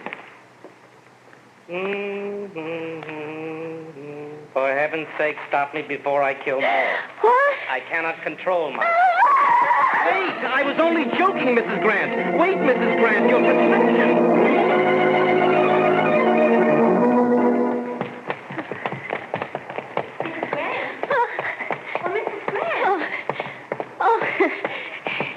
You, Mrs. Stone. Why, yes. What's your hurry, dear? I just got such a scare. Since these awful murders in this neighborhood. Yes, isn't it terrible? I'm simply frightened to death myself. You walking home? Yeah, I guess so. Well, I'll go with you. It's good we live in the same house. At least if I had a double lock, but the night one doesn't work. Oh, really? Well, I have a chain lock besides, and still The way it is, I sit and shiver when there's a sound at the door. Can't get a locksmith. Tried all day, but they're all so busy. Mr. Frank on the corner promised to, but didn't know when. Why are they all so busy? Well, my dear, because every woman in the neighborhood's changing theirs, too. Simply a nightmare. Oh, but don't you worry. We'll stay together this evening. Mr. Stone's out, too. Think of it, we've never visited, though we live right across the hall from each other. Isn't that like a big city, for heaven's sake? Or would you rather I dropped in on you? Well, I don't well, know. make it your place, then. Isn't it horrible, the ghastly things they're saying? The theories one doesn't know what to think next. You believe the latest? The latest? That maybe it's a woman, the creeper? A woman? Can you beat it? I just can't imagine how in the world the police figure that, for heaven's sake. Can you? I say, can you, Miss Grant? I don't know. I was just thinking of something my husband Though said. I can see where a married woman now, if her husband was faithless, well, I can understand such a theory because, say, take my husband now. You've met Mr. Stone, haven't you? Well, Mrs. Grant, why on earth you're staring at me like that, for heaven's sake? I don't feel well. I must get home. I feel faint. But Mrs. Grant, oh, for heaven's sake. Sobbing with terror, a woman with red hair runs up the dark street, back to her apartment and the door with the broken lock. As the hands of the clock move on towards 12 o'clock and... Murder at midnight.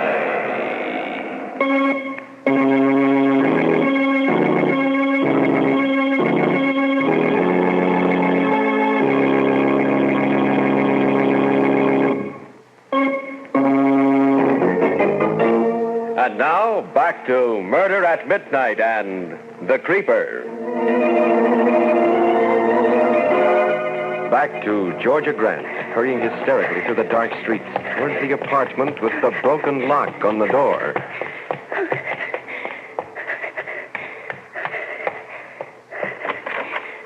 Good evening, ma'am. Out late, aren't you?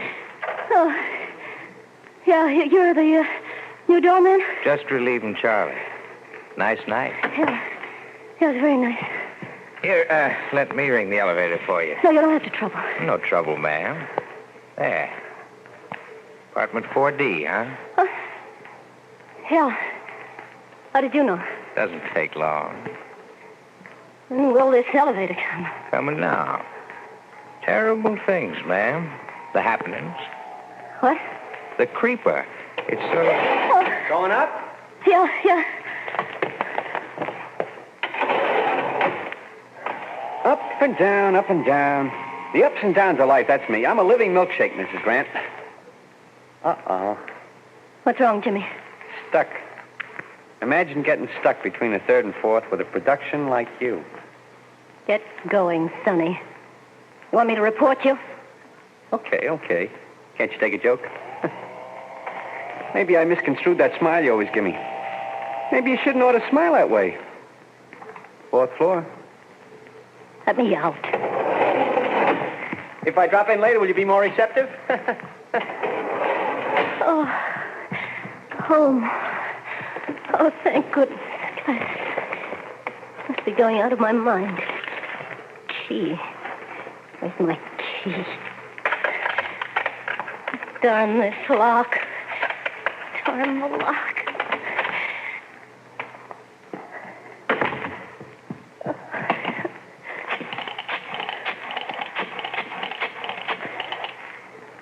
Hello. Is the locksmith in yet? Well, I want to know how soon I can get my lock changed. Yes, I know it's late, but he promised. This is Mrs. Grant. Yes, 4D, yes. I know you just explained to me, but I must... Georgia? Yes? Yes, so won't you... I've please? been waiting for you.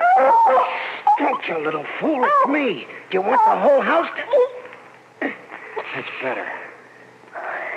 What are you doing here? Oh, don't worry. You haven't got a thing to worry about now. I've come to protect you. Give me the phone. Hello? Never mind about the lock, thank you. Sit down. Make yourself at home. Been waiting here for you. Long time no see, Georgia.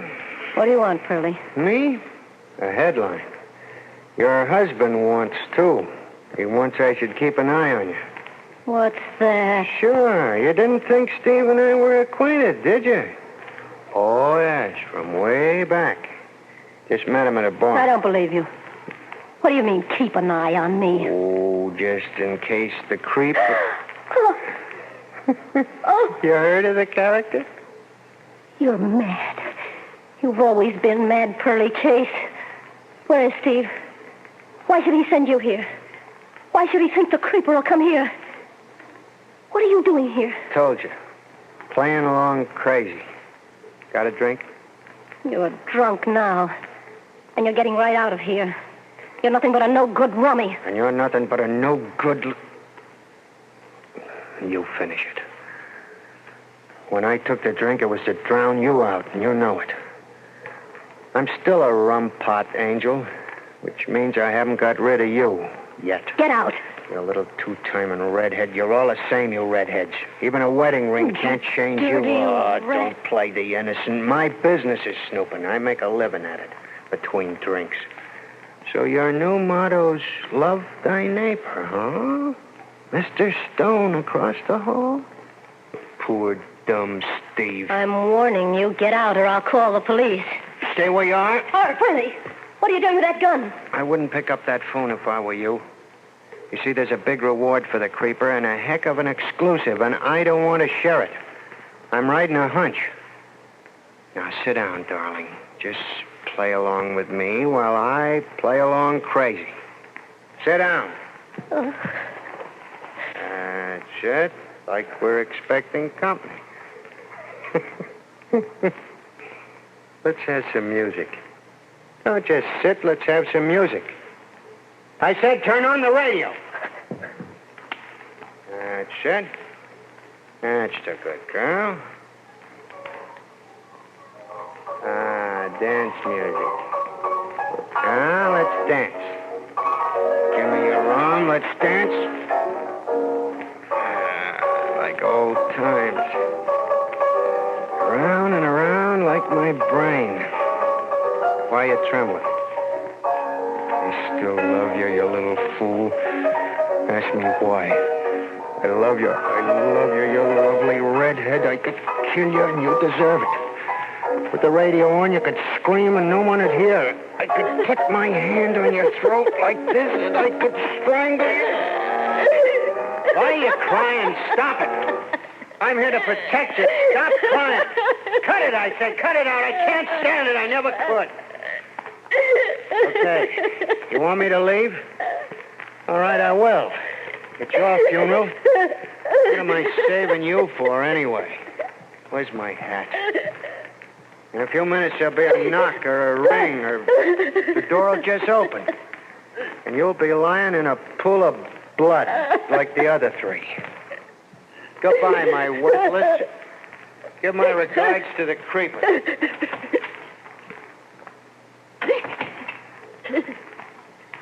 What if he comes back? He wants to kill me. Somebody wants to kill me. Must lie down. My head is bleeding.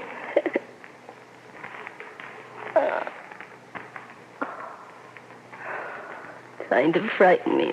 Jealous spite, that's it. Like the other three. In a pool of blood. Like the other three. Almost 12 o'clock. Any minute now there'll be a knock. Or a ring.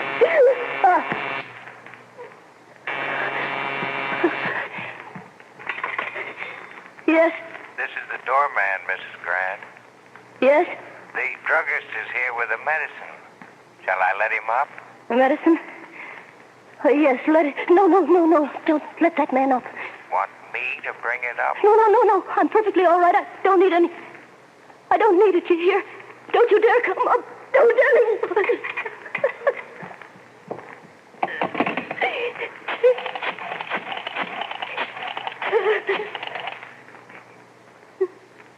Oh, please, I must have it changed right away. My door lock. Yes, this is Mrs. Grant. Yes, I do want it. Of course, anyone can get in, anyone. They want to murder me, but I don't know who. It's the creeper. Oh, you'll come right away? Thank you.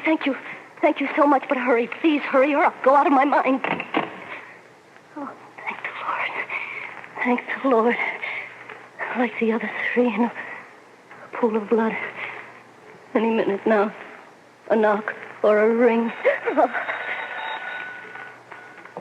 Who's there? It's me, dear, Mrs. Stone. Oh, what do you want? I've been worried about you. Are you ill? No, I'm all right, Mrs. Stone. I'm feeling fine. Open up, dear. Don't you want me to keep you company? No, thank you. I was just... Oh, stop that. Oh, do let me in, silly and real. No, please, go away. I'm going to sleep. Go away. You hear me? Go away. Hello. Hello, Georgia. You all right? Oh, Steve. Steve, I've been frantic. So good to hear your voice. Where are you? At headquarters. I'm coming right home. Sweetheart, is anything wrong? You No, not now. Not when I hear you, Steve. I don't know what came over me all day. I've been imagining things so silly. My nerves. Sorry about the supper tonight, honey. I wasn't myself. My job had me down, but now everything's Oh, of course. Forgive me, Steve. I've been bad, wicked. Oh, darling, if you knew what I've gone through tonight, the most dreadful state. And then that... Steve, did you send someone here today? Pearly Chase? Then you did? Yeah, to keep you company. Isn't he still with you? No, I just got rid of him. Oh, I wish you hadn't. He's an all right guy. Smart reporter. Lives in the neighborhood, too. Honey, it sounds cockeyed. I mean, Pearly's theory, but I was kind of worried when I got to thinking, so... Listen, Georgia. Yes. Don't let anyone in the house till I get home. No, I won't, Steve. Not anyone, do you hear? Not anyone. Oh, Steve, wait. What? Wait, Steve. It's, thank goodness at last. Now I can breathe easy. Darling, just a minute. Georgia. Hello? Hello, Georgia. Mr. Frank? Mr. Frank. Did you hear me? Thank goodness you've come. Please, step in. It's the lock on this door. I want... Just a moment. My husband's on the phone. Can you hear me, Georgia? Steve? Yeah, what happened? There was something else I wanted to tell you. It's all right, darling. Everything's all right now, Steve. You needn't worry. Didn't I just hear you talking to someone? Was that somebody at the door? No, it's no one, dear. It's just Mr. Frank, the locksmith. What a load. Georgia, listen, Georgia. That's what I was going to tell you. What is... The police are on a new trail. They think maybe a locksmith. Georgia, you listening? They think maybe the creeper's a locksmith. Get him out, quick. What nice lipstick you use, Mrs. Grant. Yes. Very nice lipstick. Very nice. Can you hear me, Georgia? Georgia? Hello, Georgia. Hello? Hello, who's this? Hurry. Catch me before I kill more. For heaven's sake.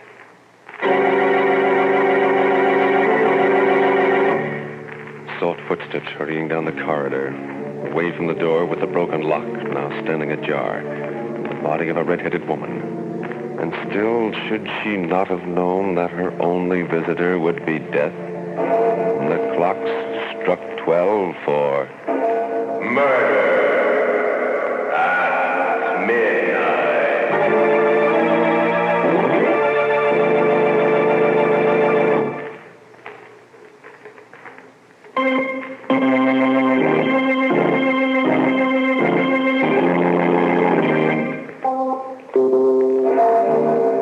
Remember to be with us again when death knocks at the door, wearing a familiar face, and the clocks strike 12 for Murder at midnight.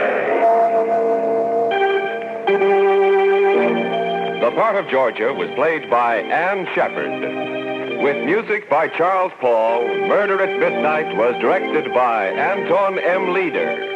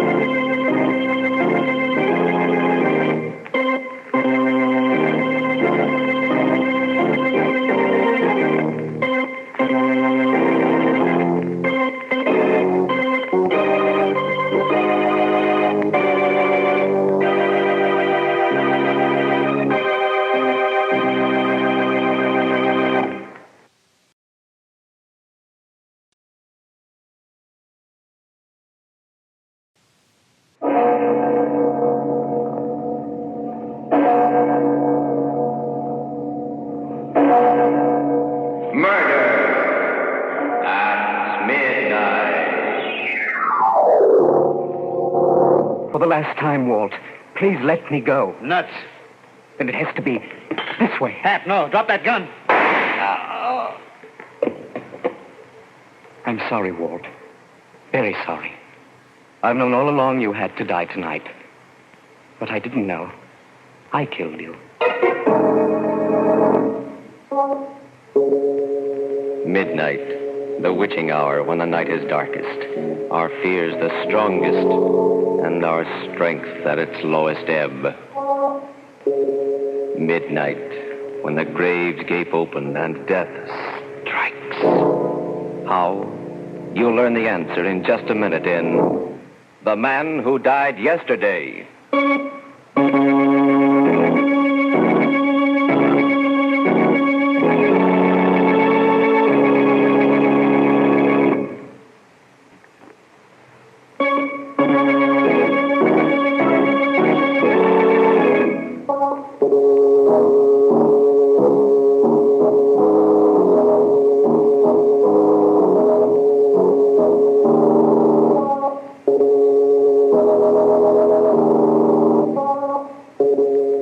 And now, Murder at Midnight. Tales of mystery and terror by radio's masters of the macabre. Our story by William Morwood is The Man Who Died Yesterday.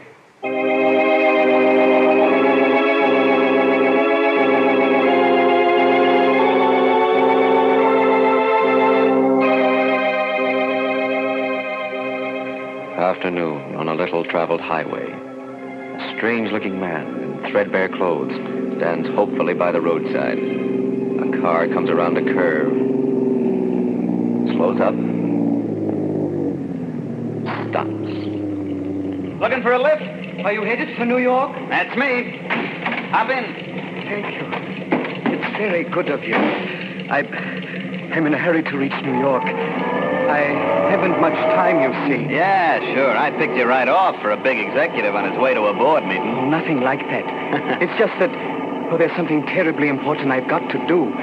A mission. Oh, Salvation Army, huh? No, United Nations. I have to see the Secretary General before midnight tonight. That leaves me only 8 hours. The United... Are you feeling all right, pal? Yes. I was sick, but I'm feeling fine now. You don't look so good to me. Why does it go? Of course, you could do with a haircut, too. I suppose so. I'm afraid I've been out of touch with civilization a long while. By the way, my name is... rather was... David Hapgood. Hi, I'm Walt Griggs.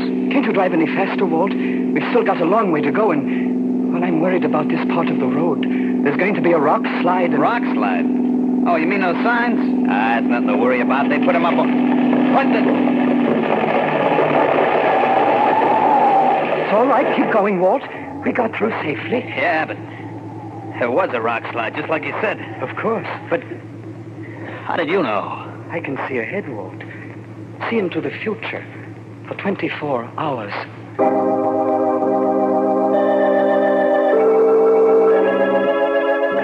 The guy was nuts, of course, but... Still, what are the odds against calling a long shot like that? 1,000,000 to 1? 1 billion? I gave up trying to figure it. We drove along for about an hour and then stopped for gas. There was this hamburger joint right by. Where are we going, Walt? Grab a bite. Oh, but there isn't time. I've less than 7 hours now, and by midnight We gotta gas up anyway, and I'm hungry. Come on, Hep. Hiya, fellas. Hello, sugar. Sit down, Hep. What'll it be, boys? Hamburger for me, sweetheart, with onions. What's yours, Hep? I'm not hungry. Oh, busy with your speech for the United Nations, huh? Well, I'll just read this racing form while you're thinking. Racing form? Sure, I play the G's all the time. Got some important dough on today's meet. $50 on Alistair to win in the 6th. Alistair? Yep. I'm afraid you'll lose your money, Walt. What? Don't kid me. Alistair's a hot favorite. It's going to be a walkaway. Marble the Third won that race. Marble? What are you nuts? He's a rank outsider. 100 to... What do you mean won the race? It hasn't been run yet. Hasn't it? I didn't know. Look, wait a minute. Sweetheart. Yeah? You think you can get the races in the radio? Oh, sure. It's all tuned in. A lot of our customers like to listen. Walt, we can't waste time like this. Who can think about a horse race? I can. Remember my $50. What? Jerusalem, a great race. The crowd is going wild with excitement. They're around the bend now, coming into the straight. Alistair is out in front by 2 lanes. The rest of the horses bunched. Alistair is going strong. Boy, where's your marble, Hap? Wait. Entering the last stretch now. It's a walk away for Alistair. Nice, eh? 4 lanes ahead and no challengers. Wait a minute. Alistair stumbles. Can't regain stride. He's down. What? The jockey's going clear, but Alistair is... The other horses have gone past. Number 8 is out in front. Number 8, Marble the third. Marble the third. Marble the third, and Marble wins. Rio! Turn that thing That's off. one for the books, folks. The most extraordinary... I'll be... You knew it all the time, Hap. You knew Marble had to win. Of course. Walt, we've got to go. Sure. Sure, Hap. Anything you say. You're the guy I've been waiting for all my life.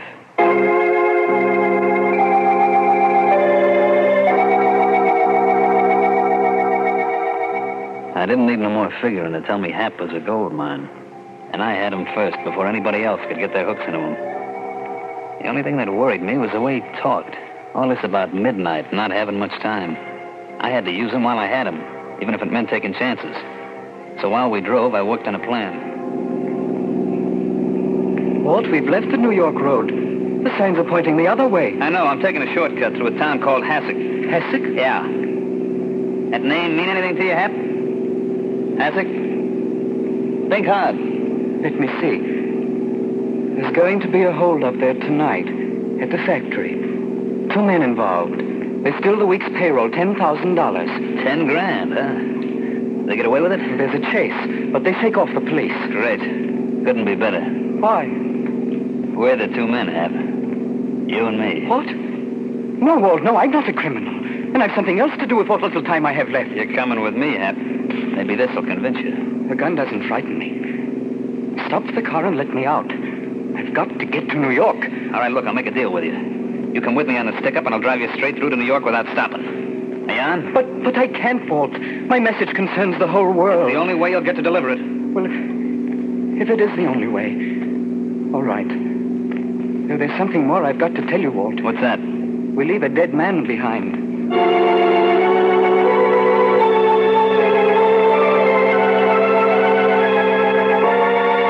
It was getting dark when we hit town.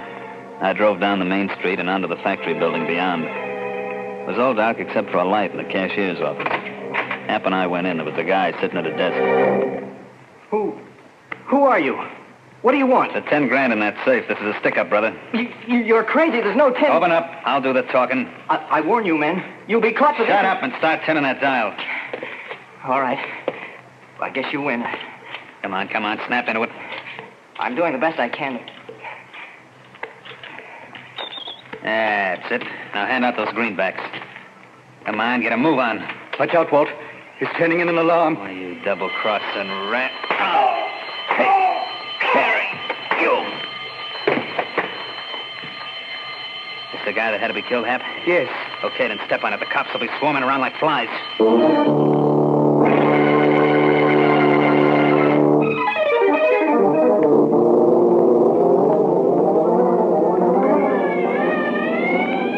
They're gaining on us, Walt. I can't go any faster. I'm down to the floorboards already. They'll start shooting soon. You sure we get away? There's no slip-up? No. We get away all right. Good. Where did they get you, Walt? I am. What do we do, Hap?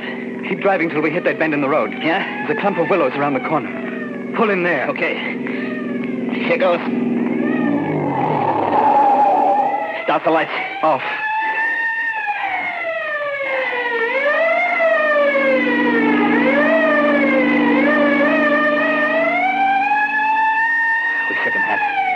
Like you said. No hurry. Get back to the New York Road. I've less than 3 hours left. Okay, but I gotta stop and see a doctor. A doctor? Sure, my arm.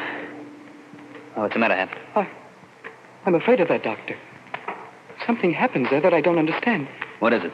I don't know. It's something I should have explained before. I can see into the future for you, Walt, and for everyone else. But not for myself.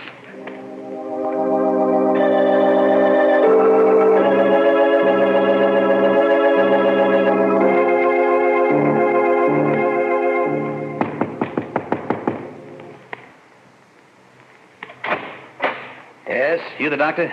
What can I do for you? Oh, my arm. I had a little accident. I was cleaning my gun and it went off. Come into my office.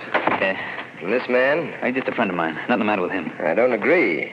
Looks much sicker than you do. No, Doctor, really. Your face, it's the color of... No, I'm all right. Believe me. Please hurry with my friend. It'll only take a second. Just get my stethoscope. Look, let's quit kidding around, Doc. I'm the one that... Quiet.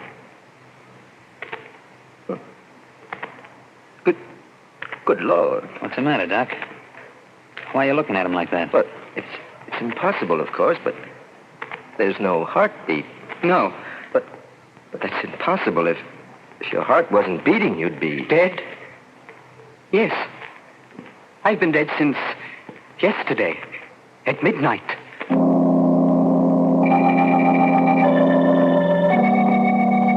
Staring at him, at the living corpse of the man who died yesterday, Walt and the doctor draw back in horror. Just who is David Hapgood? Perhaps we'll know when the clock strikes 12 for Murder at Midnight.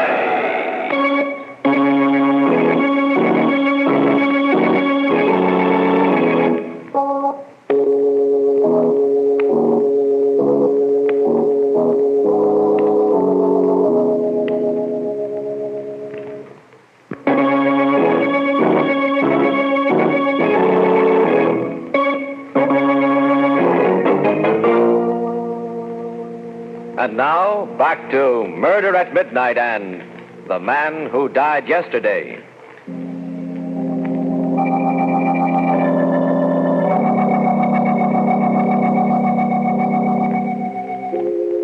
The goose pimples were standing out on me. Here I'd found the guy, been with him for hours through a hole-up in a kiln. And now I was hearing from his own lips that he was dead. It gave me the creeps. I wanted to take it in the land, but instead I was froze to the floor. I heard the doc saying... You've been dead since yesterday? Yes, Doctor. But that's impossible.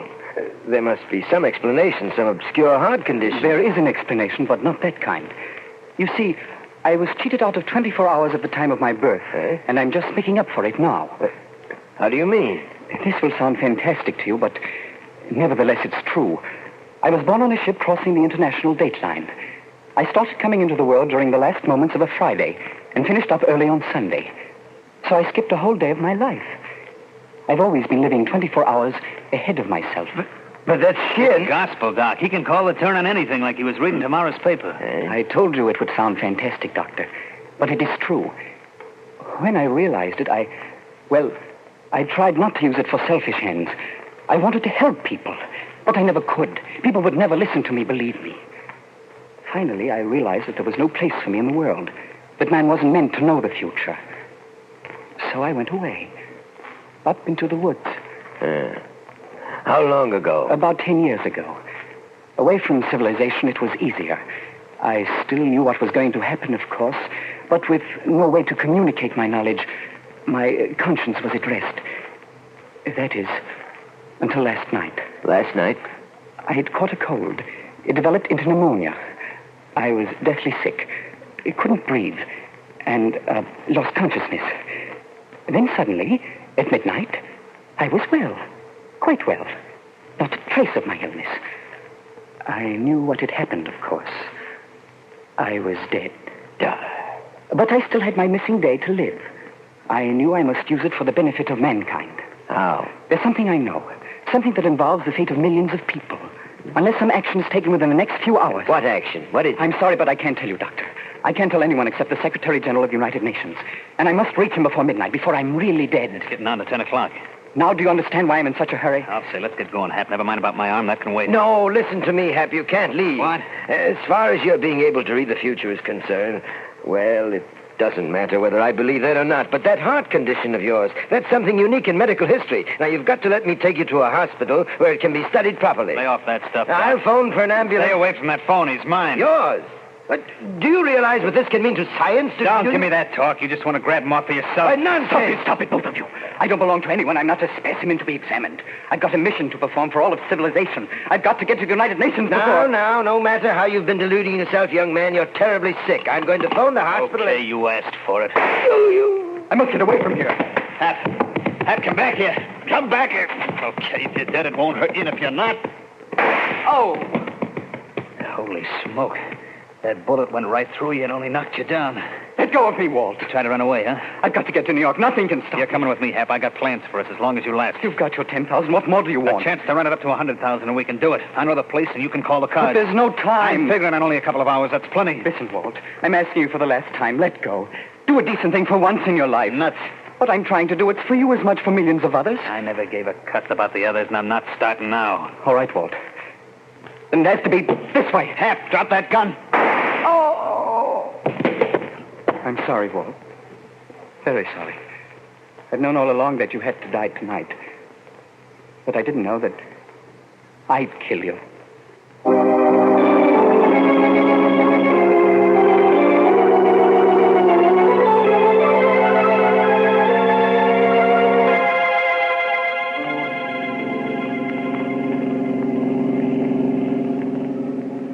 Kind of a silent type, ain't you?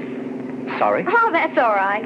I don't like fellows that gab too much. You know, it was nice of you to pick me up back there on the road. I was lonely. Besides, I needed reassurance. How's that? You see, I've been out of touch with civilization for some time, and the people I've met today weren't inspiring.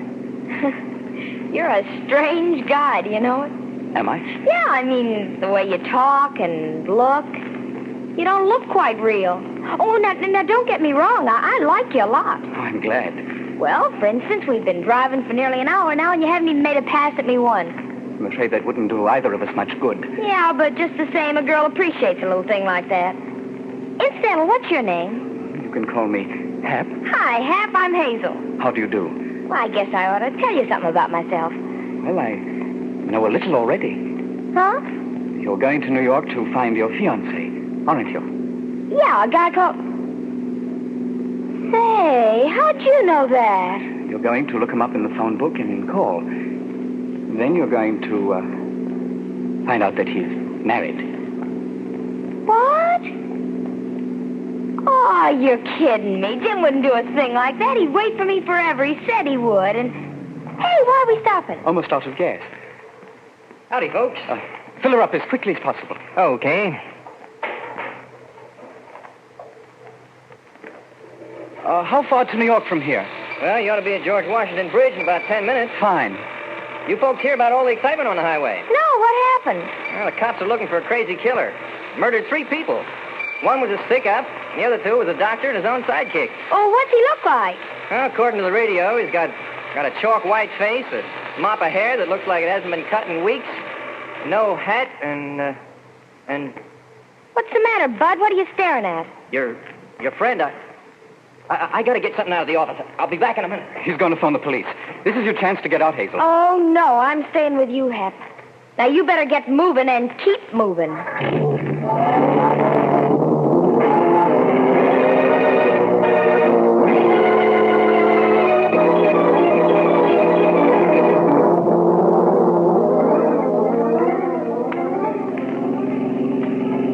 No sign we're being followed. We may make it yet. Are you frightened, Hazel? Being with me? I guess I should be, but I'm not. Thank you. Somehow I can't believe you're crazy. If you killed anyone, you knew what you were doing and you had a good reason. Thank you again. You don't know what that means to me. Have people always been scared of you, Hap? Most people. Till I met you. Why couldn't I have met you sooner, Hazel? Well, what's wrong with now? It's a little late. Not for me. You honestly mean that? Sure. Well, then perhaps it's going to be all right after all. Perhaps we'll meet again. What do you mean? I didn't mean to tell you this. Perhaps I shouldn't now. It may cause you pain. Go ahead. I can stand it. After you call Jim your fiancé and find that he's married, you start across the street in a daze. Tex is driving too fast and... It's got my number on it, huh? Yes, I'm sorry. And yet, in a way... What did that sign say, Hazel? George Washington Bridge, 2 miles. Oh, I'm going to make it. There's still time. The Secretary General is in his home. But let me in when they hear my message. I'll have most of an hour with him. It's not quite 11 yet. 11? Hey, your watch must have stopped. What? Well, look, there's a clock on the building. Where? Up to the right, there. 3 minutes of 12. Oh. Well, what's the matter, Hap? Oh, I can't make it. Oh, I've lost. Unless... a telephone. There's still time for that. Well, why are you stopping here? There's no phone. In that house, the family's all in bed upstairs. There's a telephone in the parlor. But the door's sure to be They've locked. forgotten to latch the parlor window. Hey, how do you know all these things? Never mind now. Goodbye, Hazel. But I'll be waiting here. No, you better start down the road. The police mustn't find you. But when you come back, I'll be here. I won't be back, Hazel. This is goodbye. For keeps. But you've got to come back. You've got to.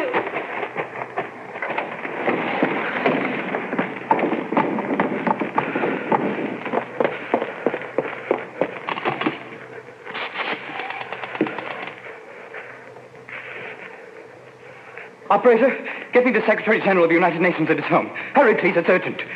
Hello? The Secretary General, please. It's terribly important. No, I've got to speak to him personally. Midnight. Hello? Will you get him for me? There's no time left, and... never mind. I'll tell you. It's about...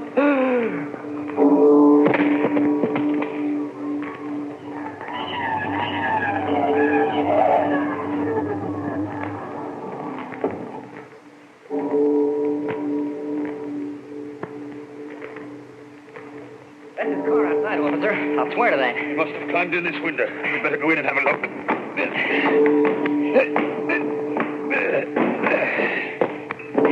There was a girl with him when he left my gas station. She ought to be around. Where's the light? Here. There he is, on the floor. And he looks... He's dead, all right. No wonder. Look at that hole in his chest. Wait a minute. There's something funny here. That wound never bled. Huh? And the only way that could happen is if he was dead before the bullet hit him.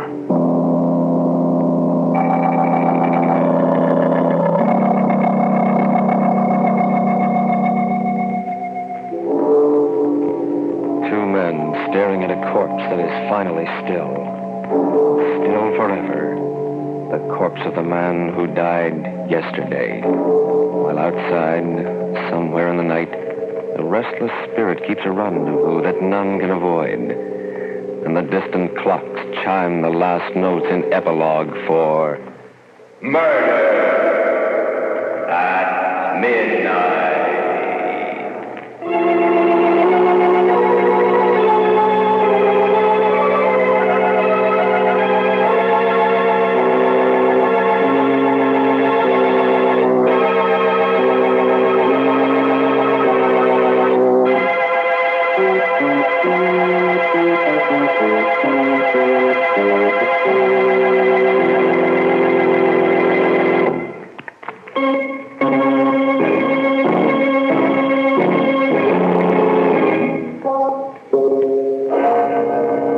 Remember to be with us again when death brings time to a full stop and the clocks strike 12 for Murder at Midnight.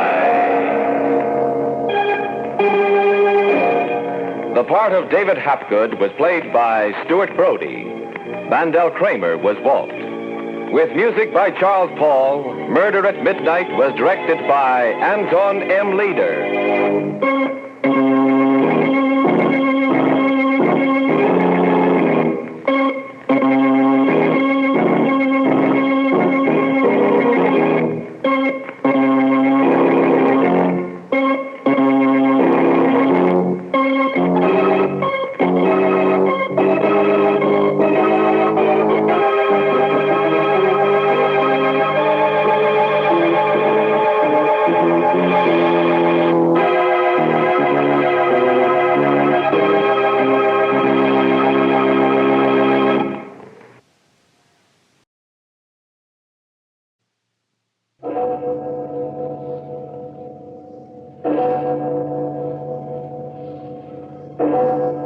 Murder at Midnight.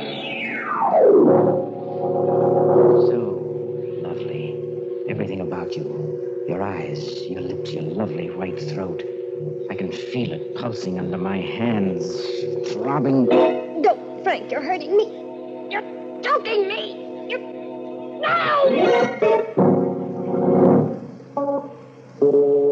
Midnight, the witching hour when the night is darkest, our fears the strongest, and our strength at its lowest ebb.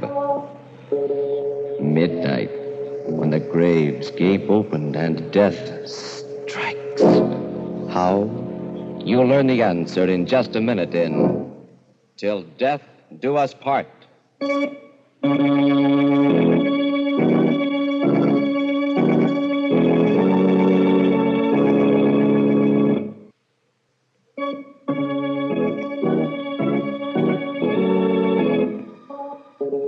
And now, Murder at Midnight. Tales of mystery and terror by radio's masters of the macabre. Our story by Joseph Ruskell is Till Death Do Us Part.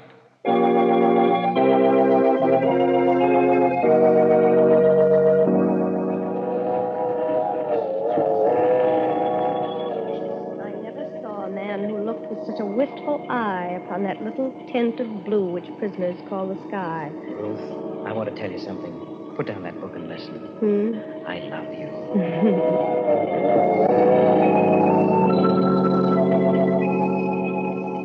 Some love too little, some too long. Some sell and others buy. Some do the deed with many tears, and some without a sigh. You hear me, Ruth? I love you. Some do it with a bitter look. Some with a flattering word. Professor Clark. Yes, Professor Clark. Love me, darling. Wildly? Put the book away. Almost there now. Bridal suite waiting.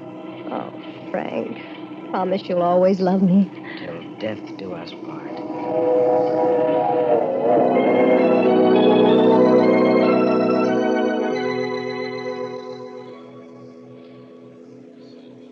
Another glass, darling? Come on. It's sweet to dance to violins when love and life are fair. To dance to flutes. To dance to lutes is delicate and rare. But it is not so sweet with nimble feet to... To dance upon the air. Frank, Darling. you've hardly kissed me. Why are you looking at me like that? You're so lovely. Come over here to the couch. A shy bridegroom in this day and age? Darling, why are you acting so strangely? Well, if the mountain won't come to Mohammed... Come here, my lord and master. Kiss me. Oh, Ruth, I love you so much. Darling, why do you keep staring at me like that? Frank. Ruth, no. Darling, what's the matter? I don't know. Please, Frank, after all. No, don't come near me. Don't touch me. Ruth, something terrible is happening to me. It's a feeling. It's too dreadful to believe. What is it? When I take you in my arms, when I kiss you, I love you and I want you so that I feel a hideous urge to... To what, darling? To strangle you to death.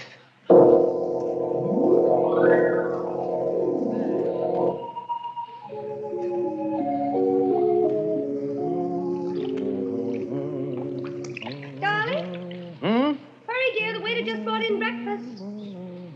What are you doing? Shaving. Finishing up now. Morning, Professor. Morning, Professor. Life is wonderful. Wonderful. Now, Thank you. leave us enter the parlor, husband. Yes. Leave us eat, my bride. What feast is this that tempts me palate? Fall to, spouse. Citrus, my favorite ice squirt.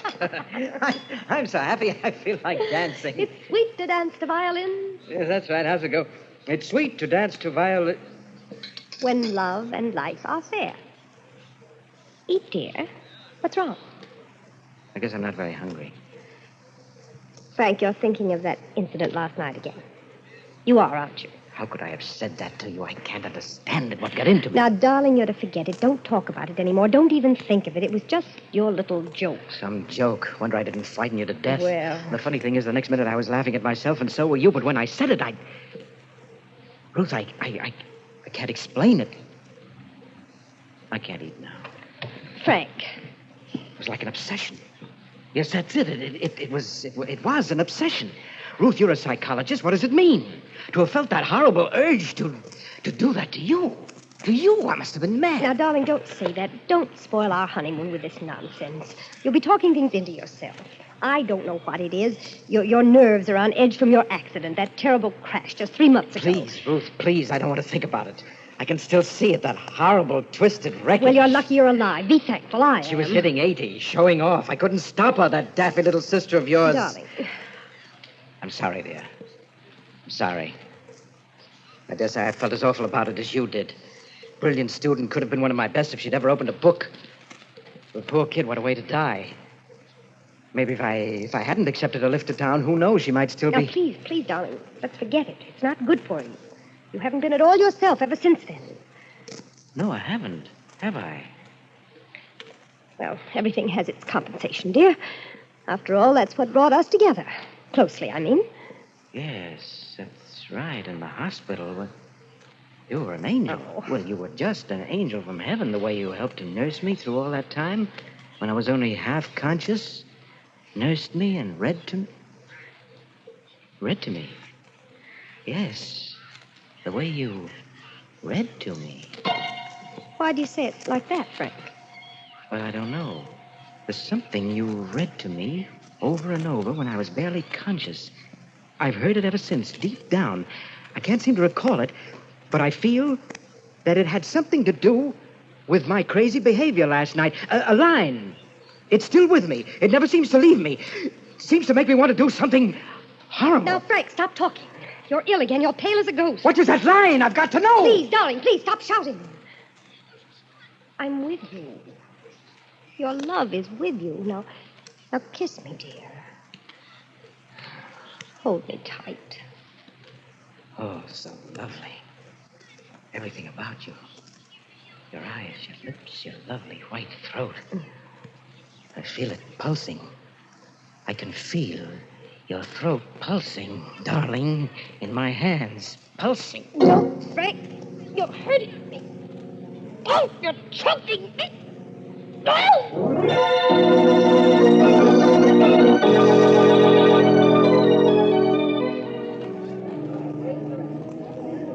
Yes, sir? I'm checking out. Room number? 438. Call me a cab. From the bridal suite? Well, just a moment. There's something wrong, sir.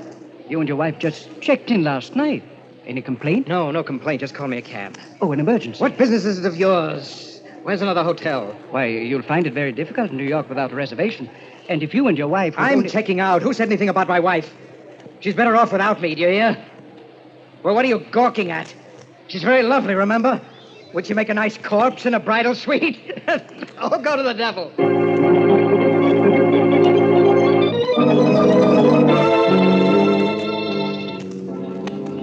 Where to now, mister? Where now? Just shake off that other cab. I did. 3 hours ago. I told you 10 times. What now? Just drive around the park. We've been around and around and around. How long can this go on? That line. What was that line? What was it? Huh? What was that line? Look, pal, we going over that again, too? What line? You want the 7th Avenue line? If I'm not talking out of turn, Bud, you must have lifted quite a few today. Get me to a hotel. We tried a dozen. Remember, they're full up. Hey, just who are you, mister? What's your racket? What's that to you? Okay, I just asked. I was a teacher, cabby, in a woman's college. But that's only a blind. My name is Jack the Ripper, see? But some people just call me Bluebeard. Bluebeard? Huh? This is the end of my line, chum. Pay up and get out. No, I won't. You can't make me get out. You can't. I can't, huh? No, because if I do get out, I may go back. And if I go back, don't you understand? I'll kill her.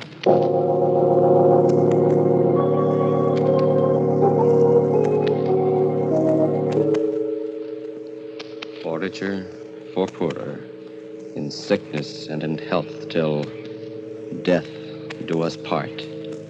A bridegroom, dazed and obsessed, standing on a city street, fearing to return to his bride, because he knows if he does, it will mean murder at midnight. And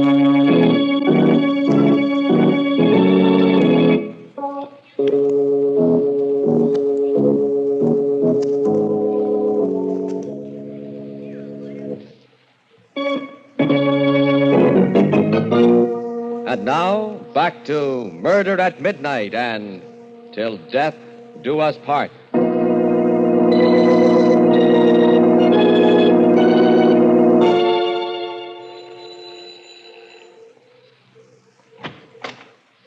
Yes? What do you want? Good evening, sir. My name is Bluebeard. You're the proprietor of this charming boarding house. You're drunk. Forsooth, 'tis true. May I tarry the night? No vacancies. Go on now, get on your way.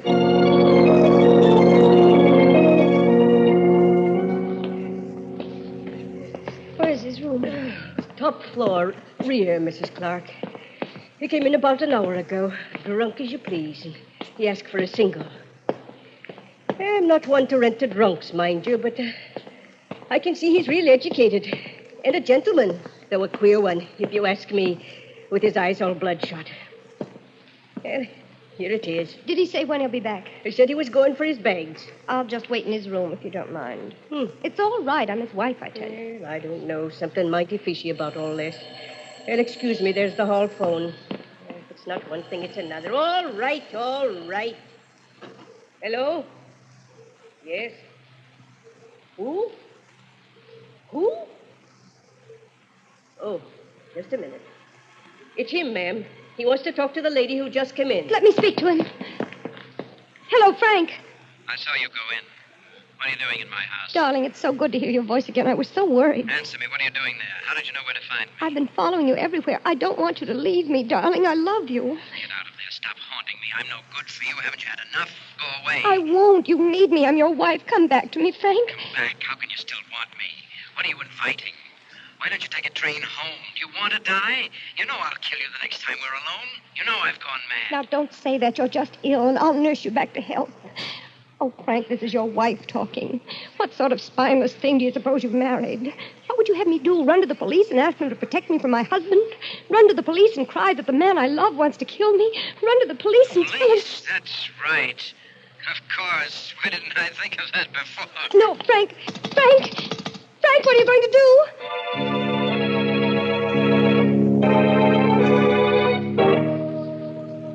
Have a seat, Mrs. Clark. What is it you want of me, Inspector Wade? Why was I called here to the police station? You've no idea? No.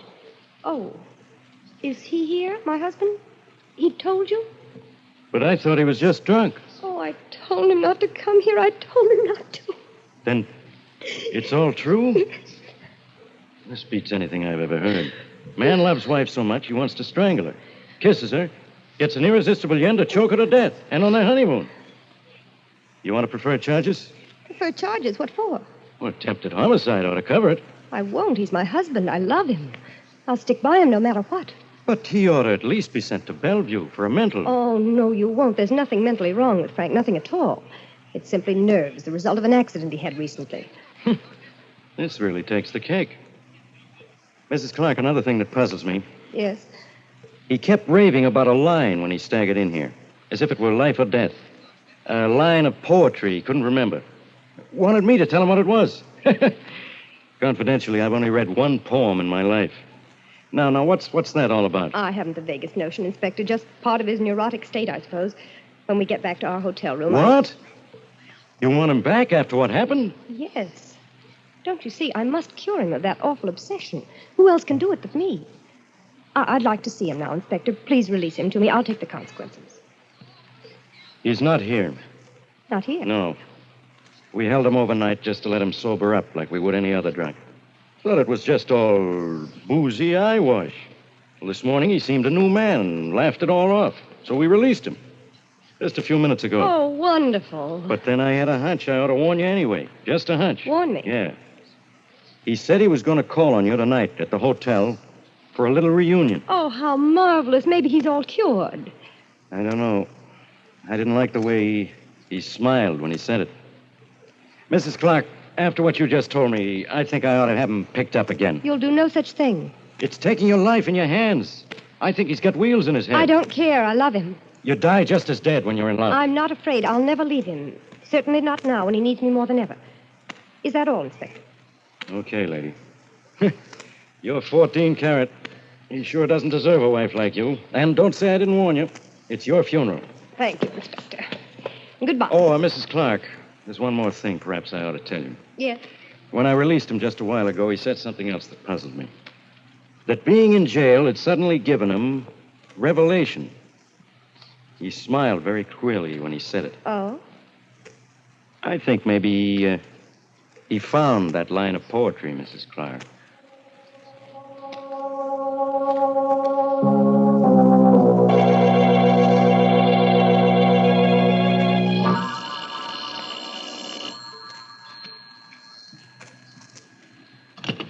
Hello? Ruth? Where are you, Frank? In the lobby. Come up. I don't know exactly what your game is, my sweet bride, but I'm warning you. I've had a revelation. I know. It's high time. I'm going to finish it, Ruth, this time. You asked for it. Come up, Frank. Sure? Sure. Your funeral.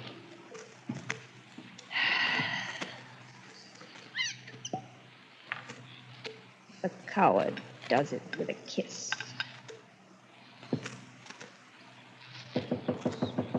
Come in, Frank. The door's open. Throwing a party, my dear? Yes, Who's invited? you and I. What are we celebrating?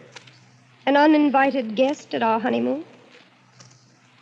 Death has come with you, hasn't it, this time? Yes. Shall we drink to him? Why not? Do you still love me, Frank? Yes, I still love you. But I love you better when you're dead for what you've done. How much do you know? Not enough. It came to me in jail last night. The jail had something to do with it. How, I still don't know, but enough to make me remember something you whispered in the hospital when I was just coming to. You said, "I'll get my revenge, Frank. Do you hear me? I'll get my revenge." Splendid. A from memory. What else? Enough to make me realize that you hate me and have always hated me, although you pretended otherwise. Brilliant. Say loved and hated you. Go on. And that somehow, I don't know myself in what way, but I'm sure it must be a very clever way, as your psychology students would agree, you've been coldly, deliberately torturing me, trying to make me think myself a maniac, or have others think so. Close enough. Why? What I can't understand is why you did it, or why you weren't afraid that I'd really murder you. You'll soon find out. And I'm convinced now that you've done it all with a single line. A single line of poetry. In my jail cell, I was sure of it. The very walls seemed to tell me, I don't know why, that it was a line that you kept reading to me at the hospital, over and over and over again, that made me think I wanted to kill you. And what was that line? That's what I'm going to find out. Right now. Don't come any closer, Professor. You know, it's perfectly ridiculous. Looking at you now, close to you where I can almost touch you, that crazy obsession is still with me. I laugh at it intellectually. I know that you've tricked me into it by some very obvious power of suggestion, but I still feel that way. Don't come any nearer. I'm warning you. Isn't it eerie? I still love you and can strangle you for my love. And will. Stay where you are. You're not going to kill me, darling. I'm going to kill you. Now, do you see why I wasn't afraid of you? That gun. You've had it all the time. Correct, my love. Right here in the wine table drawer. I've planned this all along, Angel, from the very first. Before we were even married. Yes, your intuition was right. From the day you and my little sister were brought to the hospital after the accident. From the day she died, and the doctor said you'd pull through. I planned it all. And it's worked out like a perfect equation every step of the way. Why? Why? I had to commit the perfect crime, and I've done it. Even the police will testify that it was self-defense against a homicidal maniac. And when they find you here with a bullet in your head, they'll congratulate me. But what's this? I still don't understand. It had to be the perfect crime because I must go free. You see, one life has already paid for yours. And quart for quart, your blood is worth no more than my family's. I don't understand this at all. What did I ever do? You killed my sister. I killed her? She told me before she left on that drive with you that she was going to crash the car. She left before I could stop her. She told me everything, Frank, including what you'd done to her. Everything. I see. So that's it. Well, I don't suppose it would be of any use my trying to convince you. No use. I've waited a long time for this moment. Revenge is sweet. And it was such fun to torture you. I used a weapon I knew. Of course, it was power of suggestion. Sure, you guessed it. But what a pity you don't know the line yet. What was it? What was it? Tell me. Tell me. Don't keep me in torture. Keep back. Think hard, Frank. Think all around it. What about a jail and the revelation it gave you? What about a famous poet who wrote a famous poem while in jail? Why? Yes? Oscar Wilde. That's it. Yes, that's it from Oscar Wilde, a ballad. Of course, a ballad. The Ballad of Reading Jail. How could it ever have escaped me? Why, you witch, you've even been reading from it on our honeymoon. But what part? What verse? What line? What was the line? Don't take another step or I'll pull the trigger. Give me the line, I say. I still can't think of the line. Keep back or I'll shoot. Oh, no, you won't. One more step and I'll shoot. Tell me that line or I'll kill you.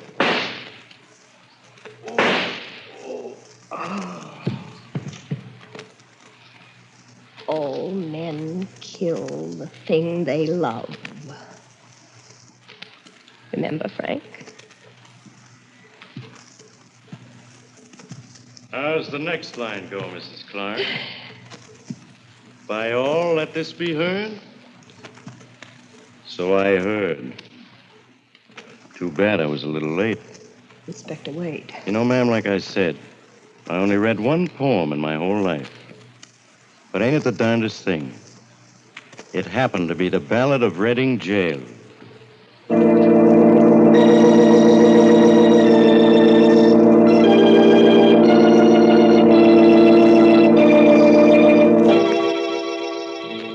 Till death do us part. A honeymoon in the bridal suite. Red wine spilled on the table.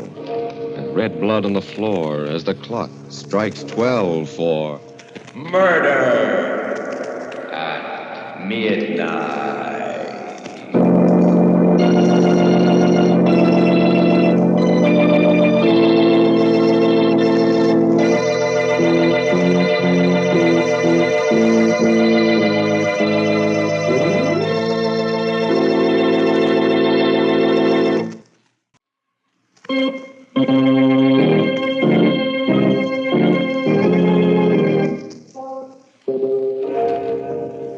Remember to be with us again when death's key turns in the lock and the clocks strike 12 for murder at midnight.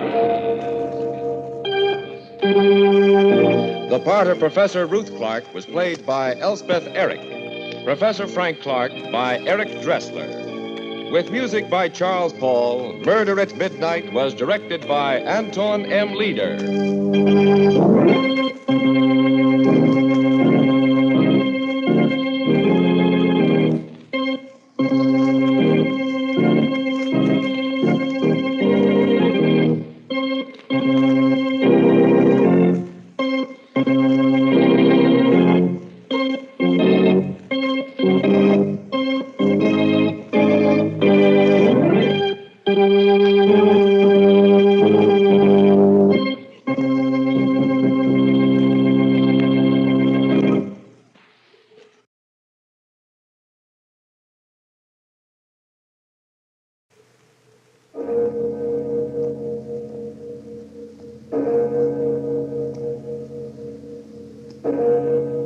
Murder at midnight. Let go of my arms. I'll give you money. All the money you want. No, Fred, no! You monsters. I'll make you pay for this.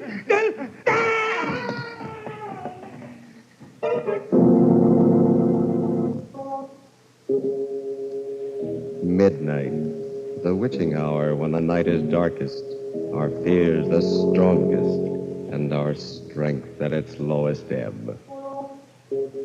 Midnight, when the graves gape open and death strikes. How? You'll learn the answer in just a minute in Murder's a Lonely Business.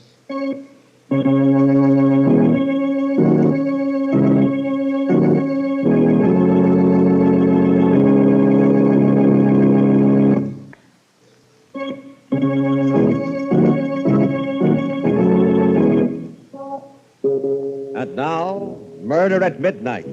Unusual stories of terror and mystery by radio's masters of the macabre. This tale, a study of murder in duet, is by William Morwood. Its title, Murder's a Lonely Business.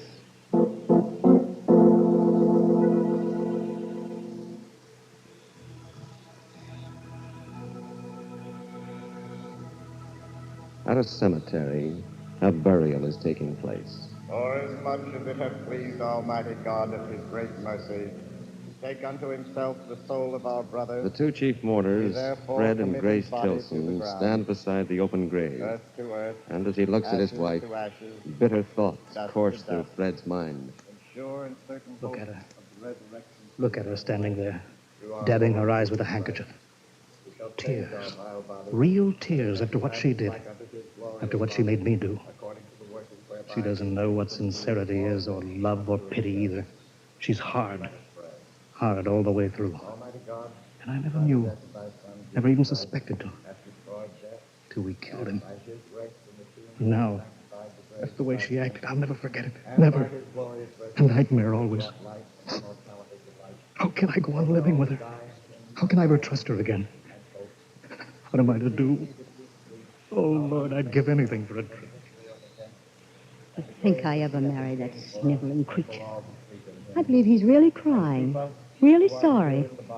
As if he cared a hoop about his Uncle Edward outside of the money he could get out of him. He was ready enough to help put the old man out of the way the other night. Now his nerve's gone. All he can think about is a drink. That's the only time I feel safe with him. When he's drunk. And not always then. The way he's been carrying on lately, Lord knows what he'll say or do next. I'll have to watch him every minute of the time. He's a fool. Through thy mercy, I O our despise Lord, who livest and reignest with the Father and the Holy Ghost, ever one God, world without end. Amen. Amen. Goodbye, Uncle Edward. They're throwing dirt on your coffin now. But you won't mind. You're cold and silent now. Very different from the way you were 3 nights ago. 3 nights ago. Was that all it was? Another lifetime, but... Yes, that's right. Driving up to his house in the dark.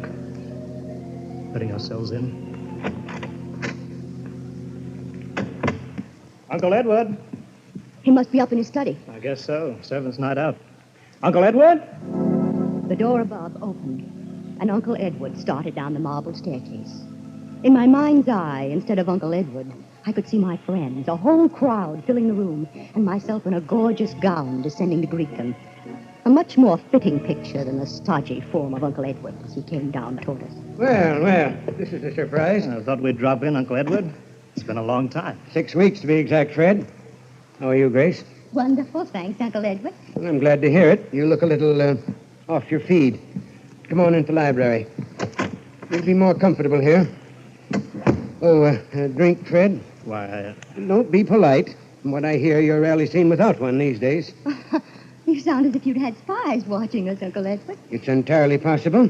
What? I've certainly been interested in your activities. For instance, I hear you can be found at a gambling house almost every evening, Grace. Oh, only the fashionable ones, where everybody goes. You've got to keep in the swim nowadays. If you can afford it. You can't. Not on Fred's salary. That's the trouble. Well, frankly, Uncle Edward, that's why we've come here tonight. We're in a jam again. Money? What else? And you want me to bail you out, huh? Well, I'll be equally frank with you. This time, I'm not going to do it. Just But, this Uncle once. I'm sorry I've helped you out of messes often enough in the past. Each time, I hoped you'd pull yourself together, settle down, and lead solid, respectable lives. But each time, you disappointed me. Now, I've given up hoping. Uncle Edward, I promise you... Too late, Fred. I can't believe your promises anymore. I've given you and Grace every chance. Now I am washing my hands of you. You can't expect help from me ever again. Now or in the future. Exactly what does that mean? My lawyer's coming here tomorrow, and I'm going to cut Fred out of my will. Cut him out entirely. Uncle Edward. Every cent I have is to be left to charity. Why, you're not serious. You can't be. Why, it's not fair. I'm your only nephew, and There's no use talking, Fred. My mind is made up. Now, would you care to discuss the weather? No. I thought you wouldn't, Grace. Come on, Fred. Uncle Edward, I advise you to change your mind about this. I beg your pardon? Because if you don't, you may live to be sorry. We went outside. Grace was in a white rage, and I was all jumping myself. We walked around the garden paths, trying to get hold of ourselves before we started back to town. You know what this means, don't you, Fred? The end of everything. We'll never be able to get credit once it's known that Uncle Edward's cut us off. Yes, I know. Somehow, some way, we've got to stop him from changing his will. But how? You know there's no use arguing with him. He's as stubborn as a mule. Besides, there's no time left. He's going to do it tomorrow. I know. Unless, of course, something happens to him before that. Such as? He could die. What? Suddenly.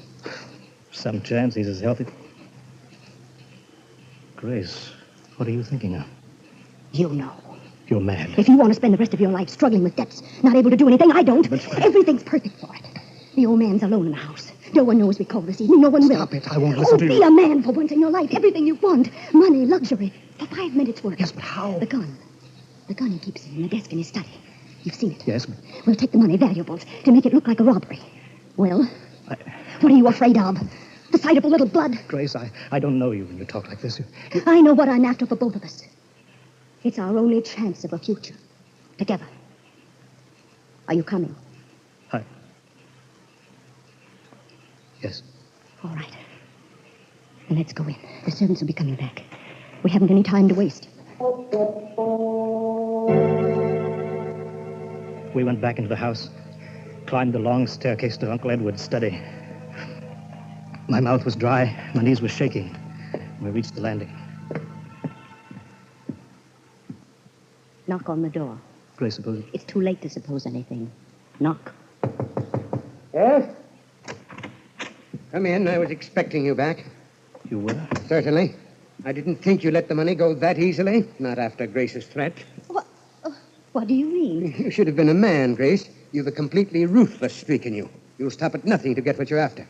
No wonder you've led poor Fred around by the nose so long. Now, look here, Uncle Edward. Sorry to hurt your feelings, Fred, but you must admit it's true. Now, if you two will explain why you came back... We hope to make you change your mind. You should know me better than that. I've said my last word. Not your last, Uncle Edward. Not yet. What Grace means You is... don't have to explain, Fred. Her interest in my desk explains itself. The right-hand drawer, Grace. Were you by any chance looking for this? The gun? Yes, I took the precaution of removing it.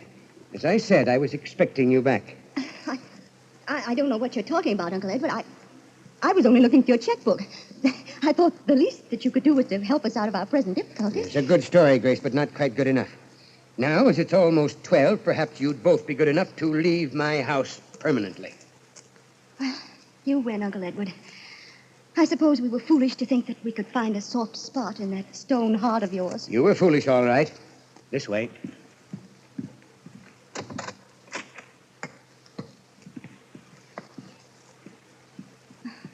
This reminds me of the old days, when Fred and I were first married, when we used to come and visit you. You used to see us to the head of the stairs when it came time to go. Just like this. That was a long time ago. I wish those days could come back. Impossible. Well, good night, Fred, and goodbye. Well, aren't you going to shake hands with your only nephew? Well, since it's for the last time, goodbye, Fred. Hold him, Fred. No, Fred. Let go of me, Grace. Fred, together. What? No, stop. I'll give you money. All the money you want. No, you monsters. I'll make you pay for this.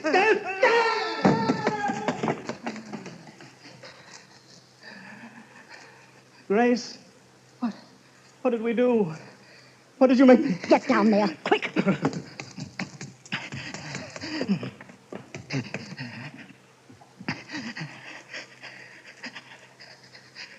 There's no pulse. He's dead. Grace, when did you find him? An accident. The old man tripped on the stairs and broke his back. The money's ours, Fred. Everything we wanted. What's that? Grace, you heard?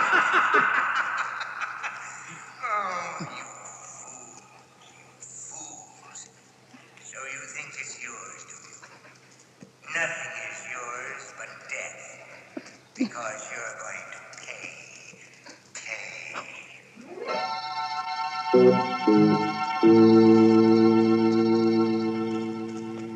A dead man lying at the foot of the stairs, and a white-faced couple staring at each other.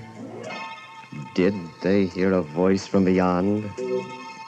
Is it possible for the dead to make the living pay for murder at midnight?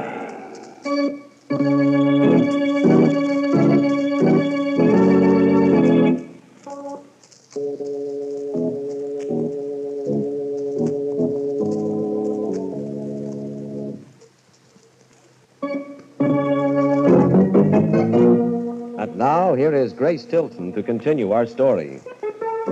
It went according to plan. The inquest raised no ugly questions or suspicions. And then after Uncle Edward's funeral, we settled down in the great old mansion. I could have been happy, so happy, except for Fred. He'd taken to drinking again. Haven't you had enough, Fred? Another little drink won't do me. Excuse me. You're such an idiot. The way you've been acting ever since... We did in poor Uncle Edward? Don't be afraid to say it, Grace. We're alone now. Why did you give up your job so suddenly? I'm a rich man now. No need to work. But it looks so suspicious. And the way you've let yourself slip. That dirty shirt. You haven't shaved in 2 days. Don't tell me you're ashamed of me. I can't ask anyone to the house. And I had such plans for us.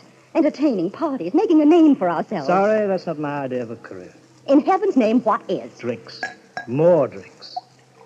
Then another one. I won't let you turn into a drunken bum. I won't be disgraced like that. I'll do exactly what I like, and you won't stop me.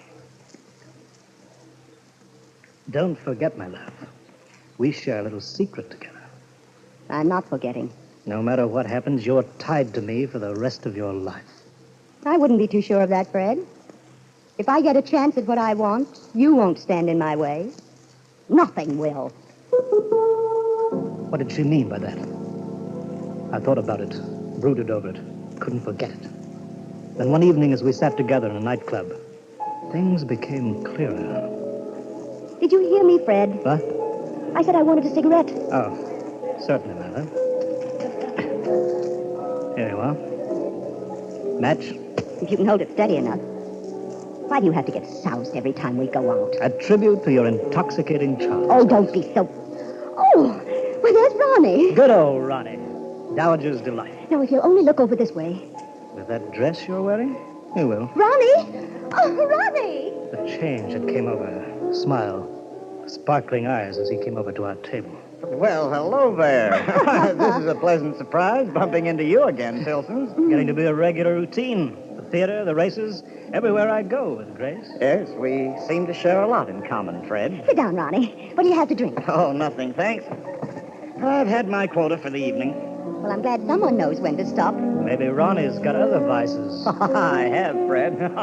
One of them's dancing.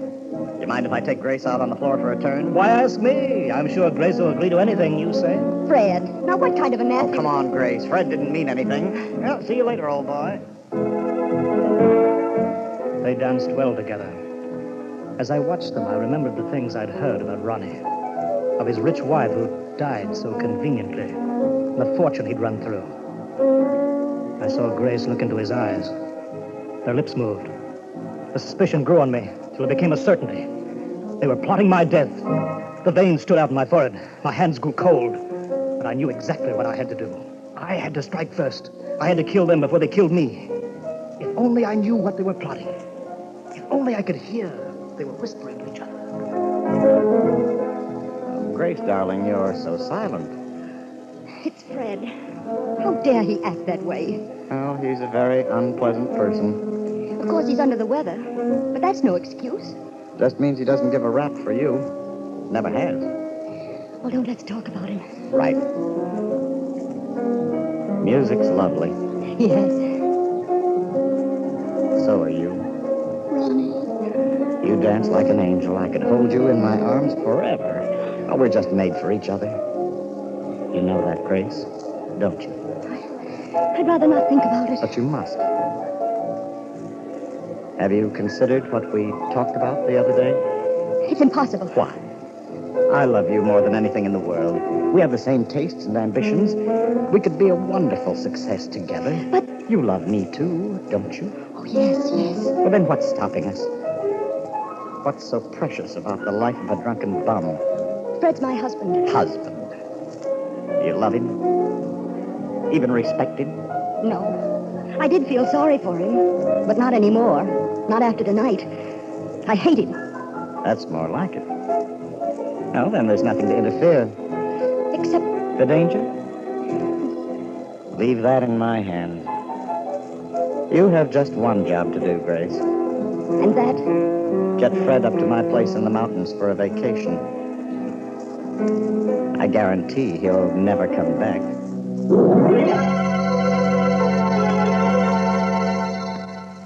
I don't know if I should have been suspicious. Fred agreed to go up to Ronnie's place with surprising ease. It was almost as if he'd been expecting the invitation. The night we planned to do it, we sat in the living room, just the three of us. Ronnie was playing the piano. I'm afraid I'm awfully rusty. I haven't practiced in weeks. It sounds grand to me, Ronnie. Why don't you join him, Grace? I know you're just dying to play with Ronnie. Duet, I mean. Well, that's all we have time for anyway. I promised the Pearsons we wouldn't be late. Oh, that beach picnic. Tell you the truth, I don't feel much like it. But you promised to go, Fred. Do you a world of good, old boy. Wonderful night for a swim. You both seem very anxious to get me down to that lake. Not at all. If you want Grace and me to go alone. All right, I'll come. But I've got to go upstairs for my bathing suit. Wait for me here. Well, hurry it up, old boy. All set, Grace? You know exactly what to do? But I think so. You make a great fuss about Fred drinking. That'll be remembered afterwards. I'll take care of him at the raft. Push his head underwater and... He'll struggle. He'll call out. Not in the condition he's in. He's as weak as a baby. Be all over in a few minutes. I'll swim back Ronnie. Yes? Isn't there some other way? We love each other so much. Can't we just... Run off together? Let's be realistic, darling. We need the money. His money. Love in a cottage isn't our style. I suppose not. Where is he? What's keeping him so long? I'm just as glad. Come on, Grace. I want to make sure there's an extra bottle of whiskey for him in the car. This way, darling. Through here, into the garage. Give me your hand, Ronnie. Now, darling, everything's going to be all right. Just being with you. Ronnie. Yes? I saw something moving. Where? Over there. Behind the car. Fred. Hello. Thought I'd hurry things up by coming straight out to the garage. Well, you gave us quite a start. Why, Grace? Something on your conscience? Well, the Pearsons will be on our necks if we don't get started soon. Well, in you go. We're off to the races. But just try to pick the winner. We drove out to the road, the winding road that led down to the valley. I knew just the spot where I had to leave them. From there on, their only companion would be the man with the sickle. Slow down, Ronnie. Huh? I'm not going to the picnic after all. My head's splitting. But it's too late to drive you back, Fred. You won't have to. I'll walk. Just let me on. Very well.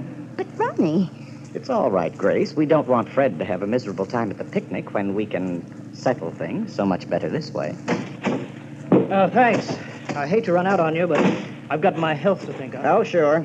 Oh, incidentally, there's a shortcut back to the house through the fence there. I don't see it. Go on ahead. I'll turn the headlights on it. Oh, thanks. So long. Have a good trip. Where are you going? Shut up!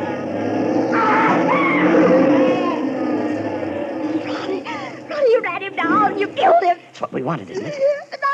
Not out here on the road. It'll look like a hit-and-run accident. We'll double back at the bottom of the hill and pretend we came from another direction. Oh, we won't get away with it, Ronnie. It's no use. They'll catch us this time. Snap out of it, Grace. Sorry, but you've got to get hold of yourself. Yes, I must. I can't go all to pieces. My hands are trembling. Where are you going? Take the wheel. You're going to drive. No, I can't. Now move over. Go on. No. Now drive.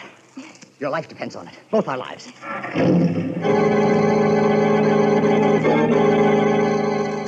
I started down that steep zigzag road, and slowly, my nerves relaxed. As the car swooped around the curbs, I felt a strange acceleration. Easy on these curves, Grace. It's a sheer drop if we go over the cliff. Are you scared now, Ronnie? Well, I want to keep my neck in one piece. You needn't worry. I'm a good driver. Fred always says What's the matter? nothing. Keep your mind on the road. There's a hairpin bend ahead of here that... Hey, look out. Okay, I see it. I pushed on the brake. The pedal went all the way to the floor, but nothing caught. Nothing. No, Grace. Now, do you know what I was doing there in the garage? I disconnected the brakes. He did it! Fred! The fence, Grace. The He fence. disconnected them! Yes, Grace. I meant to kill you and Ronnie before you... Grace, slow down. Oh, Ronnie, fast! I know something! Slow down. It's coming after you. It's too late now. That long drop to the rocks. Ronnie! See you soon, Grace. Very soon.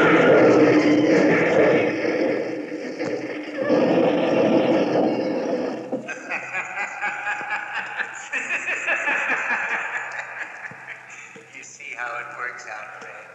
And you, Grace, you made one little mistake the night you killed me. You thought that company in crime made it easier, but it doesn't. Murder is a lonely business. A very lonely business.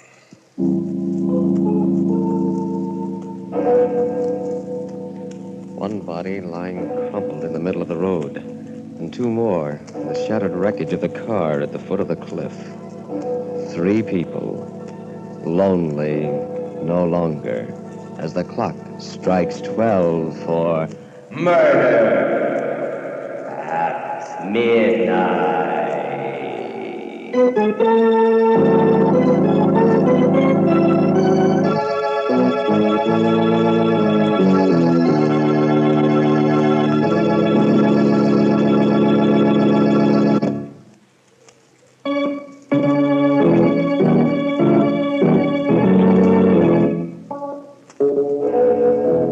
Remember to be with us again when death plays host and the clocks strike 12 for murder at midnight. The part of Grace was played by Helen Shields. Wendell Holmes was her husband. Carl Emery, her lover. With music by Charles Paul, Murder at Midnight was directed by Anton M. Leader.